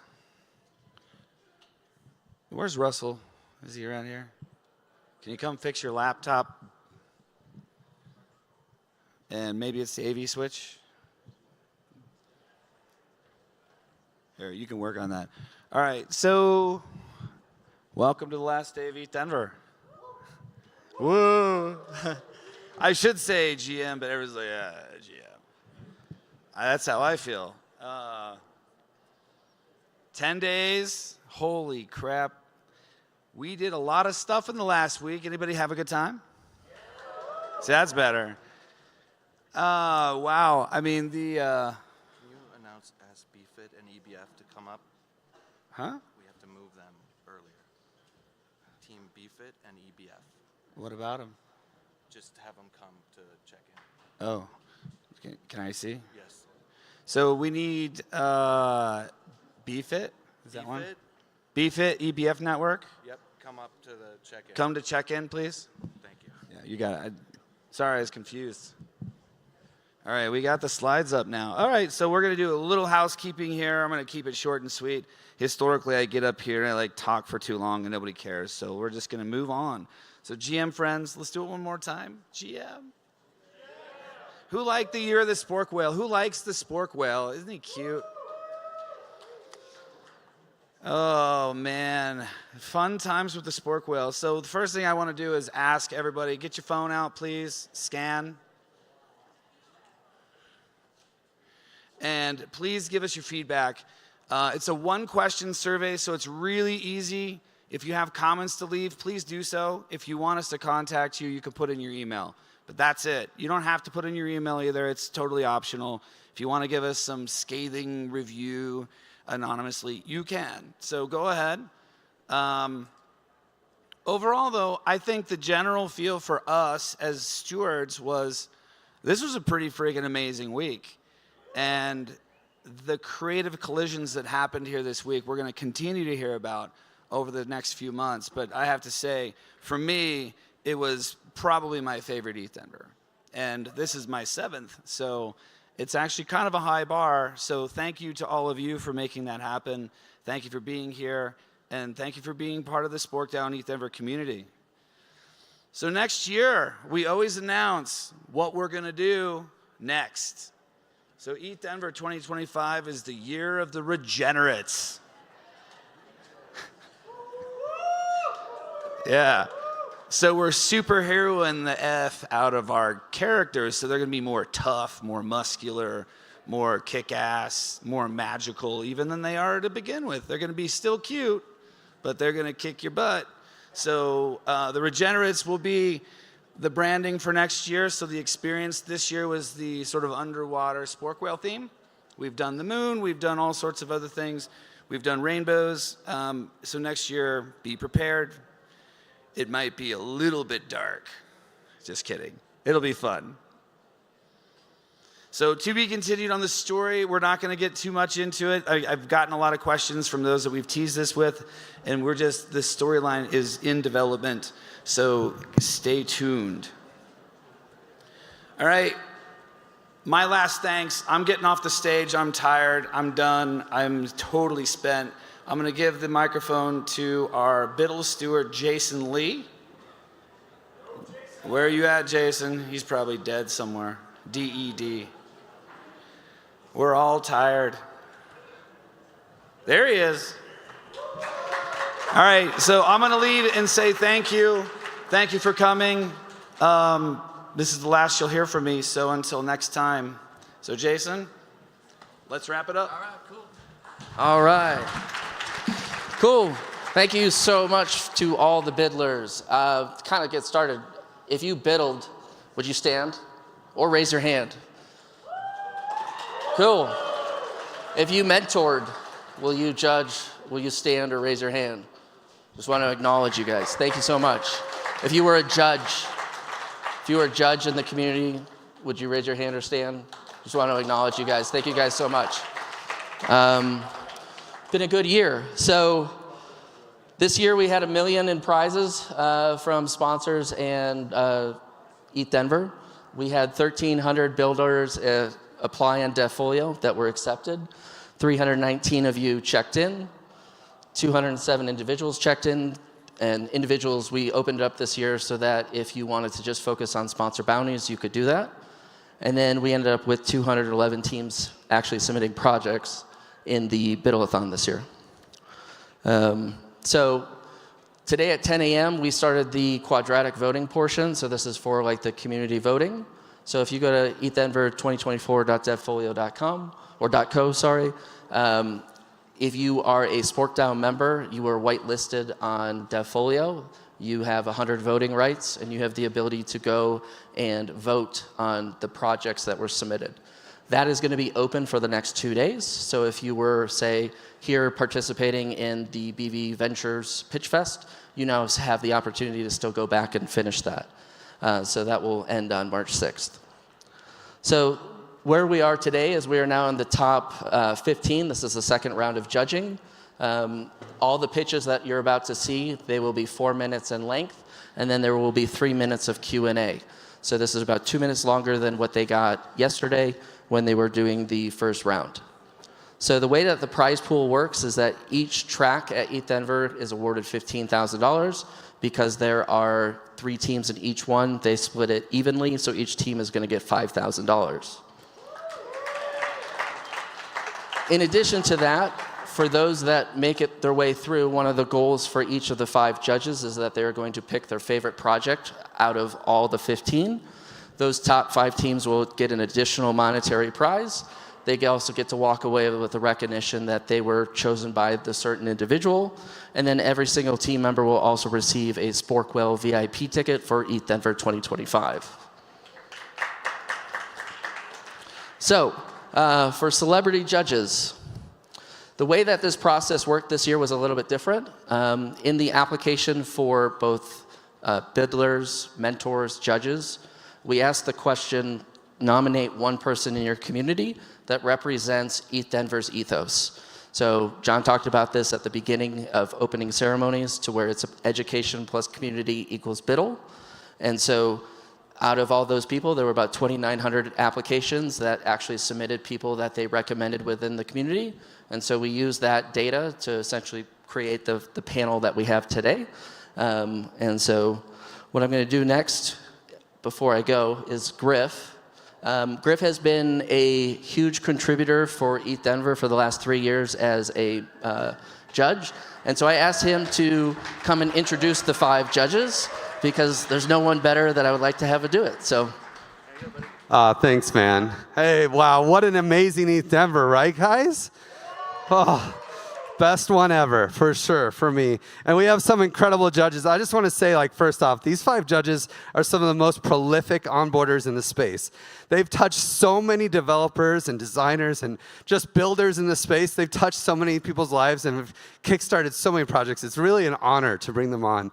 Some of the most prolific builders here, or builder supports here. See, who do we want to start with? I see Min. So let's start with Min. So Min is, all these people have a lot more to do than just Ethereum, right? Min is actually a figure skater. Who would have known, right? She's very passionate about mental health and has built a huge community around Korean community in Canada about design and user experience. Clearly, she's a community organizer, but she's also the co-founder, COO, and head of design at Airfoil. She's focused on how can we help builders simplify UX, and not just in the Ethereum space. She's done some amazing work with Solana Pay and Bonafide, which is like the ENS of Solana. And just welcome Min to the stage. She's amazing. You can sit down. Let's see. Next, I think I saw, there's Casey. Casey, come on up, man. Okay. If you don't know Casey, then you don't hang out at ETHDenver. He's been around since the very beginning. He really needs no introduction in these circles. He's been an integral part of ETHDenver since the very beginning, and is on the board of SporkDAO as they begin to decentralize. When I was talking to people around, they're like, oh, Casey, he always has the solutions. He's the guy you go for solutions at ETHDenver. He's also there to help lift stuff or just like mentor builders. And he's really, yeah. He is like a prolific mentor. I was looking, he's like on all of the American ETH, whether it's, ETH Boston, all the ETH American City, he's there mentoring builders. And he's also just happens to be a core developer for Ethereum, let's throw that in, as well as an adrenaline junkie. He loves to skydive, and he is a lead developer and researcher at Harmony. So give Casey a round of applause. Oh, I see Sol, the sun. I love judging hackathons with Sol, online or IRL. She's one of the best judges that I've ever worked with. She is a developer lead, developer relations lead at Chainlink. And before crypto, she's always been a teacher. She's actually an incredible Samba teacher. So if you ever want to learn to dance, not just Samba, almost any Latin American dance, she will show you what's up. We got to get her dancing at some of these parties, right? But more importantly, when when I judge with her, I'm always impressed by the great questions she gives. And really, whenever you want some help in this space, especially if it's related to Chainlink, you want to go to Sol. She will brighten your day. So thank you, Sol. A round of applause for Sol. Now, one of my favorites over here. The other Griff, no, actually, I'm the other Griff. This is the real Griff right here. Austin Griffith is the man, the myth, the legend that works for the Ethereum Foundation, started Biddle Giddle and like so many other cool projects, Speedrun Ethereum, Scaffold ETH.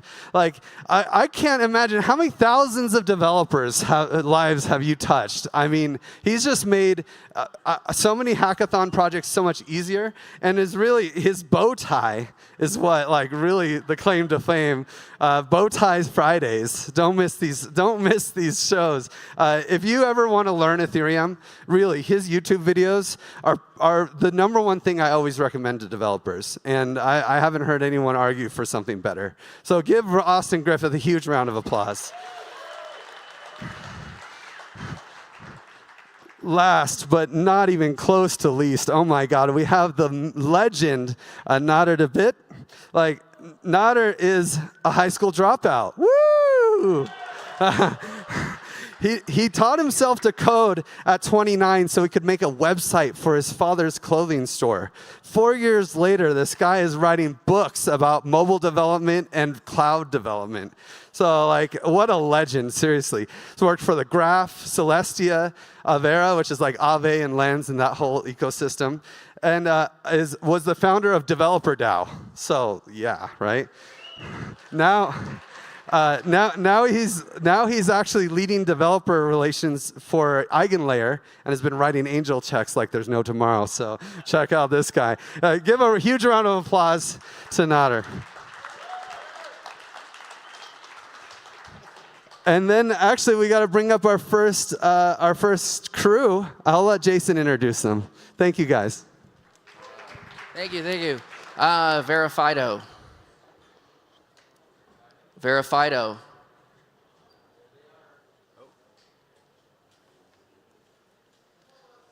Hey, Kate. Who's next? Kate. Who's next? Patio, please be on standby. Storyless, right after them.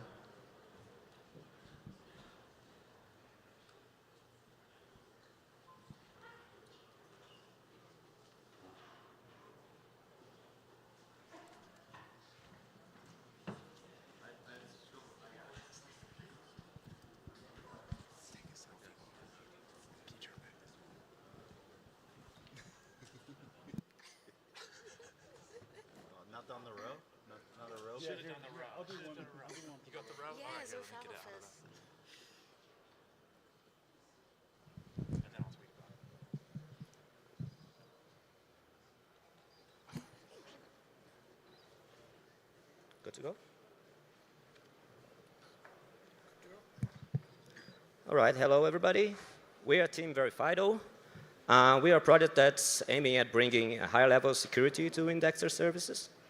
So the context is that most Web3 applications, they don't really scoop the blockchain to get data directly. That's very inconvenient. So they go through raw events, right?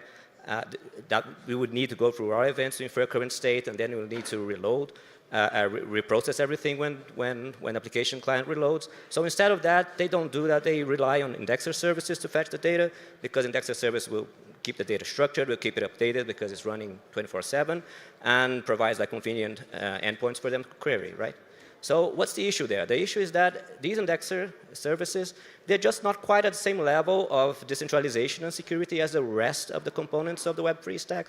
So if you compare, like, you see the blockchain, Ethereum, it's decentralized, it's permissionless, secure, that's great. The client side, you can run the code yourself if you want to be safe, but you could serve it via IPFS, which is content addressable, so that's cool. But the indexer service itself, at the moment, is either centralized or it could be decentralized, but it's not really verifiable, right? So what's at stake? At stake, it's that it could serve users like false information, and that could mislead them to take like bad decisions. And if you want to dispute that information that the indexers serve, well, that currently requires human mediation at some point, and that can get ugly and debates can go on, etc. So the verifiable approach is to use this stack here. We're using a Cortese VM for verifiable computation.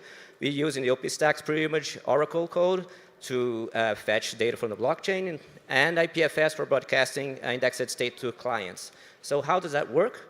So there's a Cartesian machine that's pulling Ethereum data using the OP-Stacks pre-image oracle. So that's done in a verifiable and reproducible way. And since the Cartesian machine itself is deterministic as well, the whole computation of the indexed state becomes verifiable and reliable. And then you send that over to IPFS, and front-end clients can just query that data from there. So the good thing here about using the Cartesian machine is that it's an out VM on top of RISC-V that can run an Ubuntu Linux operating system, entire thing. And it is optimistically verifiable using fraud proofs, or you could actually also use ZK proofs if you run it on top of RISC-0. And the cool thing with that is that you just can use any language you want inside of it. So we use JavaScript for this project. And you can also use any tool or library that runs on Linux. So in this case, we use SQLite, and that's where we are storing our indexed state data just as a database. So let's now see Verifido running on Sepolia. So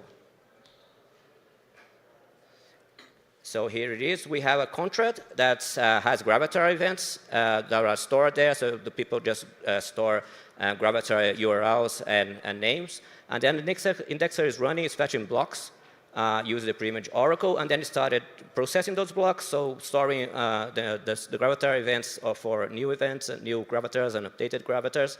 And after that's done, it sends the SQLite database as IPFS data, and the client can just fetch that data, and it can be sure that it's the correct thing. So coming back here, so everything that we did, it was cool, it's running. But there are still things that we would like to improve. Performance is still too slow. We actually didn't fetch block data the best way. We're not even using blue filters yet. We wanted to integrate with existing frameworks, so we wanted to use the graph subgraphs as they are, but didn't have quite the time to sort it out. Welcome back to a new live stream. And we would like to support fetching other things besides logs and transactions from the blockchain. So we would like to also fetch blockchain state. So onwards, we can provide now a truly verifiable the graph thing. So that's the idea for the future. And then afterwards, we can even go for verifiable RPC node services. So please check us out there. We have a GitHub repo with all the code that we did. And there is also a Twitter account. Thank you.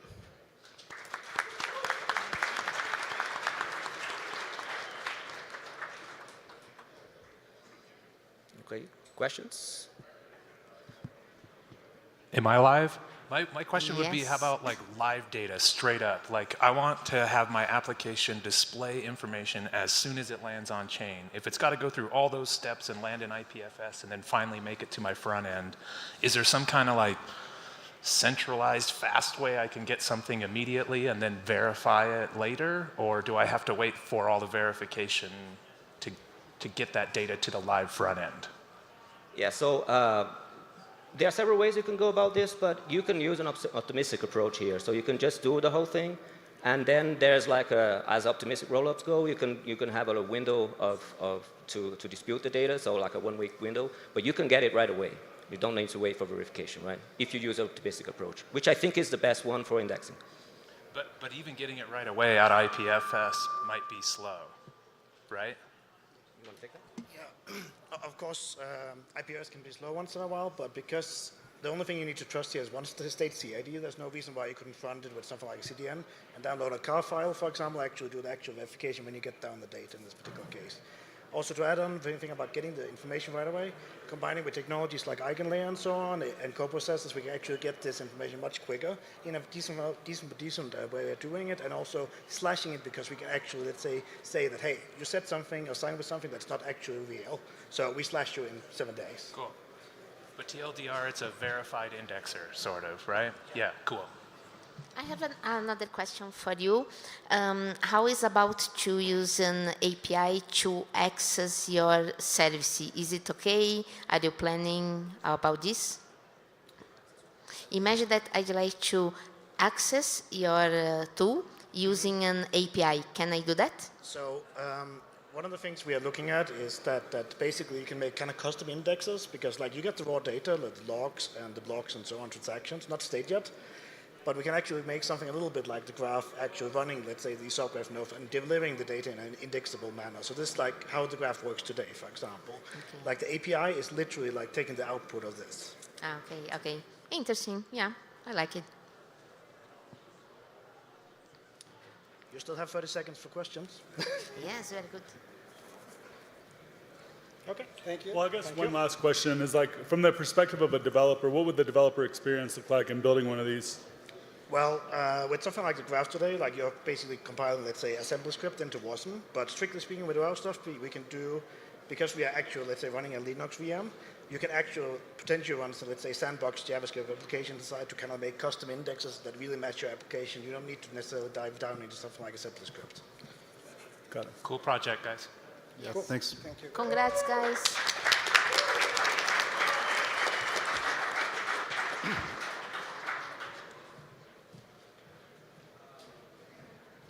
Hey, oh, there we go. Up next, we have Patio. This is the next submission on infrastructure and scalability.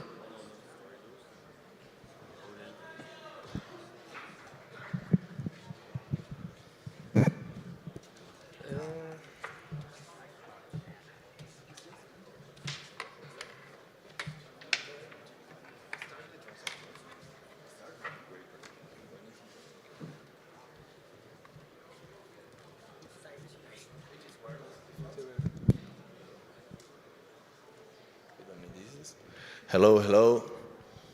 Hi, I'm Herman from Uruguay. Hi, I'm Victor from Spain. Hi, I'm Antoine from Canada. I'm Yongjen Chung from South Korea.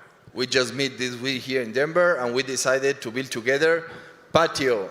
So hold on, guys. Okay. Hold on. Patio. Come on, nuggets.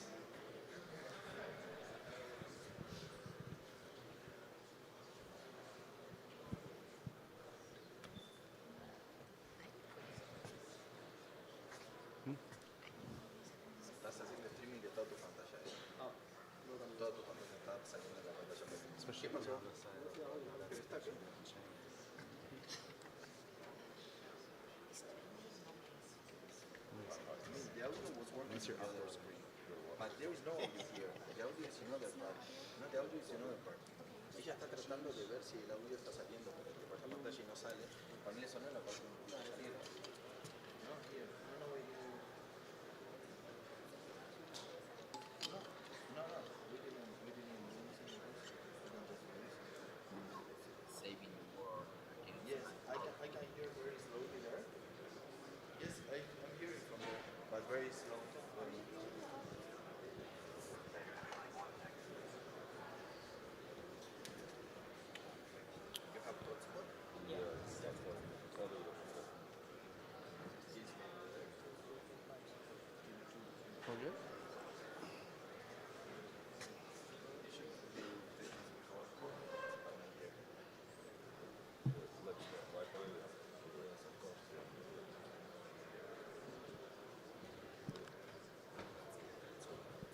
Is going now? Okay. Well, we are already presenter. We are Patio Station, stream video and radio using Ethereum L1 nodes infrastructure without paying gas. So what are we building and why? Okay, we are solving for good. Communication censorship. So no one can go make down the blockchain. Of course, we all know this. No hijacking and spoofing. All the communications go from the source to the destination without any possible alteration by cryptography. Become or consume a trusted source. You can become a real trusted source by your wallet, or you can consume a trusted source and cast and tune just using HTML and JavaScript. It's extremely easy to integrate. So I want to cast. I connect my wallet. I choose an input for audio and video, and the transactions start to be signed. This will go to the RPC, and this go to the mempool and will reach among the whole blockchain anyone that can have access to a node. This is beautiful. So if I want to tune in, now what we have to do is we just put our favorite channel address. we go tune in, and we start consuming a mempool API like Block Native, or we can connect directly to a node, or we have a node, so enjoy and donate to your caster. So, which is the tech stack? We are having incremental gas plus decremental transaction weight. So we start with very low gas configured in 40 kilobytes transactions, and we are decreasing. We go higher with the gas by 10% every transaction, reducing the nodes until we get the high processing probability zone when we stop and we switch the nodes to the next one. And we are now with a bounce rate on 1.2 megawatts per minute without affecting any performance. So this is something that's beautiful. The formula is in the back, but you can see it now because of the contrast. Please come to us to know more. So congrats, yes. We're in L1. No. We are delving into a real solution for a global problem, communication censorship by powerful groups. And in an out-of-band scenario, this solution offers a clear and rarely available method to guarantee the communication with authenticated source. So let's see a casting example. Private keys imported. Your channel address. The sound is not coming, but there is sound there. Out of band attack made by aliens. So here is the transaction hash data. You can, well, now I'm going to tune in this. Open your mind, takes you to anywhere. So no casting is happening. I'm reading the mempool. What do you think about Ethereum nodes saving the world against an out-of-band attack made by aliens? This is the real quality that we were streaming. So thank you. We are Patio. Here you can literally tune in into our Twitter. Many things more to come. And we want to show you a very fast live demo of what you already saw, but right now happening. Change. Man. Do you have to make the transaction? Okay. Then switch. Only two things to do.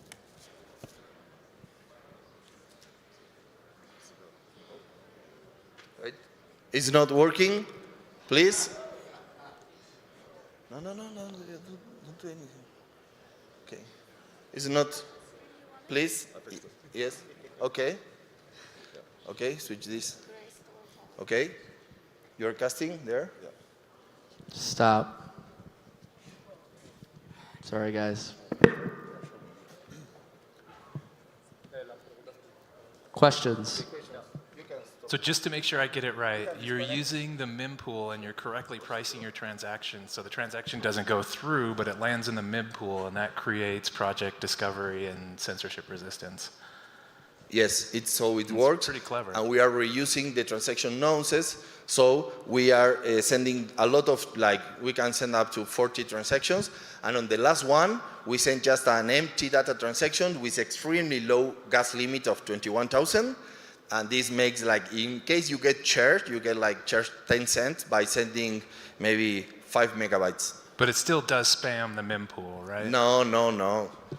We are just giving freedom to the people. It's against censorship. I mean, we are using the protocol. We are not doing anything against the protocol. It's a crypto economic system. It should work. It works on money. Exactly. Yeah. We are not running anything to hack. But how the nodes will be busy using this?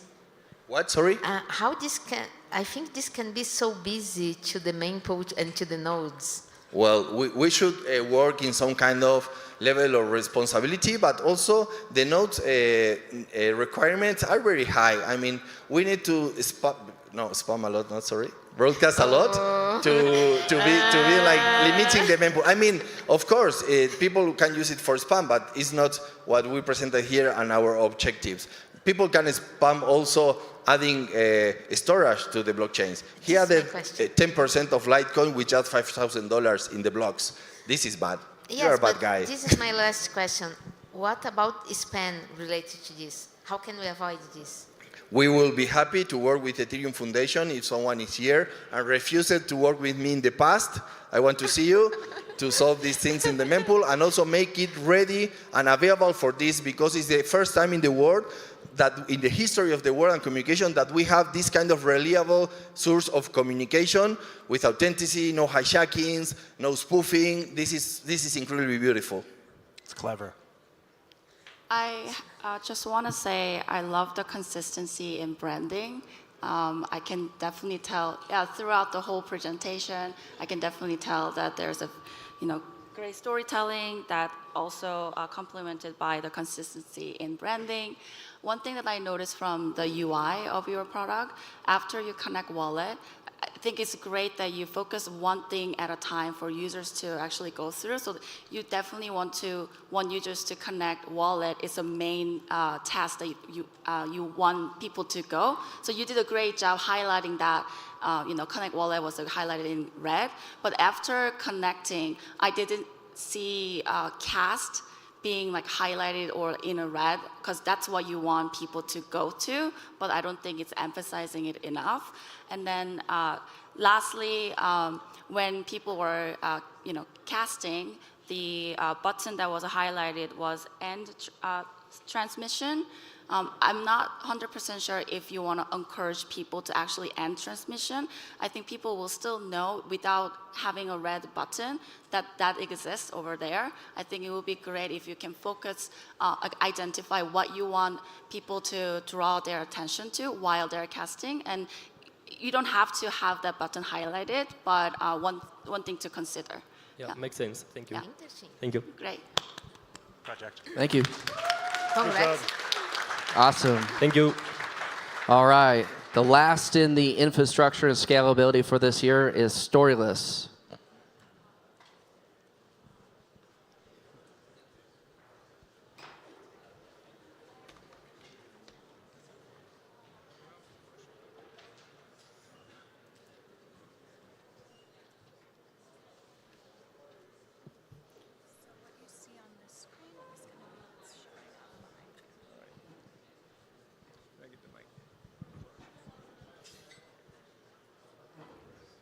All right.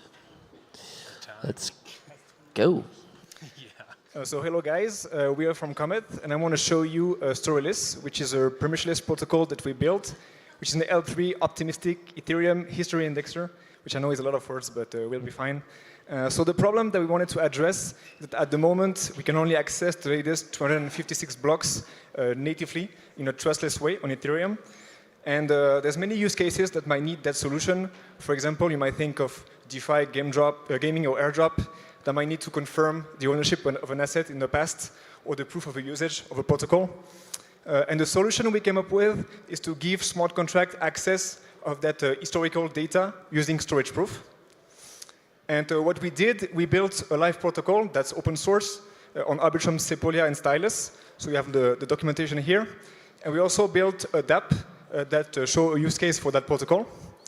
And how it works, so that's the overview of the protocol. And I'm going to take it in 3 steps. So the first step is you have to push the L1 block header from the L1 to the L3 in a trustless way. So we use bridges for that. And we have a L1 history prover contract on the L3. Oh, sorry. And what you can do with that block header on the L3 is you can extract the parent hash and recursively fill all the data from the layer 1. And then you have all that data in the L3 rollup state on the L1, and you can consume it using consumers on alt layer 2s like Optimism, Scroll, or Starknet, if you bring a proof for that. So we have a demo, which is kind of a capture the flag NFT game.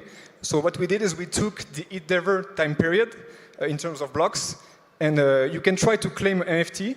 And if you're the person that did the most transaction on Ethereum Sepolia, you'll be able to claim that NFT. So it's live, and you can try to steal that NFT from us. So what we did basically on the dApp is on the dApp side, you have to prove that a block exists on the L1, and you have to prove that a specific transaction exists in that block. And then you bring that to a consumer, and we can check if it's true using the L3 state rollup. So in terms of developer UX, it's pretty simple. It looks like a simple it-get proof, as you can see here, just 3 lines of code. And the stack that we use to do that, we built on Stylus, on Arbitrum. So we tried to make the contract in Rust. We also built some contracts using Arbitrum, Nitro, and Solidity, like a consumer, which is a claimer contract.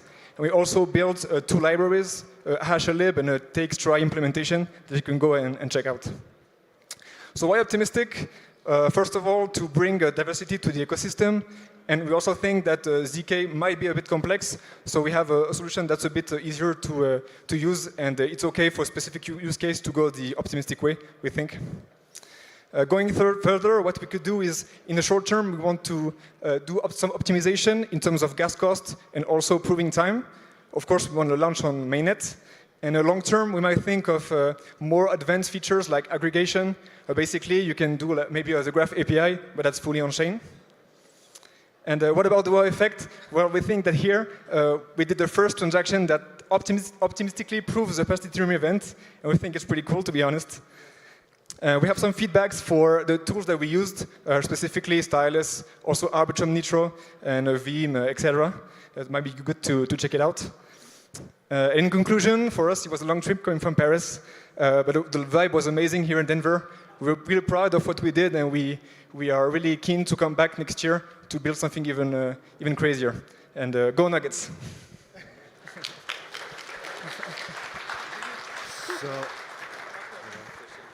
So I had a question about maybe the infrastructure behind the relayer or the bridge, and is it a single node, or what's the setup behind that? We have actually no infrastructure. We use for this testnet we used Infra for the node. That's why the proving time is fairly slow. And then we have a bot that pushes transaction every 5 seconds to prove the blocks. We batch them by 50, I think. So each transaction proves 50 blocks. Thank you. And the goal is to index L1 data on an L2 or an L3, so you can have some NFT or app or game that somehow triggers off of L1 data. Yeah, exactly. Once you have the state on the L3, you bridge it back with the rollup on the L1, and you use it as you wish. And the 256 block window is just the history which you can query to make the proof. Is that right? So you have to make the proof within the 256 blocks? Oh, OK. That was something else. Yeah, this is at any moment you can get any L1 data indexed over to the L2. Yeah, exactly. Okay. You have an opcode that gives you any of the 256 last block hashes. Sorry. Okay, that was just for the NFT, that limitation. No, this implementation was the first part actually. Okay. Well, I think your project is so well structured, and I like you. Congrats. Yeah, nice. Thank you. I just want to say I appreciate the effort going into the logo design. Yeah, I really like that. Thank you. Will we see you at ETHCC this year? Probably it's in Belgium, probably, not in Paris, right? Yeah. We'll see you the next year in Paris. Yeah, keep hacking. That's the most important thing. Yeah, nice work. Thank you. Great job. All right. All right, we are moving into Odin. This is the identity, privacy, and security track for ETHDenver 2024.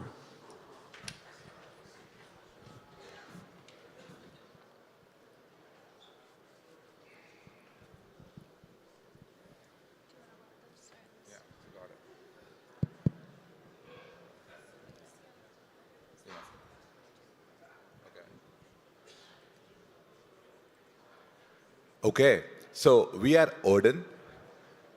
We are a security service on Ethereum.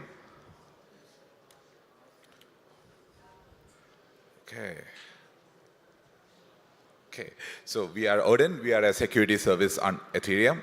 So bugs are inevitable, right? And I'm sure security is top of mind for everyone here. We have bug bounties, monitoring solutions, proof of exploits. We have all of this. And yet we get hacked, right? So there is no solution today that can stop hacks. And that is exactly what we have built today. So how do we do this, right? So we need to understand what an invariant is, because that is very core to our solution. So we all know what is x times y equals k, which is the most popular Uniswap equation, right? So we can think of that as an invariant. This invariant is uploaded to Odin. And block builders pull these invariants, Ethereum block builders, and they simulate these invariants before they propose the block. If the block building fails due to this invariant breaking, they will not include it, as in they will add a pause transaction to the top of the block, just like how MEV works. So if the invariant fails, you add a pause transaction to the top of the block. So it's just like MEV, and they relay all the transactions, no censorship. But yes, protocol is still not hacked. So that means block builders pay Odin. Odin pays block builders for their services, and dApps pay Odin for security. And we are also bonded on EigenLayer. So if block builders were to act maliciously, their stake can be slashed. So that is how we are economically aligned. And now we'll do a quick demo.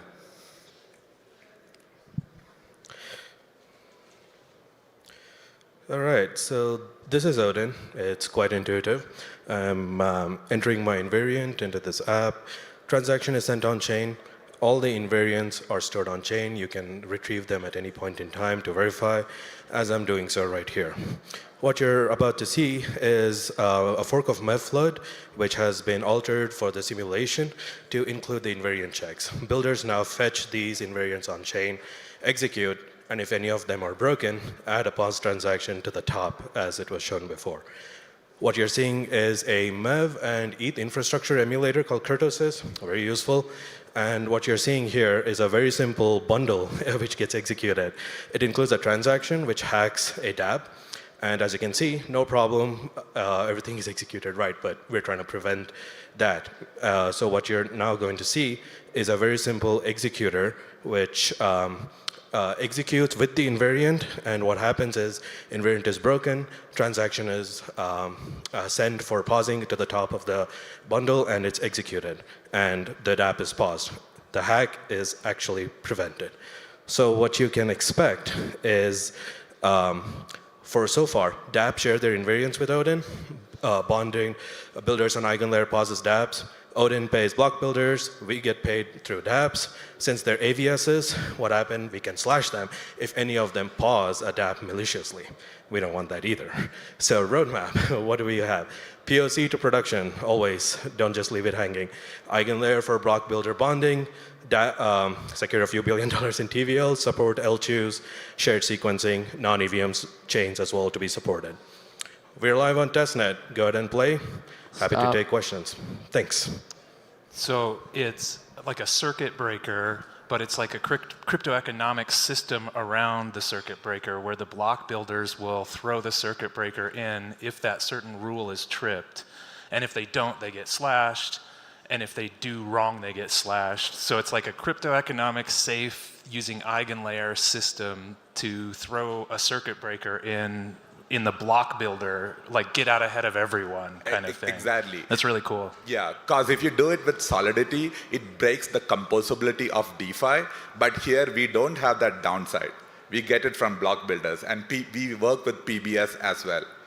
So. And the EigenLayer stuff isn't actually implemented yet. It's so we have a sample bonding, okay. But that's not on EigenLayer because that is not live yet, but we have a sample bonding contract.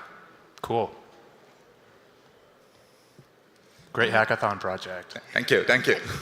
Yeah, is this something that would work on any EVM network? Sorry, is it something that would work on any EVM network? Yeah, this will work on any EVM network as long as there is some leader election. If you are like centralized sequencer, you can just do this without all the bonding, right? So when L2s have shared sequencing, we will work with L2s as well. Right now, it's just any network with some leader election. Really good use of EigenLayer. I have one feedback on your presentation itself. I think it's great that you put more thoughts into using PresETH for templates and all of that.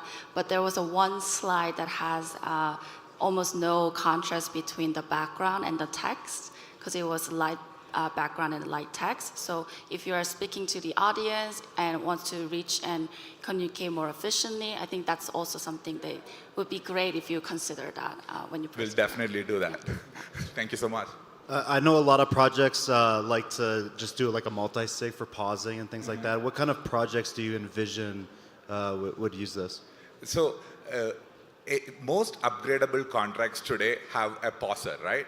So the block builder can be whitelisted as a pauser, and if they were to maliciously pause, you can slash them on eigenlayer. So you can trust them to do the right thing because of the economic bonding. Right. Yeah. Thanks. Yeah.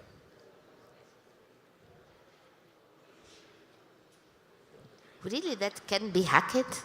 Sorry, cannot be hacked. This is true. Sorry, say that. You in some moment you told, oh, this cannot be hacked. Is this true? Are you sure of Yeah, this? because right now, like 95% of Ethereum blocks go through like block building, right? So, and the rest of it goes through a public mempool. If your hack transaction goes through a public mempool, you can expect a MEV searcher to like include it in their block, which means it will get included into a block builder. Okay. So, which means you have 100% coverage, right? Okay. Yeah. Awesome. Awesome. Thanks, guys. Thank you. Thank you so much. All right, that was Thanks, Odin. This is the infrastructure scalability track. Up next, we have Ooops. If we could just be mindful and just give everyone the full attention to the stage, we can hear all the chit-chattering on the side, and it's a little distracting. So if we could give them full attention, that'd be awesome. Thanks, guys. Hello. Hello. Good afternoon, ETHDenver. How are we all doing? It is an absolute pleasure to introduce Ooops. We're very excited. Pick up your mess, guys. Save those coins. Let me paint you a picture. Your world is on fire. Oops. Maybe I shouldn't have put my private key in that email. Yeah. Oops. Who even pushes without a .git ignore? Oops. I haven't changed my hot wallet in 2 years.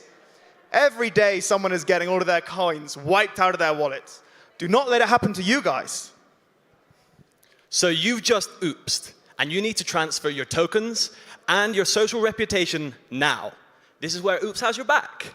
So we're going to consolidate and display all your cross-chain tokens in one place. And then we're going to help you to transfer them. It's going to be easy, and it's going to be secure. And Peyton's going to show you how. So we're using the latest Wallet Connect v2 and Web3 modal, so we support over 400 wallets. Right now we're going to show you our favorite MetaMask. And so we're just connecting to MetaMask, and immediately our portfolio shows. I paste in the destination address, and then I get my portfolio. I can select the tokens I want to send. Of course, I can select all, no problem. OK, so I've made my selection. I'm going to press the send button.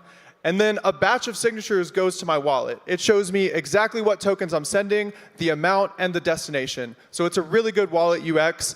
And I'm reviewing, I'm confirming. Everything looks good. I'm saving my life. And in 30 seconds, I just sent everything off of Polygon to a new wallet. Everything's queued up now. Wonderful. And you know, Polygon's fast. Within about 2 seconds, these things are going to go, blah, blah, blah. OK, they're good. They're good.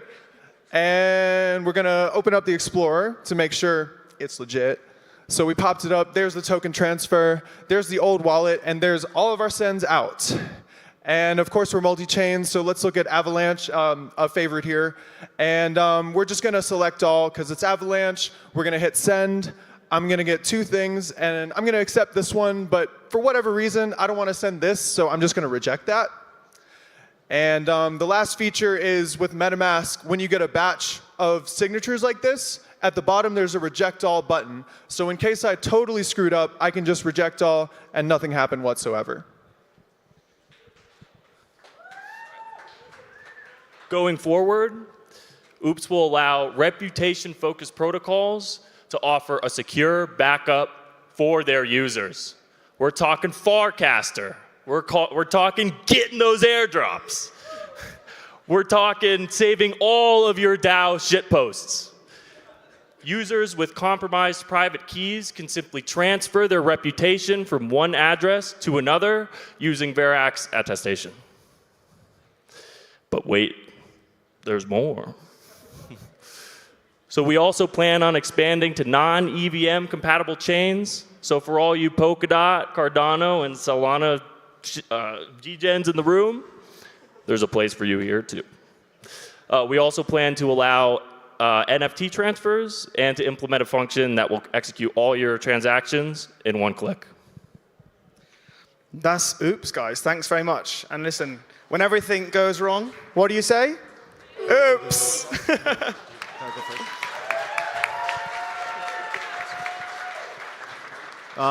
So obviously, if it's accessible to you, it's accessible to the attacker.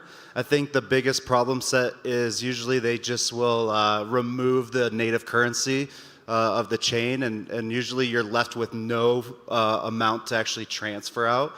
Do you guys have any plans or any like contingency operations that would maybe allow you to do like a transfer of some sort of value for gas and to allow you to actually extract all that data that's on your wallet? Because usually, you know, these things happen super fast, right? So when these attacks happen, usually you don't have that 30 seconds. So usually by the time you realize it, they've drained just your native token. Do you guys? Yeah, no, that's a great point. And we don't have a solution for that yet. The way it's currently set up is this is a proactive thing. If you realize that you oopsed, then you want to go ahead and go to oops before anything else can happen. That's the current implementation. And in the future, I would say we could do something where, hey, your key's already compromised, so like a secure way to use the private key and essentially transfer some native token and immediately send all. And the only way to kind of do that is like to directly give the private key to maybe like a command line tool or something. And personally, like our cold storage company, like it happened to us one time. We restored like a hot wallet phrase, and so I know exactly what you're talking about. Yeah. And usually they do cron jobs. Like as soon as you put a little bit in there, they're going It's to take gone it out immediately. right away. So, yeah, so it would have to be something where directly have the private key, and then we would, in one transaction, like send the native and then immediately batch call and send out. So we'd have to like beat them and get in a block ahead of them. And maybe one suggestion is maybe to like charge them a fee at first, and you can actually front run and add a transaction that sends them in the same header as the withdrawal. And sometimes that like helps. So yeah, that's a good idea. Like from your new wallet, you do a fee and then automatically sends the necessary native and the same header, sends it out. Yeah. Perfect. So the way to do it is with flashbots.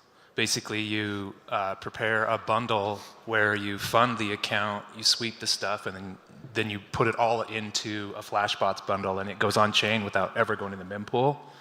We built hackedwalletrecovery.com, and it does that. But it's you got to use flashbots to do that, right? This is, like you said, it's proactive rather than retroactive. If you've already been swept, it's already gone, and there's nothing to do. You have to use hacked wallet recovery, but I guess in the 30 seconds or whatever, when it's pushing and you realize it's in there, you could go to Oops real quick and grab all your assets and sweep it proactively. That's right. And another key feature like that we want to implement is basically proactively saying, hey, this is going to be my future address. So when you're starting to build reputation, you have to go ahead and give a backup wallet. And from there, like that's the protected, the only like place that you're allowed to transfer your reputation. So proactive reputation protection for anyone that wants to integrate with us. Cool project. And an oops doesn't have to be a negative thing, right? Like if I wanted to just exchange my wallets, you know, I'm usually not someone that wants to just do all my PO apps individually or anything. So it's a great tool. So absolutely, that use case too. It's best practice to rotate your wallets every few years. Awesome. Thanks, guys. Oops. Oops. All right. Up next is Honeypaws, and we are looking for Bubble Wars. If you are here, Bubble Wars, come to stage right. I need to dongle, yeah. Let's see if this works. I move this. That's like really. How do you move it?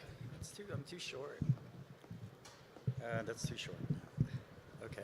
I don't know. Maybe I should have just left it. do we start? This is not showing? Let me try this one. I think it is maybe. Present. So before you go into present, exit out of that first, and then go in. And then Oh, okay.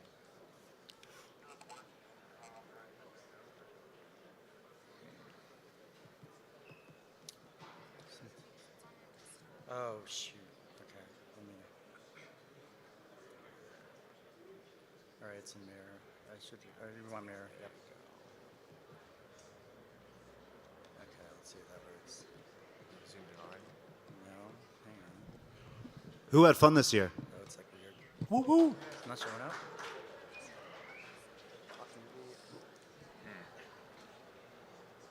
Nice hype. Yeah.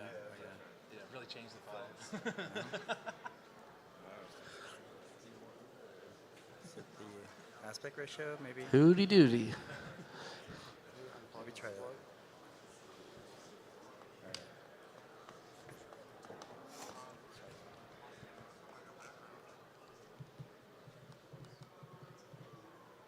And then mirror. I could also just drag it there. out. You see it over there? Yeah. Then can you drag your screen over there? Yeah, I think we'll just do join. You couldn't see it. You couldn't Yeah, see that's weird. Are you working over there right now? Why is it it. You want to get my laptop? You can pull the slides on there. Okay. Okay. No, I don't have Okay. notes. So it's fine. Nice. Let's just do. Okay. Oh, okay. So that might get to be my favorite then if you don't get to. Yeah. Let's do a question to our audience. Who sleep more than 8 hours per night here? Raise your hand. Only one. 6 hours? Oh, one. Okay. 5 hours per night? Oh, 4 hours per night at least. Wow. 3 hours? Yeah, I think we worked hard, guys. Yes, All they are right. ready. All right. We ready? We're ready. All right. Here we go. All right, I'm Jordan. I'm Justin. And I'm Lawrence, and we are Honeypaws. We provide a permissionless on-chain exploit bounty tied to a circuit breaker. So the problem is when a project deploys their smart contracts, they're already immediately operating at a huge security disadvantage. Threat actors are often more sophisticated than devs themselves, and their stack continues to evolve. Those hackers have infinite time to attack your protocol, and projects have limited tooling to defend themselves. In 2023 alone, over $500 million was lost in on-chain exploits. So the current options for these projects are traditional bug bounties, but that's usually a pretty manual process, and they can be subject to arbitration and KYC, so that can turn off some white hats. There's also monitoring tools that can monitor on-chain activity for threats, but they can easily miss an exploit, or they might not respond in time. And then you have circuit breakers, which are like encoded invariants that you write into your smart contracts, but you do need to kind of have the foresight to put them in there in the first place. It's a little hard to put them in afterwards, and they're often subject to gas constraints. So what do we need? I think we actually need more white hats, and we need to empower and incentivize them to trustlessly pause your protocol if they can prove that you have a critical exploit. And that's where Honeypaws comes in. So the way Honeypaws works is a project will register themselves to the Honeypaws smart contract.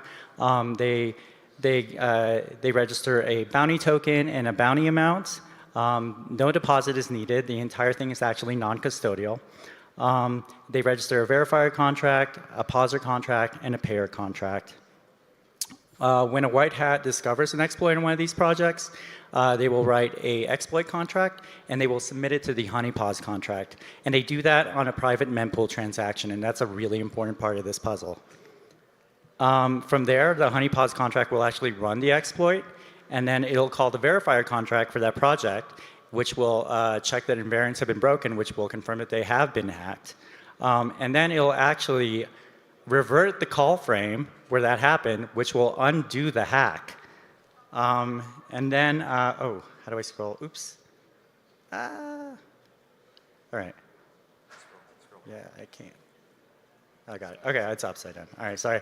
Yeah, so then it'll actually revert the call frame, which will undo the hack, and then it'll call the pauser contract for that project, which will freeze the protocol, so it's safe from further hacks, and then it calls the payer, which pays the bounty to the white hat, and that's it. It's done, and it's all in one transaction. This is a sample trace of a claim we did earlier. You can see the first green box is the exploit being carried out. The second one is where we call the verifier. And then the red area is the whole call frame that gets reverted. The third green box is the pause happening, and then the last one is just the payment to the white hat. Pretty straightforward. So there's obvious benefits of this system. For white hats, they get instant payment, no arbitration, no KYC. For the projects, the protocol is frozen and safe. The exploit is actually detailed on-chain in a transaction trace, so they can actually get to fixing it right away. The bounties can stay in their protocol because the system is not custodial until they actually have to pay out. And because verifiers don't get called often, they can write more comprehensive checks than they would in like traditional circuit breakers. And it's all free. So we're Honeypaws. Check us out. We would love people to come help, maybe audit the contract so we can deploy on mainnet, and build us a better front end, please. That's it. Oh, wow. How can this be used by a bad actor, a black hat? Well, I mean, the system is really designed for white hats. Like a black hat would not go through Honeypaws at all. I think registering for a honeypot, just like the way that sounds, is hilarious. Yeah. But like, how does the actual honeypot know that it's a real exploit? The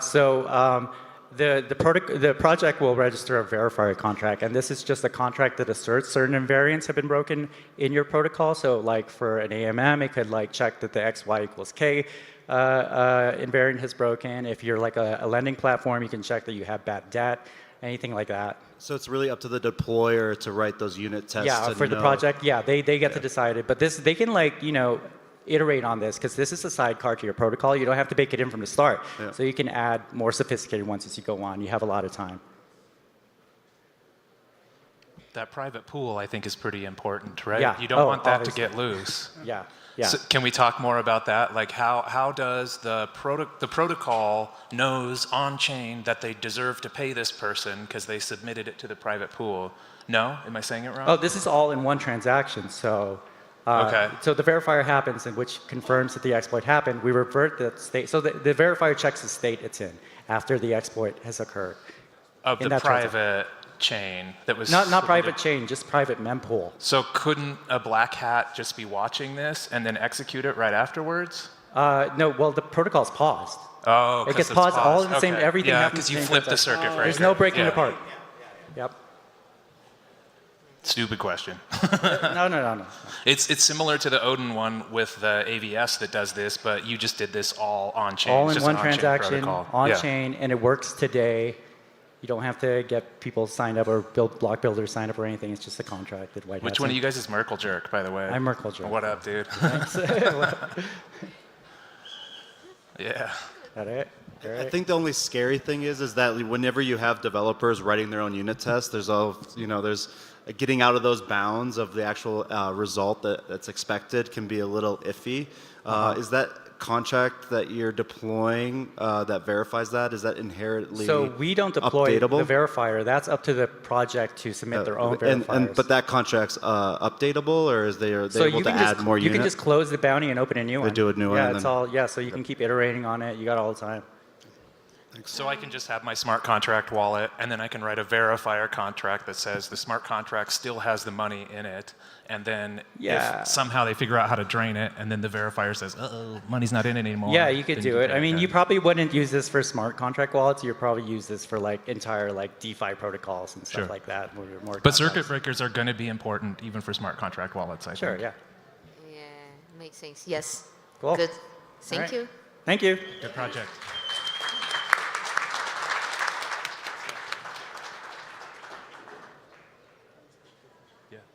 All right.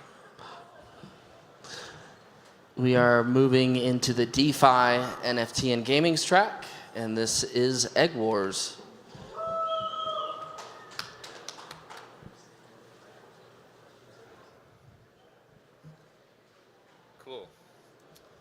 Hey everybody. So today I am introducing a new innovative game called Egg Wars. This is the on-chain game where players compete to build an army of chickens and earn the most egg token. So this on-chain game consists of two different assets, chicken NFTs and egg tokens. Chicken NFTs are ERC 721s that every 8 hours allow you to lay egg tokens. Every single chicken has a level, and that determines how many egg tokens it can lay. You can start off as a level 1, like Penny right here, looking kind of slim and producing 1 egg every 8 hours, but you can also level up to be as big as Pookie Lynn over here, who's level 20. That beautiful chicken can lay 20 eggs every 8 hours. And these are dynamic NFTs that actually have 3D models associated with them as well. So here, I can see a level 1 chicken looking quite small, and you can even spin it around and export the 3D model to import into your metaverse. Or you can also check out here, Pookie Lynn just looking massive at a level 18 right there. And if the level ever goes up or down, these NFTs will update automatically through our on-chain smart contract. So these chickens are great because they earn you egg, right? But why do you even want egg? What's the point of it? Well, these egg tokens are ERC 20s, and you can do 3 different things with them. You can use them to feed one of your own chickens to increase its level and increase the egg production. Or you can use an egg to throw at an enemy chicken and decrease its level. Or you could also try your chances at hatching an egg where you have a 10% chance of birthing a whole new chicken NFT. So I think it's best to understand the game by seeing our demo, which is deployed to base Sepolia.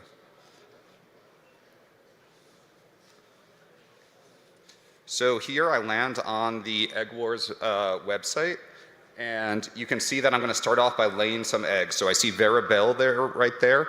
It's time to collect some eggs from her. So I go ahead, click Lay Eggs, confirm the transaction. You can see right now I have a balance of 118 eggs. After Veribel lays, because she's a level 5, that's going to earn me another 5 egg tokens once that transaction confirms. So there, boom. I just got another 5 egg tokens, and now I need to wait a cooldown period until I can lay eggs again. That cooldown period is going to be 8 hours on mainnet. It was just like 40 seconds for the sake of testing on testnet. Cool, so now I laid some eggs, I have some eggs. I feel like my flock is looking a little skinny. I want to feed them and kind of bulk them up. So I see Hattie Sloan right there. I'm going to submit a feed transaction. That's going to increase Hattie Sloan's level by 1, and you'll also see Hattie get physically bigger after that transaction confirms. So she just changed to level 2, and we got a slightly bigger 3D model that represents her. And the last thing that I can demo right now is throwing an egg. So there I see Pookie Lynn at level 19, just looking massive, dominating the game with so many eggs that Pookie is producing. I'm going to go ahead and click the throw button, and that is going to throw an egg at Pookie Lynn and reduce her level. And then lastly, again, because these are dynamic NFTs, you can see Pookie Lynn's level just went down to level 18 because she got hit by an egg. But wait, there's more. There are a lot of interesting technical aspects to this. There's dynamic ERC 721s. There's a hatching mechanism that uses API 3's Oracle, so it's not vulnerable to MEV attacks. And it's also compatible with Uniswap because it's an ERC 20 for the egg token. There's more. I believe it. I'll ask just one little question. I think every good chicken coop needs a rooster. Is there any thought maybe of having like the roosters to maybe increase that percentage of laying a chicken egg, or maybe that's a fun idea. Maybe some cockfights? Yeah. There's a lot of fun. There's a lot of fun ways to riff on this. So there's a lot of interesting ways we could upgrade this for a V2. Yeah. Thanks. Do you mind if I just finish the last 3 sides super quick? I'll leave that up to Jason. I'll leave that to the judges if they want to ask questions. Yeah. I'm cool. We want to. So just because this egg token is ERC20. You can deposit into Uniswap, and then if there's a low egg price in the LP position, eggs are cheap. Users can buy up eggs and attack other players. If the price gets high, users can conserve their eggs and feed their chickens. So there's kind of like a market that could have this game go on forever on chain. And we're also going live this week. The contracts are ready on testnet. We have the front end deployed to Vercel, and we actually already had 66 players commit in total 2.25 ETH to kick this game off and start playing. So keep a lookout. And thank you guys for letting me finish. I appreciate it. What network are you deploying? Right now it's on base Sepolia. We're going to launch on base mainnet. Base man. Okay, on base. Base, Nice. yep. Yeah, I think it's a really fun thing. Like just watching it, I want to buy this, and so it's a good signal. It looks like a lot of fun. Oh, and also, just briefly, I have to get this out, especially for my wife. I want to give thanks to the inspiration for this game. My chickens at home, Coco, Froyo, and Thunder, who were the inspiration for this game. Those are some good-looking chickens. Yeah. But also to your point, like base hasn't really had like a wolf game style moment yet. There hasn't really been some kind of like fun on-chain ERC 721 or ERC 20 for people just to goof around and have fun with that also uses like composable primitives. So we think this could be really fun to help bring up the base ecosystem and maybe even start a barnyard season. This is a wonderful hackathon project. This is exactly what hackers out there should strive for. There's some really brilliant mechanisms, design happening here with a really silly kind of layer over the top of it. I'm giving me Gobbler vibes, like the Goo Gobbler. Those guys made some awesome mechanisms. Winter is a really good mechanism designer, and he saw this and he said, "This is gonna win." I saw him the other day. Yeah. And I think again, what makes it fun is that the composable primitives of Ethereum and Base make it work, right? We're using OpenSea, we're using Uniswap, we use Party.app to raise the funds for people to buy the membership. So like it's only possible because of like the diverse ecosystem of applications and standards that exist in Ethereum and exists on Base. Permissionlessly composable. Anything can do anything with your game and extend the eggs. They could do cockfighting, whatever they want. Everyth's possible in the chickenverse. Yep. Ooh. Great Way project, better than you Wolf. guys. Thank you. Awesome. All right.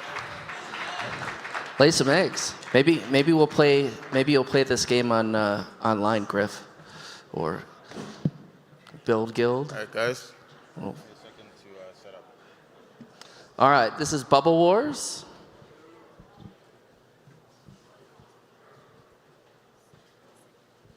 I wish I would have asked about randomness. I wonder how they do randomness. Do they just do block hash, or are they doing something more clever? We'll never know. Oh, so that's what they're going to see? We can see the code later. Yeah, maybe we'll see them again. Yeah, we can see on the folio. We do know it won't be truly random, though. Let's see. 40, 100. Maybe they went for the chain link bounty. Maybe they went for the chain link bounty.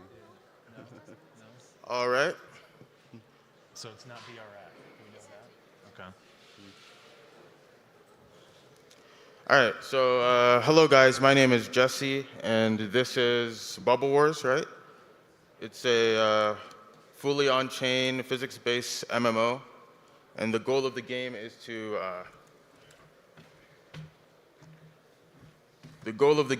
to absorb mass ETH from your opponents, right? So let me.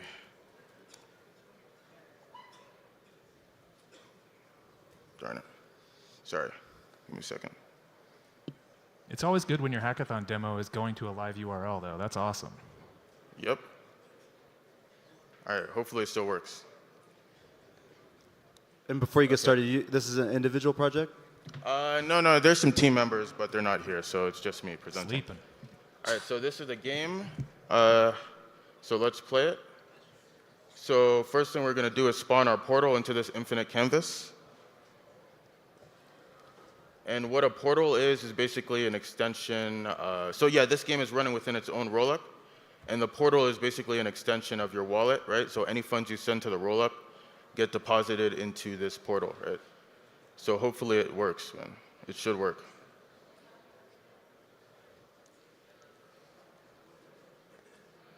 Okay, maybe I gotta reload.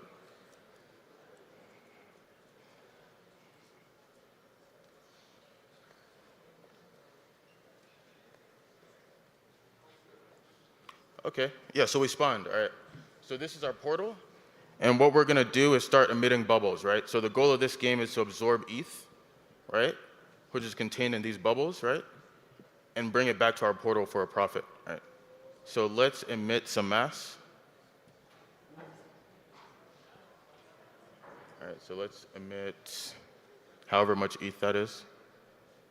And let's shoot it at those bubbles to absorb them, right? Oh, and this is another portal. This is running on my own account. And anyone that wants to play this game, they can go to this URL right now and actually play it. So let's shoot some more ETH. And this is running fully on chain, by the way. Nice. Okay, we're waiting for the emission because I don't think I have enough mass to absorb these guys. So once the reinforcements come. All right, let's shoot another one because it's going too slow. And yeah, this is, we have a physics engine running on chain. So yeah, it's physics, right? So I mean, in theory, the portals could have gravity. Every object could probably have gravity, but yeah, I'm just keeping it simple for demo purposes. Oh, someone just came in. Oh. Okay. That's all right. me. So, okay, that guy just got emitted, so we're about to, okay, yeah. So we're about to absorb these guys. Whoever that is, can you shoot? Can you emit something? He's still spawning. I'm actually still spawning, my bad. Oh, you're still spawning? Okay. All right. Oh, so he just, okay, yeah, that's a glitch, but yeah. It came out of the yellow portal. And actually, you're shooting mass into my portal right now, so yeah, so that's, you just gave me money basically, so thank you.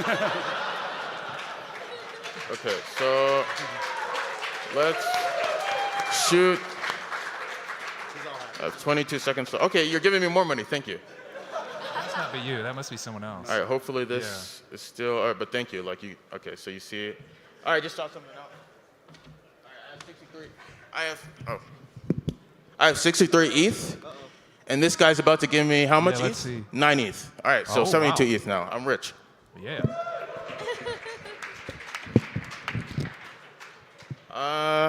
Okay, so our presentation is done basically. Stop. So I guess questions. All right, yeah. Yeah. Oh, okay, someone else just came in, man. It's so akin to like all the old .io games. Like you can definitely feel that's the vibe you're bringing. Bro, a here. guarded IO, man. Yeah. It's, Yeah. To be honest, it's a clone of a guarded Yeah. IO. It's kind of like Little Big Snake, I think. I think that's the game. Pardon? Like a Little Big Snake. I think that's like the game. It's like almost like Snake, but you're battling each other. Yeah. Exactly, yeah. Yeah, that's the game, man. Could like a whale come in and just destroy everybody? Yeah, so I'm going to implement other power-ups and mechanics to prevent that from happening. But this is the core gameplay that I'm working on. Awesome. Great hackathon project. Yep. Yeah. Good. Bye-bye.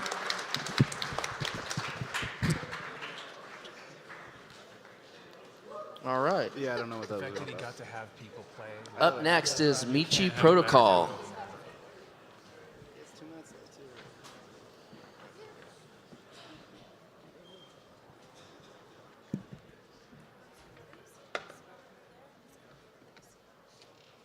Perfect. Can I take it off?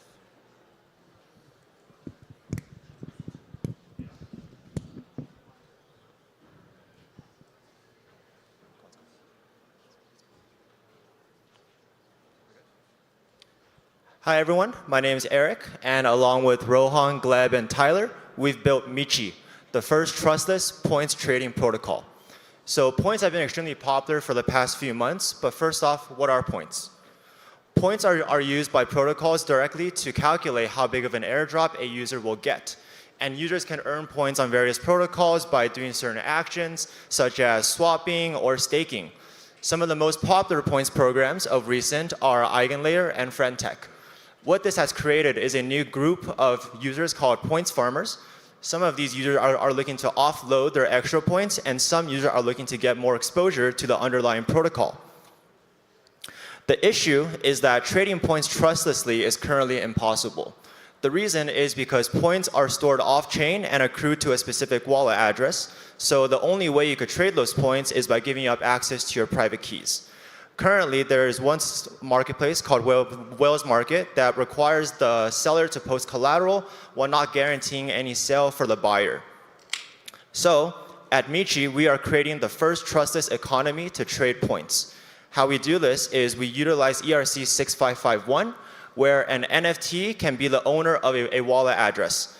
This then means that if I transfer this NFT or trade this NFT, I'm also transferring custody of this wallet along with any points that have been earned by this wallet. Essentially, what we are doing is creating a new tradable asset class. I'll go ahead and do a short demo of our application. So this app is currently live on Arbitrum, and the first step is to create a new wallet. This entails minting one of our NFTs and deploying a wallet that is owned by that NFT. So once that deposit is finalized, we can see that Michi chest number 13 has been minted. And if we go into the transaction logs, we can verify that token ID. Plus in the logs, we can see that ERC 6551 account has been created. Going back into our dashboard, the user can choose to deposit one of our supported tokens. At the moment, we currently support 2 yield tokens from Pendle Finance that are earning eigenlayer points. After that deposit has been finalized, we'll shortly see that the balance has been updated, and if we can verify that on Arbiscan as well. So once the wallet has been seeded with tokens, that wallet is currently starting to earn points. Currently on our platform, it shows as 0, but in a real life situation, those points will increase over time. This basically means that if the user chooses to withdraw those tokens, the points that that wallet has earned remain with that wallet and can then be traded by selling the NFT. The NFT can be sold on any existing marketplace, such as OpenSea, and we're currently looking to bring all of that transaction and that in-app marketplace to our platform. So our current MVP is live on Arbitrum, and we've successfully integrated with Pendle Finance. Upcoming plans for us include expanding to other chains to support points trading on those chains, integrating other additional points programs such as Athena shards, and also the ability to claim airdrops with those points directly within our application. Additionally, we're going to be kickstarting our Michi points, which are given to any person who is using our platform either to store points or trade wallets that are earning points. Essentially, our vision is to be the in-app marketplace for all tradable wallets, moving beyond just points, allowing people to trade their Web3 identities. Thank you, everyone, and I hope to see all of you trading points on Michi. Yeah, I think one of the cool things about Web3 is that there's always new opportunities every day. There's something that kind of comes around that you can take advantage of, and it seems like you're kind of attaching your project to something that's really like not only popular right now, but there is a really great use case for this. And I like how you've taken ERC 6551 and understood how you might actually leverage that for a real world use case. So I think this is something that a lot of people I know would actually use, which is a good signal. So good work. Thank you.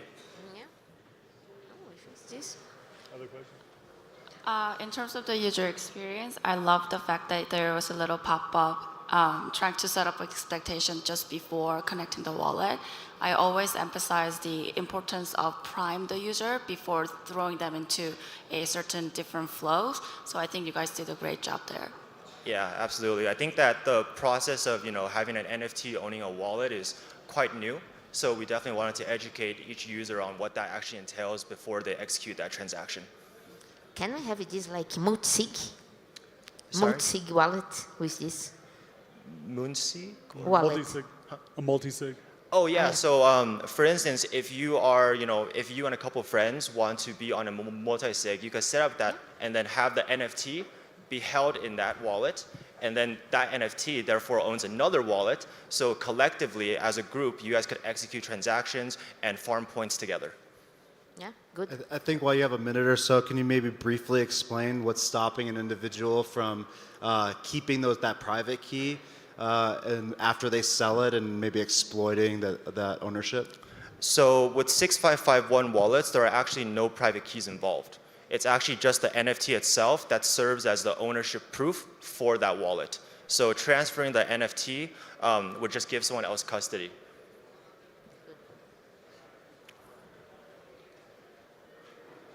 Nice projects. I hope to see this going forward. Congrats. Absolutely. Thank you very much. Most important, keep building. Let's see you at the next 5 hackathons. Yeah, this looks like something that could be a real product. Yeah, absolutely. We've started to have those conversations with other points programs such as Pendle, and then we're going to be onboarding more points soon. Awesome. Thank you. Ooh. All right. So just so the judges are aware, we're moving into the impact in public goods track. So this will have the different judging criteria. We move some things around. The first project that we have is Unbound Science. And then next we have EBF, and then Beefit.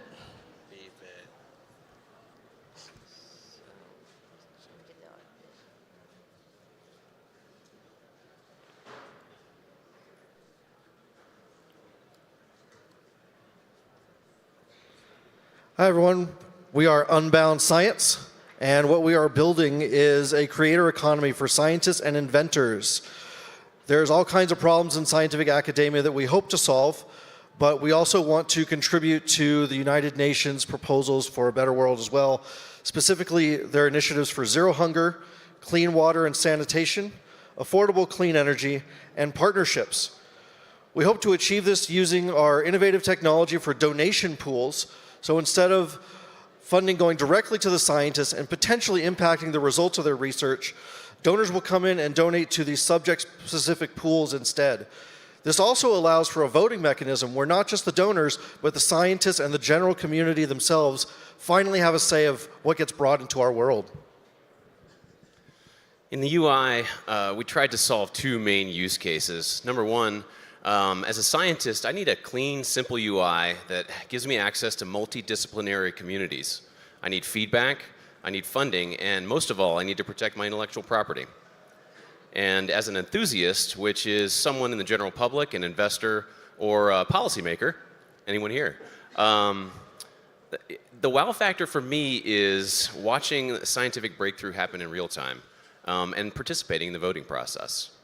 So I'm really excited about pushing the boundaries of UI with Angular to exceed a Web 2-like experience with the power of blockchain voting, NFT access control, and a fractal-style peer review process. So the process begins when a scientist submits a proposal. That proposal is put on chain and can then be discussed and voted by the community.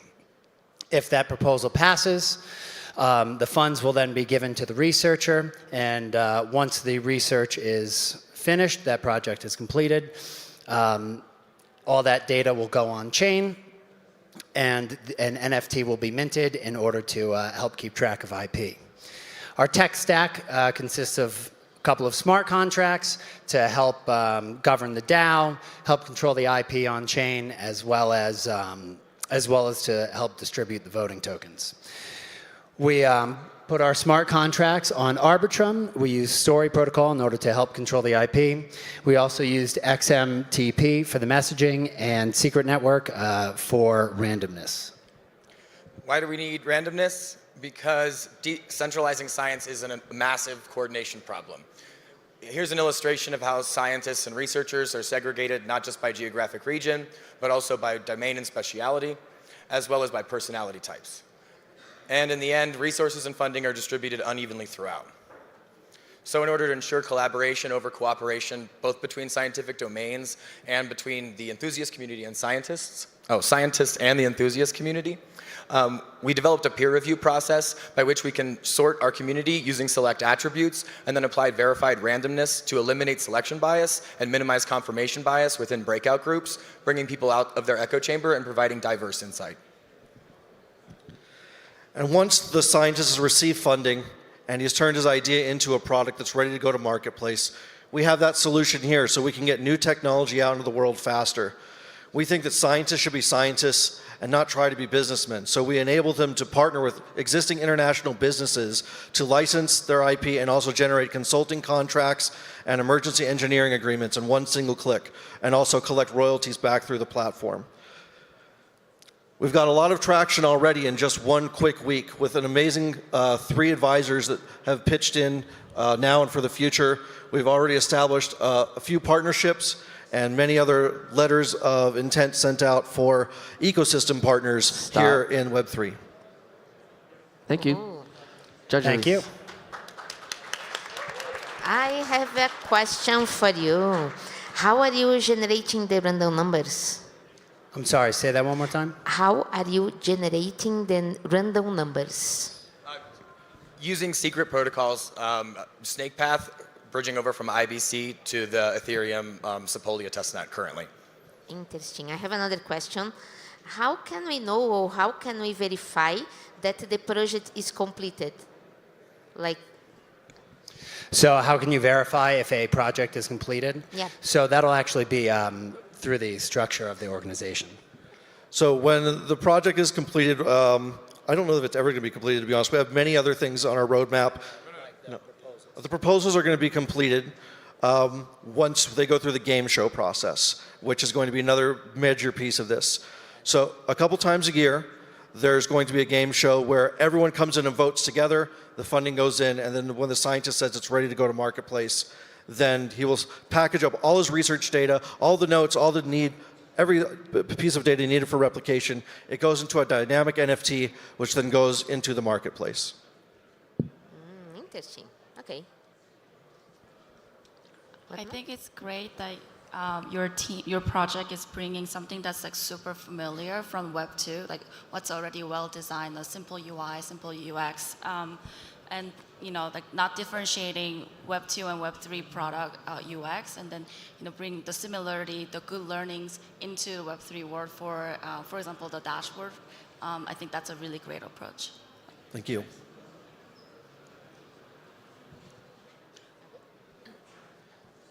I think that's it. All right, thank you very much, guys. Awesome. Keep hacking. We are Unbound Science. All right. Up next, we have EBF Network of Trust.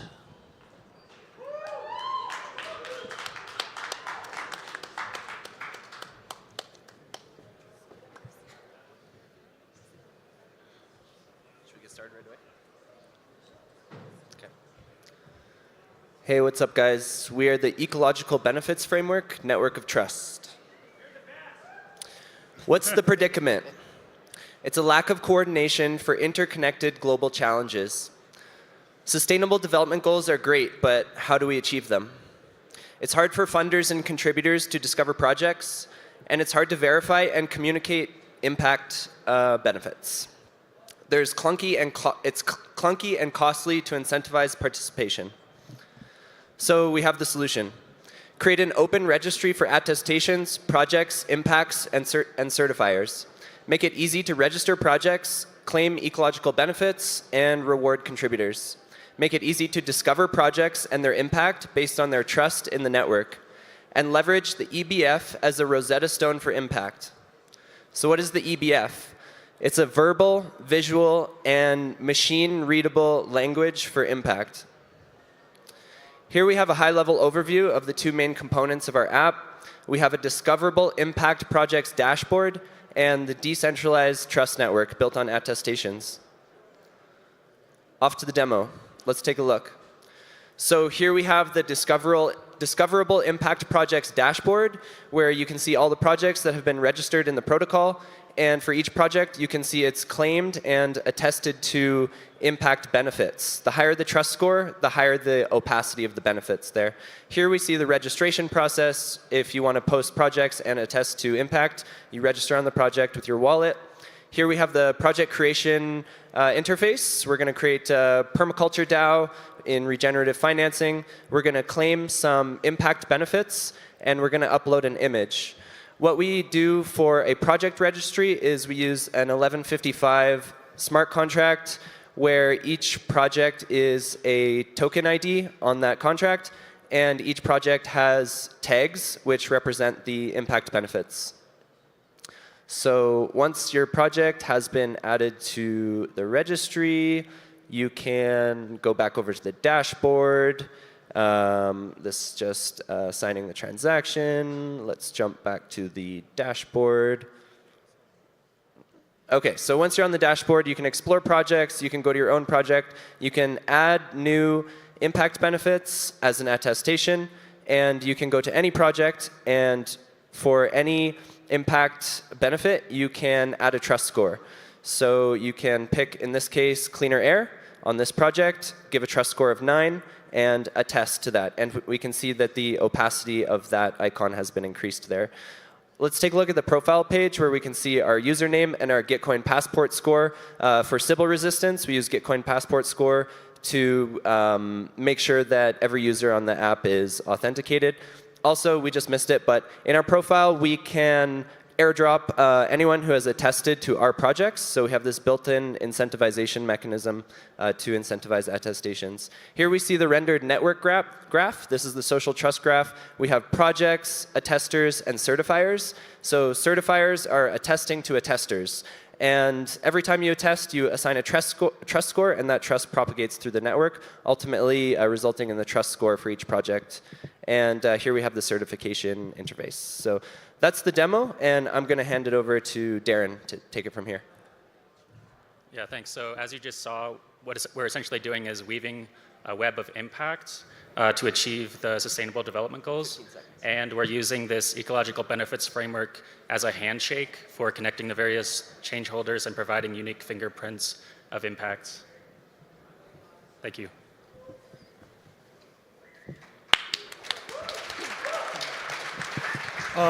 In terms of the Sybil resistance with Gitcoin passport, I'm just curious, what is the threshold that you're looking for there? Is there like a certain score or yeah? Yeah, it's recommended to use 20 for now, but we can add like a variable score, so each project can choose their like a minimum threshold for passport score. Yeah, and it was kind of just like something that was off the shelf that we could use, but this is something that like people could define their own criteria for different attestation, different certification levels. It's like an open system, so people could. This is just something that we use, but people could have other criteria based on like different attestations. Cool. So, are you using photos to prove this? How can you be sure that that photo in that place? I saw some photos over there. Photographs. Are you using this? How can I be sure that that photo is in that place? How can I be sure about that? Right. Yeah, so our solution would be good for that because it could be an attestation. So you can attest negative scores too. So someone could attest and say, hey, I went to this place, this image is fake. Or someone could go there and see it and attest, give a high trust score, and say, yep, this is indeed a real image. Could you think about some kind of, when you are like uploading this to get the localization of that, like a GPS localization? Yeah, I mean, it could be done through attestations as well. The attestation process is really general, so someone could attest to locations. Yeah, this can be good. I know it's hard to measure real-world impact, and I think there's other networks that have done this, like Regen, stuff like that. And I think having that social score is like the key for this. So just a comment there, I think great job. In terms of UI, I think the dashboard UI is not very traditional UI. So I think during the onboarding process, when you onboard somebody new, I think it will be really important to provide that context, especially I know if you go through submitting the project, then you will see all the icons, but as a new user going into the flow, I see all these icons, but I don't necessarily know exactly what that means. So I think onboarding will be really important process. Yeah, thanks. One of the things we wanted to do was integrate AI as a way for people to easily onboard and to navigate, because there's 6 main categories, but then there's like 250 other subcategories. So it's a rich kind of language, but we want to simplify it for people. It did seem like you guys built out a very extensive UI. What was that starter kit project you used? So basically, it's a bubble UI package. So I was just using that, and we have used scaffolding. All right. That's a wrap. Good build, guys. Good build. Thank you. Yeah, good work. Thank you. All right. Up next is Beefit. Because you can build out a huge problem. You can build out so much more. Aren't messing with UI so much.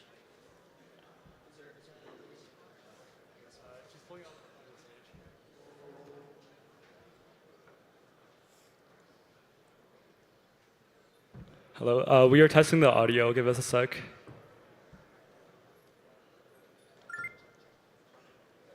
Okay, all good.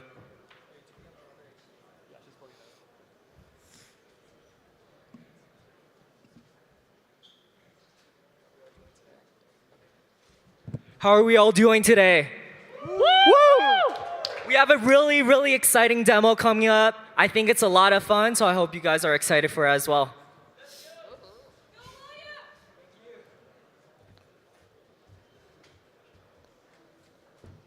We're just waiting for another HDMI cable for some context. Okay, perfect.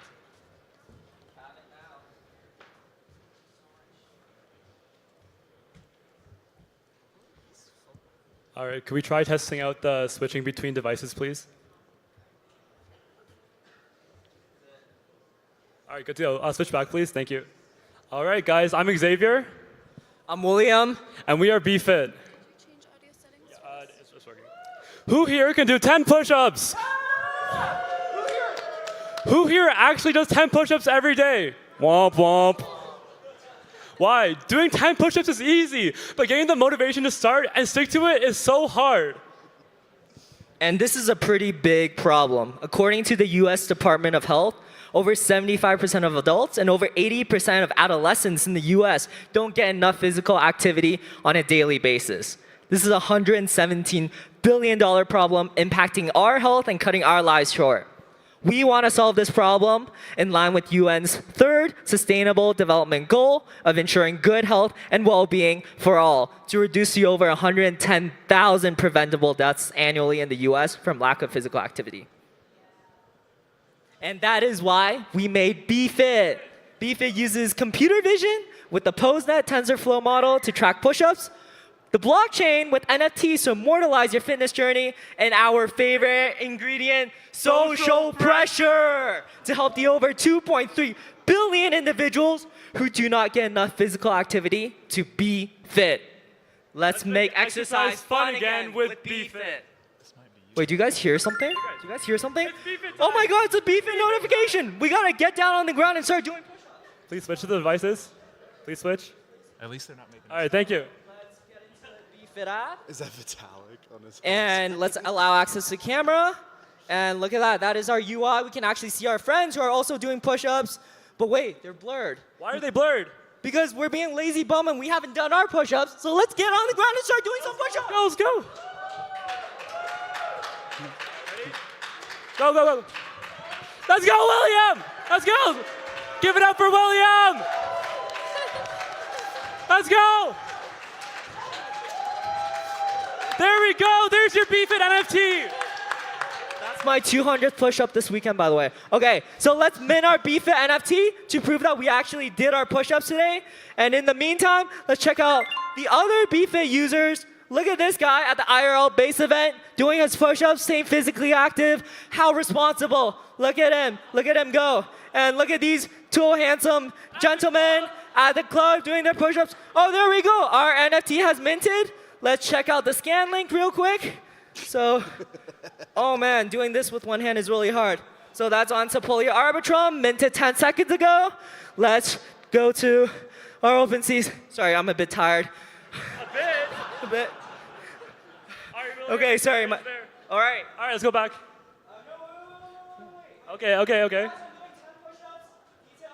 19 seconds ago, Arbitrum Sepolia to document and immortalize your fitness journey. Thank you. Switch back, please. Switch back. Switch back. We're almost done here, guys. Okay. So as you can see, we have done over 200 push-ups this weekend, and you can see our past months, the amount of physical activity we got. We have actually over 50 hackers and judges wanting to join our wait list to stay active. How awesome is that? In the future, we want to do things like streak NFTs. Stop. Okay, thank you. Thank you, guys. Any questions?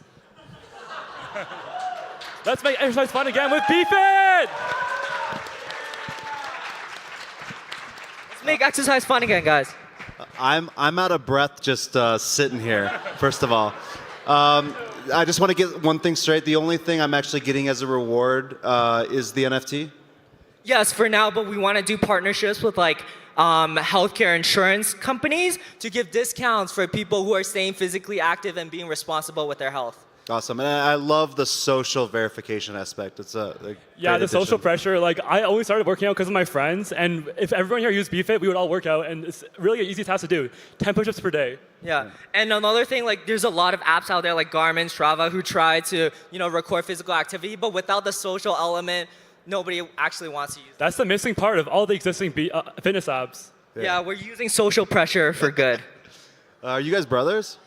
No, we're not, but we're students. Yeah. As a burpee guy, can I do a burpee? Yeah. All right. Not here, no. No.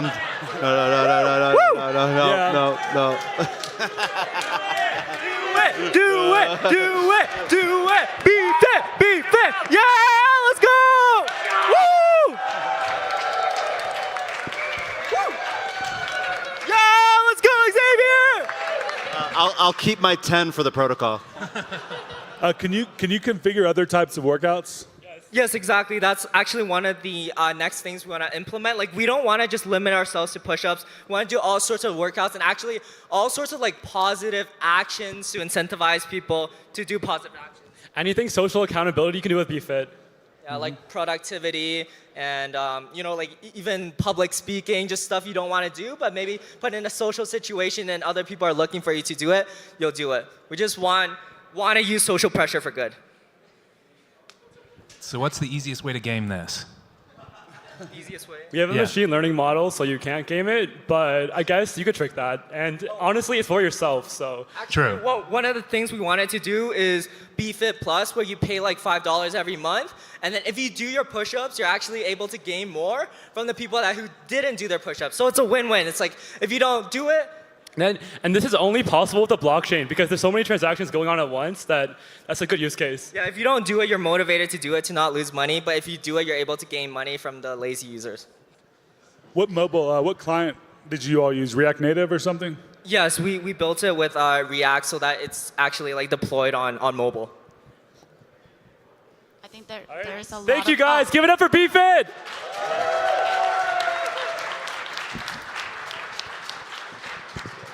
All right. We are running down into the last three. This is a bank for DAOs.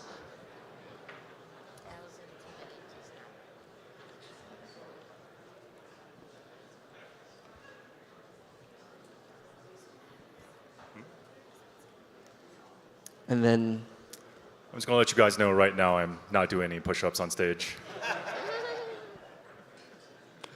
All right, good? I said the same thing. Hi, folks. I guess we're getting started. Hi, y'all. I'm Josh from Metagov, and I'm building a bank for DAOs. So right now, there are, let's say, two main kinds of DAOs out there in Web3. There are the really big DAOs like Uniswap, Maker, maybe Gitcoin. And there are like small DAOs like Spa DAO, Sauna DAO, Dinner DAO. Where are all the DAOs in between? Where are the small business DAOs? Where are the mom and pop DAOs? They don't really exist. There's very, very few of them. And part of the reason is because there's no real financial infrastructure in Web3 that actually solves their problem. Think about it. They're not going to take venture capital. They're not going to have a native token.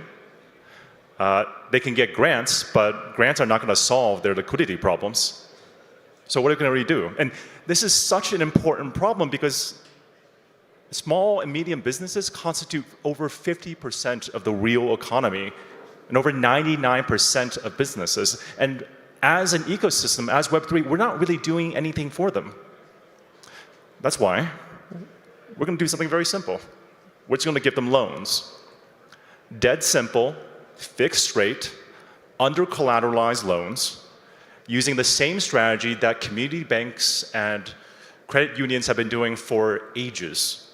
We're going to emphasize people, not protocols, not technology. The loans are going to be based on trust and reputation. And instead of trying to hyperscale, like a lot of protocols out there, we're going to focus on growing with the community of dev shops, food trucks, all those small service providers that make these kinds of events and this ecosystem possible. Plus, we actually sourced our very first loan at ETHDenver. Woo, that's right, supporting small business. So the borrower here is Open Source Observer. It's a small company spun out of Protocol Labs. They measure the impact of open source projects, and what will come up important later, they make money from Optimism Retro PGF grants. And that's Raymond over there, one of the founders. The lender is going to be Ethos, which is a project spun out of Metacartel.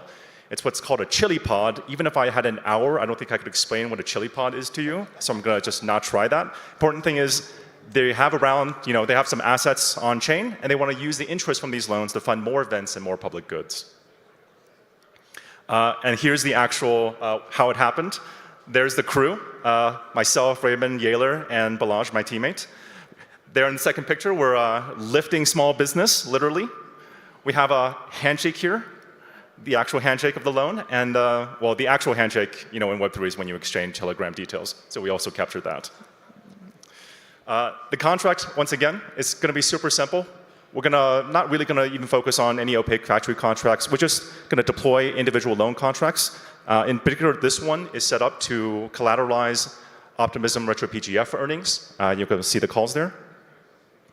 And at ETHDenver, we've been just going around knocking on as many doors as possible, and I think many of you recognize some of the people here. The goal here is we're a community bank, and we're going to succeed or fail based on how much support we can find from the community. And I think we found a lot of support up to now. And that's pretty much it. The public letter is online at A Bank for DAOs. You can build it with us at joshua.community. And I'll just say today might be the last day I get to say the word bank because my lawyer friends told me this is definitely a no-no. All right, thank you very much.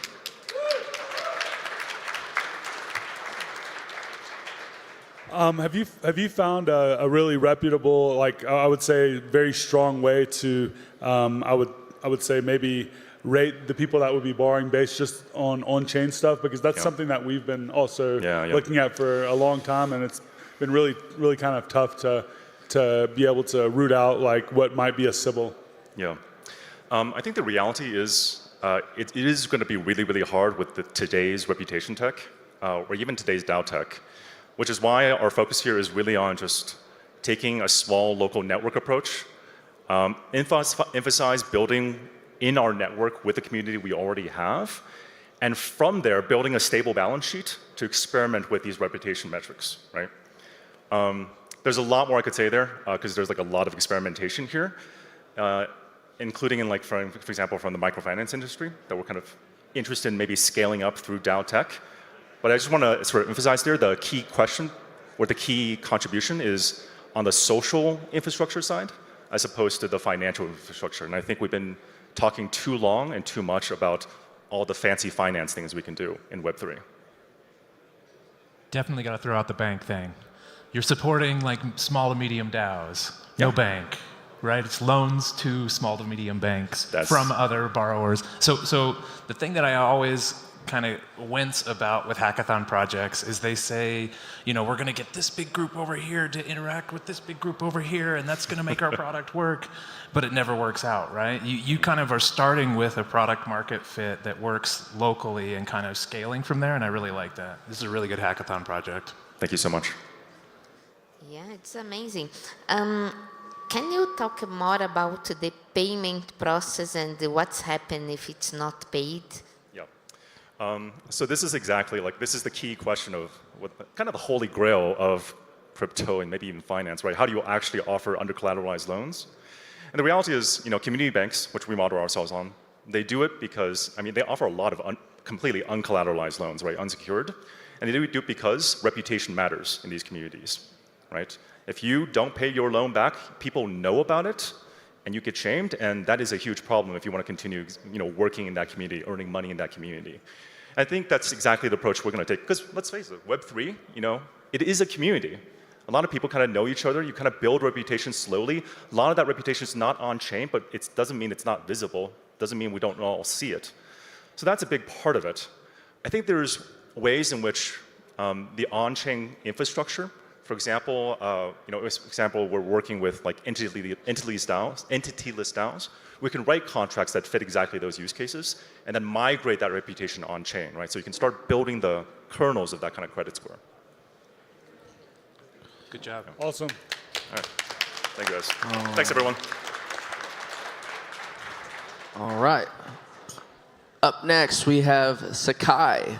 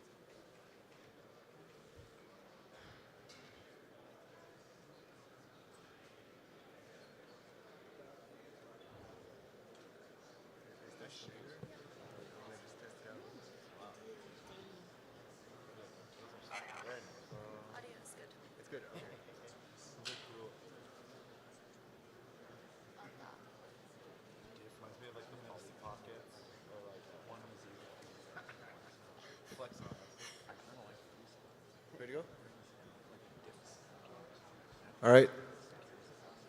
Hey everyone, my name is Kaiser and I'm excited to introduce Sekai, an AI-driven interactive story building platform. The problems we've identified are 1, current media currently incentivizes passive consumption over emotional resonance. 2, the creator space is high effort and low ROI, leading to user relationships dominated by spectatorship over collaboration. Our solutions for these 3 problems are 1, community agency through interactivity, 2, democratizing creativity through AI-generated content, and 3, personalized ownership experience through ownership enabled by Web3. The technologies we leverage to enable this is 1, story protocol for IP licensing, 2, a FriendTech-inspired social fi model, 3, AI-generated content to allow anyone to create, and 3, composable web blocks as the foundation that ties all of this together. So for the story protocol and social fi, we use something called Sekai keys, ranging from world keys to character keys. Next, our core technology that we created is called panels, a new medium for content consumption. Here, panels recontextualize interactive web experiences as their own form of content. They're composable and easily built. Now let's move on to the demo.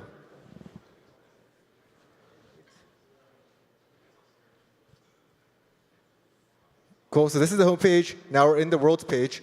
Here we'll go into Azuki as a world. These are the stories in Azuki. So you can see these are the characters inside Azuki that are considered canon. The community would vote on which characters or stories are canon, and you can acquire a key to create a story within this world.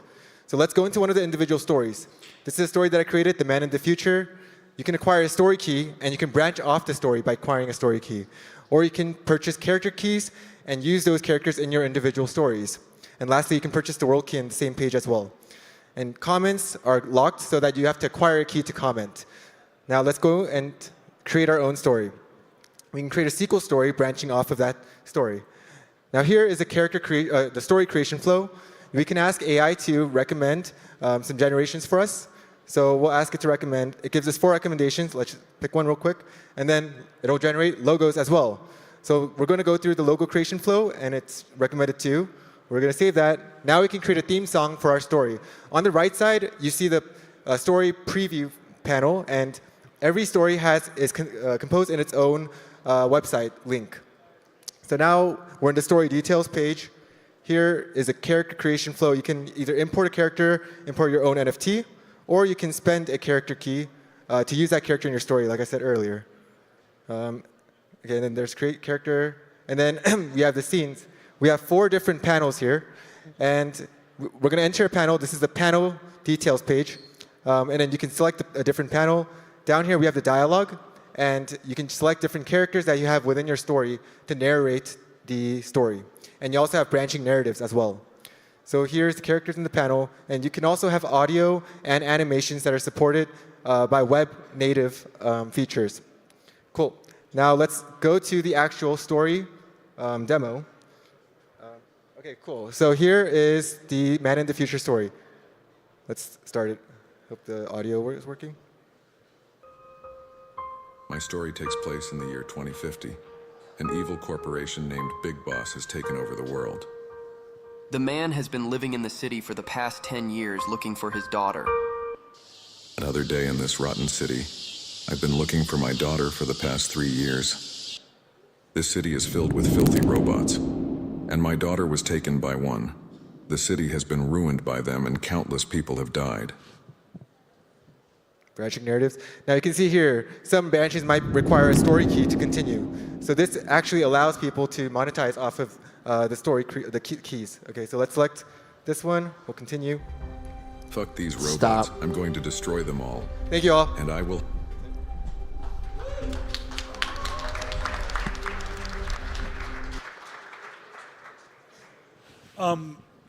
Really cool app. What are you using on the back end to store all of this information, and what's on chain, what's off chain?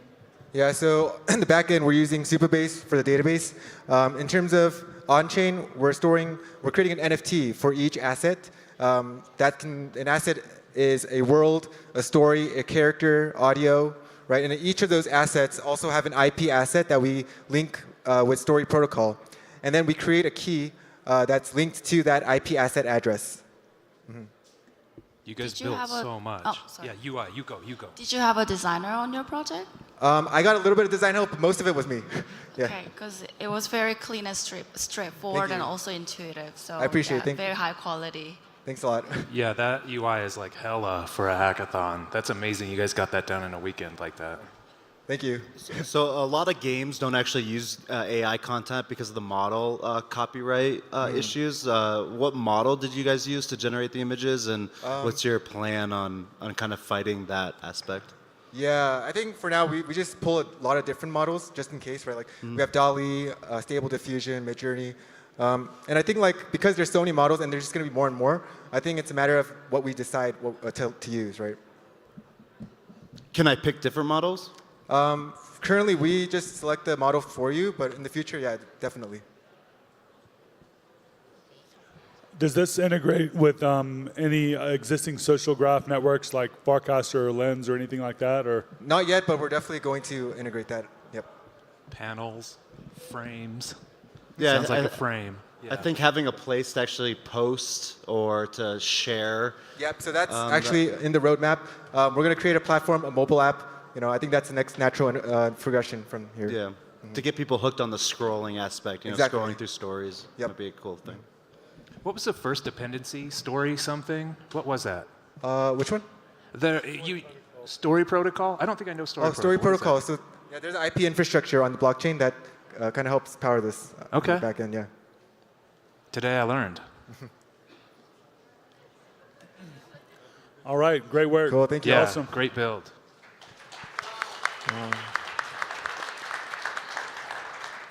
All right, this is our last presentation. This is Tribun.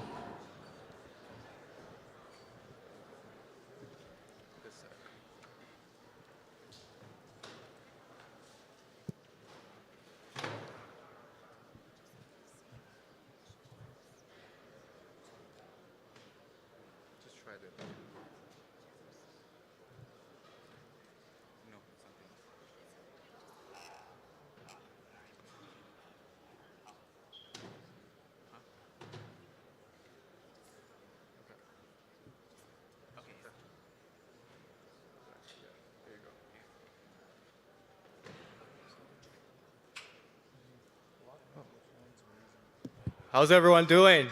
Last one. Let's get through this. All right. So we're Tribun, and we elevate governance with clarity. Who are we? I'm David. This is Uday. We're from Blockchain at USC, and we've been a optimism delegate for almost 2 years. And this is the common problem at any governance ecosystem, which is voter apathy.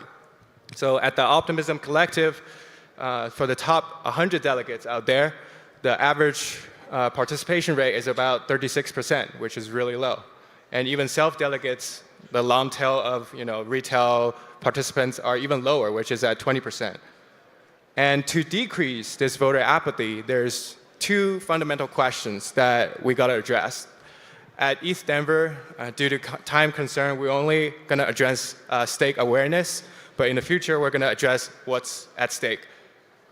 So from conversation with Liquid Ventures, VCs, professional delegates like GFX, and many other university blockchain clubs, we realized that they have stakes, but they are not aware of them.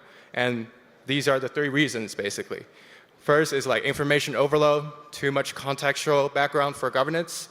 Second is low bandwidth. Like there's not much time to manage every single tokens out there and then even look at their governance proposals. Third is there's just purely silos in governance tooling. And this is our solution, Tribun. We provide user-defined alerts on we provide user-defined alerts on proposals that users subscribe to. We also provide accurate proposal summaries, and then it's all under Telegram mini app. And I'll let Uday to take over the demo. Hi there. So this is Tribun on Telegram, and this is our bot. So let's just say you are browsing the protocols. Here we are aggregating all the protocols which have active proposals in them. So we can just go to the active tab, and these are all the protocols. So let's just say you want to go with Aveguchi, you go over there. And here, you can subscribe to the protocol like this. And then whenever Aveguchi uploads new protocols, you will be the first to receive them. Yeah. So let's just say you go to first proposal. Here, you will be able to see how many days are left. There will be a voting button, as well as what are the current stats. Moreover, professional VCs, delegates, and hedge funds, they do not have time. So we present AI-generated summaries here. The Vote Now button takes you to the page of Snapshot where the actual proposal is posted on, and you can just connect your wallet and vote over there. Yeah. And once you're subscribed to a protocol, you will be able to see under your subscription tab. Moreover, let's just say we go to the edit settings part, and you want to receive this email alerts you can set a frequency basically of 24 hours, 72 hours, or 7 days. Let's just say we go for 72 hours, and we want them on email as well as on Telegram. Yeah. And since we have already added an email over here, yeah. So let's just send a test alert. Okay. So the alerts have been sent. Let's go back, and this is what the alert will look like.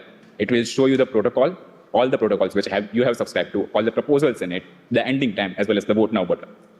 Yeah. Similarly, you will also be presented with the same types of things on your email as well. So yeah, so you can never miss out on any of the proposals which are active. And so yeah, this was Tribun on Telegram. All right, so for future roadmap, we're going to complete the Telegram features to just address stake awareness, and then we're also going to address what's at stake for crypto consumers. And these are just a few demos, mock-up on Figma that we created, some Warcast frames regarding governance onboarding for regular consumers. But that's it, and we are Tribun. We elevate governance with clarity.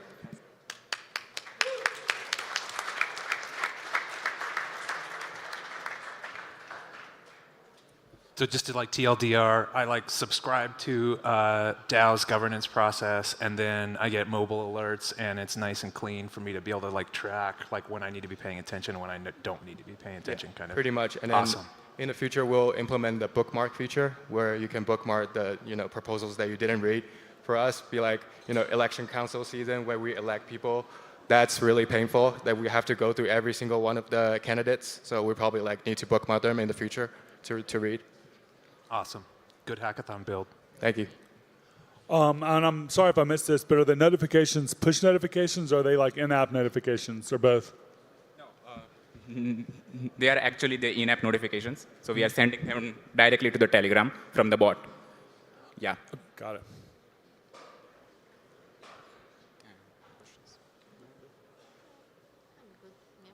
All right, I think that's all the questions. Awesome work. Good project. Important, keep hacking. Keep building. Yeah. Go Bears. All right. Well, that is a wrap. That is the top 15 projects of ETHDenver 2024. What we're going to do now is the judges are going to get up. They're going to go backstage. They're going to deliberate a little bit, and they're going to figure out and pick their top pick for ETHDenver 2025. While they're doing that, DevFolio is going to come up, and they're going to do a quick presentation on the quadratic voting. So if you were here when we started, we have 1 million spork up and available for anyone that participated in the Biddle-a-thon. So if you did not participate in the community judging fair that happened this morning, you can still go online on DevFolio, and they're going to show you how that all works. That's going to be open for the next 2 or 3 days. So that way everyone that was doing something else has the opportunity to go in and vote, check out the cool projects that all the builders worked on. And then after that, Griff's going to come up and do some Q&A, because we just want to hear about how you guys enjoyed ETHDenver. So first I'm just going to have Kelvin come up from DevFolio. So if you guys, Kelvin and Preet, if you want to come on up. They're going to talk about quadratic voting. There we go. All right. By the way, we're going to showcase quadratic voting, but for those of you who already know what's up, the first person to start and finish quadratic voting during the duration of this presentation gets this pretty neat sweatshirt. And yeah, like, if you know, you know. Soon you will, but we're going to check the attestations. All right. So first up, as you all know, my name is ETHDenver from DevFolio, and I'm Preet. All right. And yeah, since we were asked to stall, perhaps I thought that look at some interesting stuff that I came across. I think the city's really trying to tell me something, but I had a good time hosting my first restaurant week as well, among other things this weekend. But diving right into it, let's talk about quadratic voting.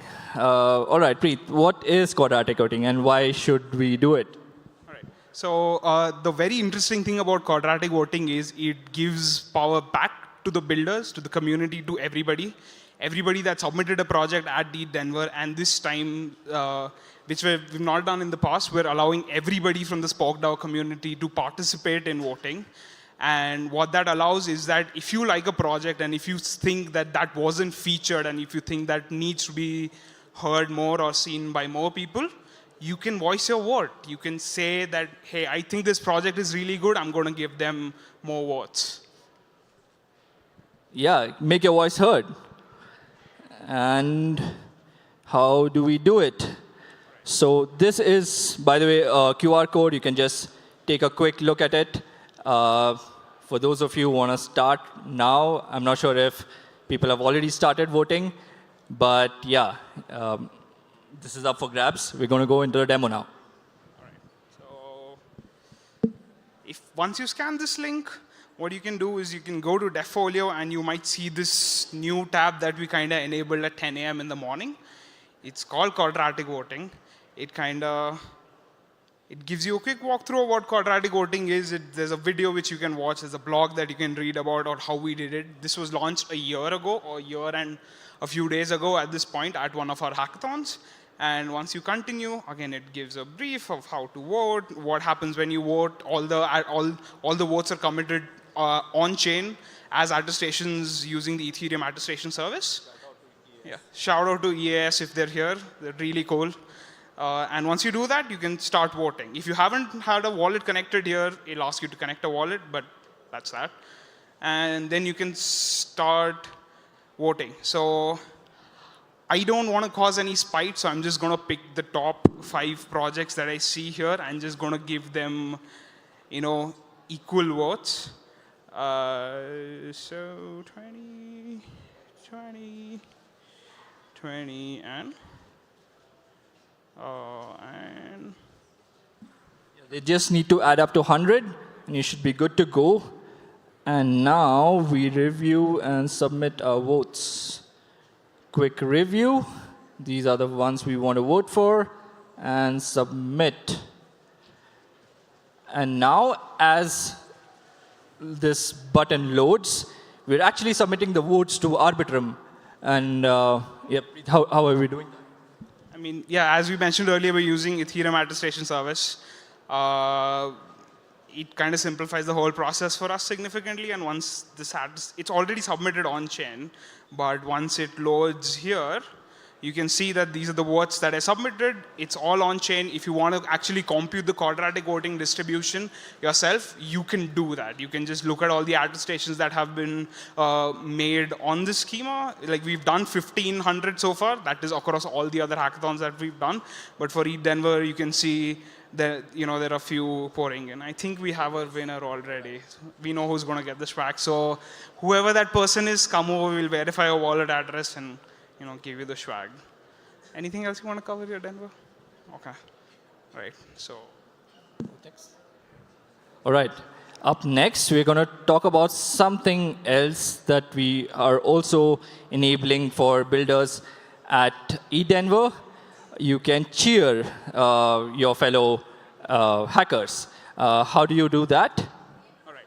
So once you voted, and the voting lasts till Wednesday, so it's a 72-hour voting period. But what if you want to, support your projects after that? What if you find something a year later that you found really useful, maybe one of the top 15 projects, and you just want to give them a thank you? Cheer is built specifically for that. So the way Cheer works is that, okay, let me go back. Okay. Okay, so the way Cheer works is that any project at ETHDenver, what you can do is if you like them, what you can do is you can send a cheer to them. So, all right. So there are 4 types of cheers there are 4 types of stickers. There are 4 types of stickers that are available in Cheer. You have good job, you have rooting for you, keep shipping, and of course, never stop building. So each of them have different ETH values. And I am, for the purposes of this demo, going to give a good job to Bit Bounty. So once I do that, I kind of have to link my wallet. Oh, that's a bug. OK. So once we figure what that bug was, you can give a comment to that project. This comment is also stored on-chain, so it's permanently preserved. And once you do that, you just cheer for the project. So if my MetaMask does its thing, okay, did its thing. Yeah, more than the cheers itself, what's really cool is that this is on-chain, and the message is also on-chain. So somehow, after you finish with everything ETHDenver, and you go and you somehow get Vitalik to cheer for you, I mean, that's going to be big, right? Vitalik's going to cheer for you on-chain, and that's going to probably mean something, right? So that's why we built it. And yeah, hope you all have a good time quadratic voting and cheering. That's it. All right. Thank you. And never stop building. So, all right. Thank you.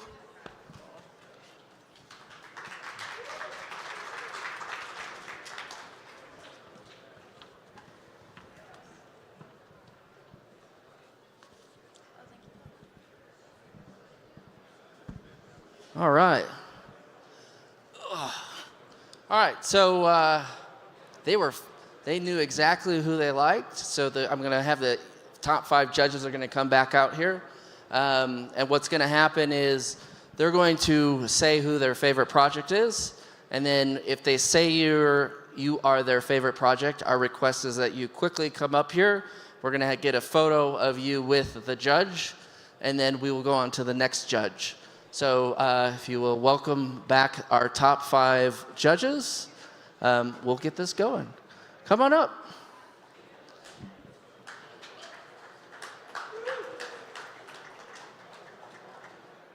All right. Yep. You want to go first, Casey? All right. After deliberation and lots of consideration, I would love if the team from Odin would come up here and accept their winning.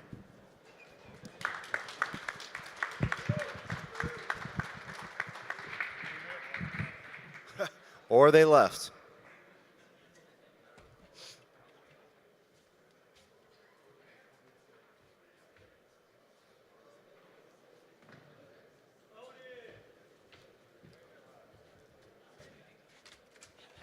Odin?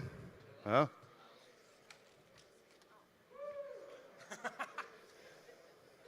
That's the way it goes, I guess.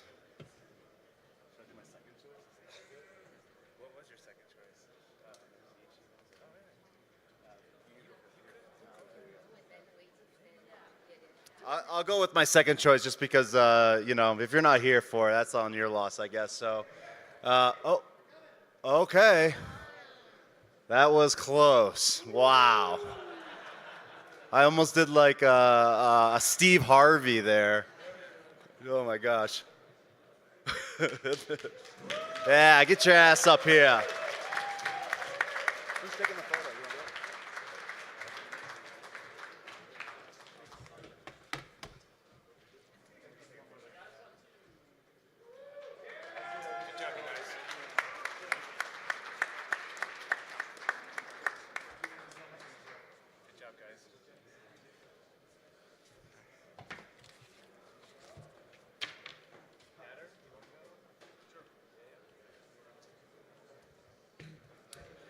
All right, yeah, all those were really awesome, and we did have a hard time choosing, honestly, for real. But for me, I chose honey paws because I feel like it really is solving a really, you know, important problem, and I think it'll hopefully save a lot of people a lot of money and jobs and everything in the future. So we'll see.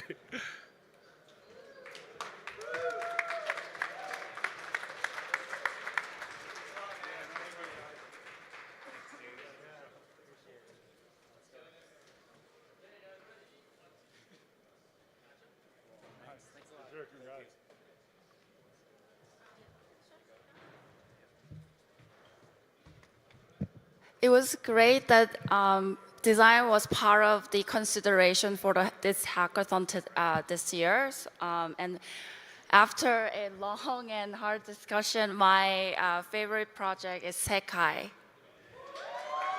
They had a very well-designed, intuitive, fully built-out user experience and designs. Yeah, great.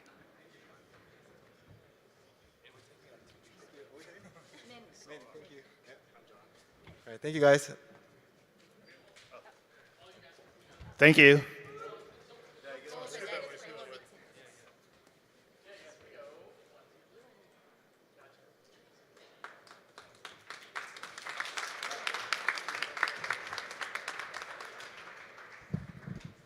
So I am an active person. I love to do exercise, and so imagine what I choose. So Beefit, come to the stage now.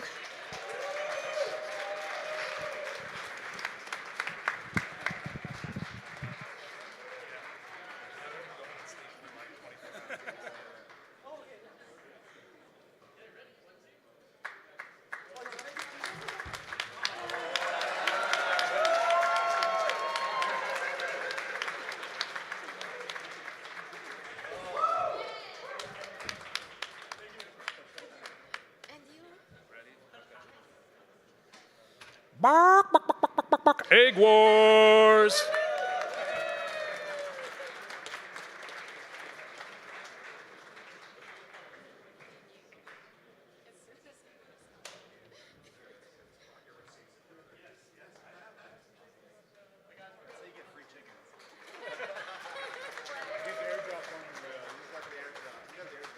Yeah. I think we're good. What, do we go this way?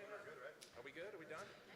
Thanks, dude. Awesome. Thank you guys so much. We really appreciate it. Awesome submissions this year. And I'll see you guys next year.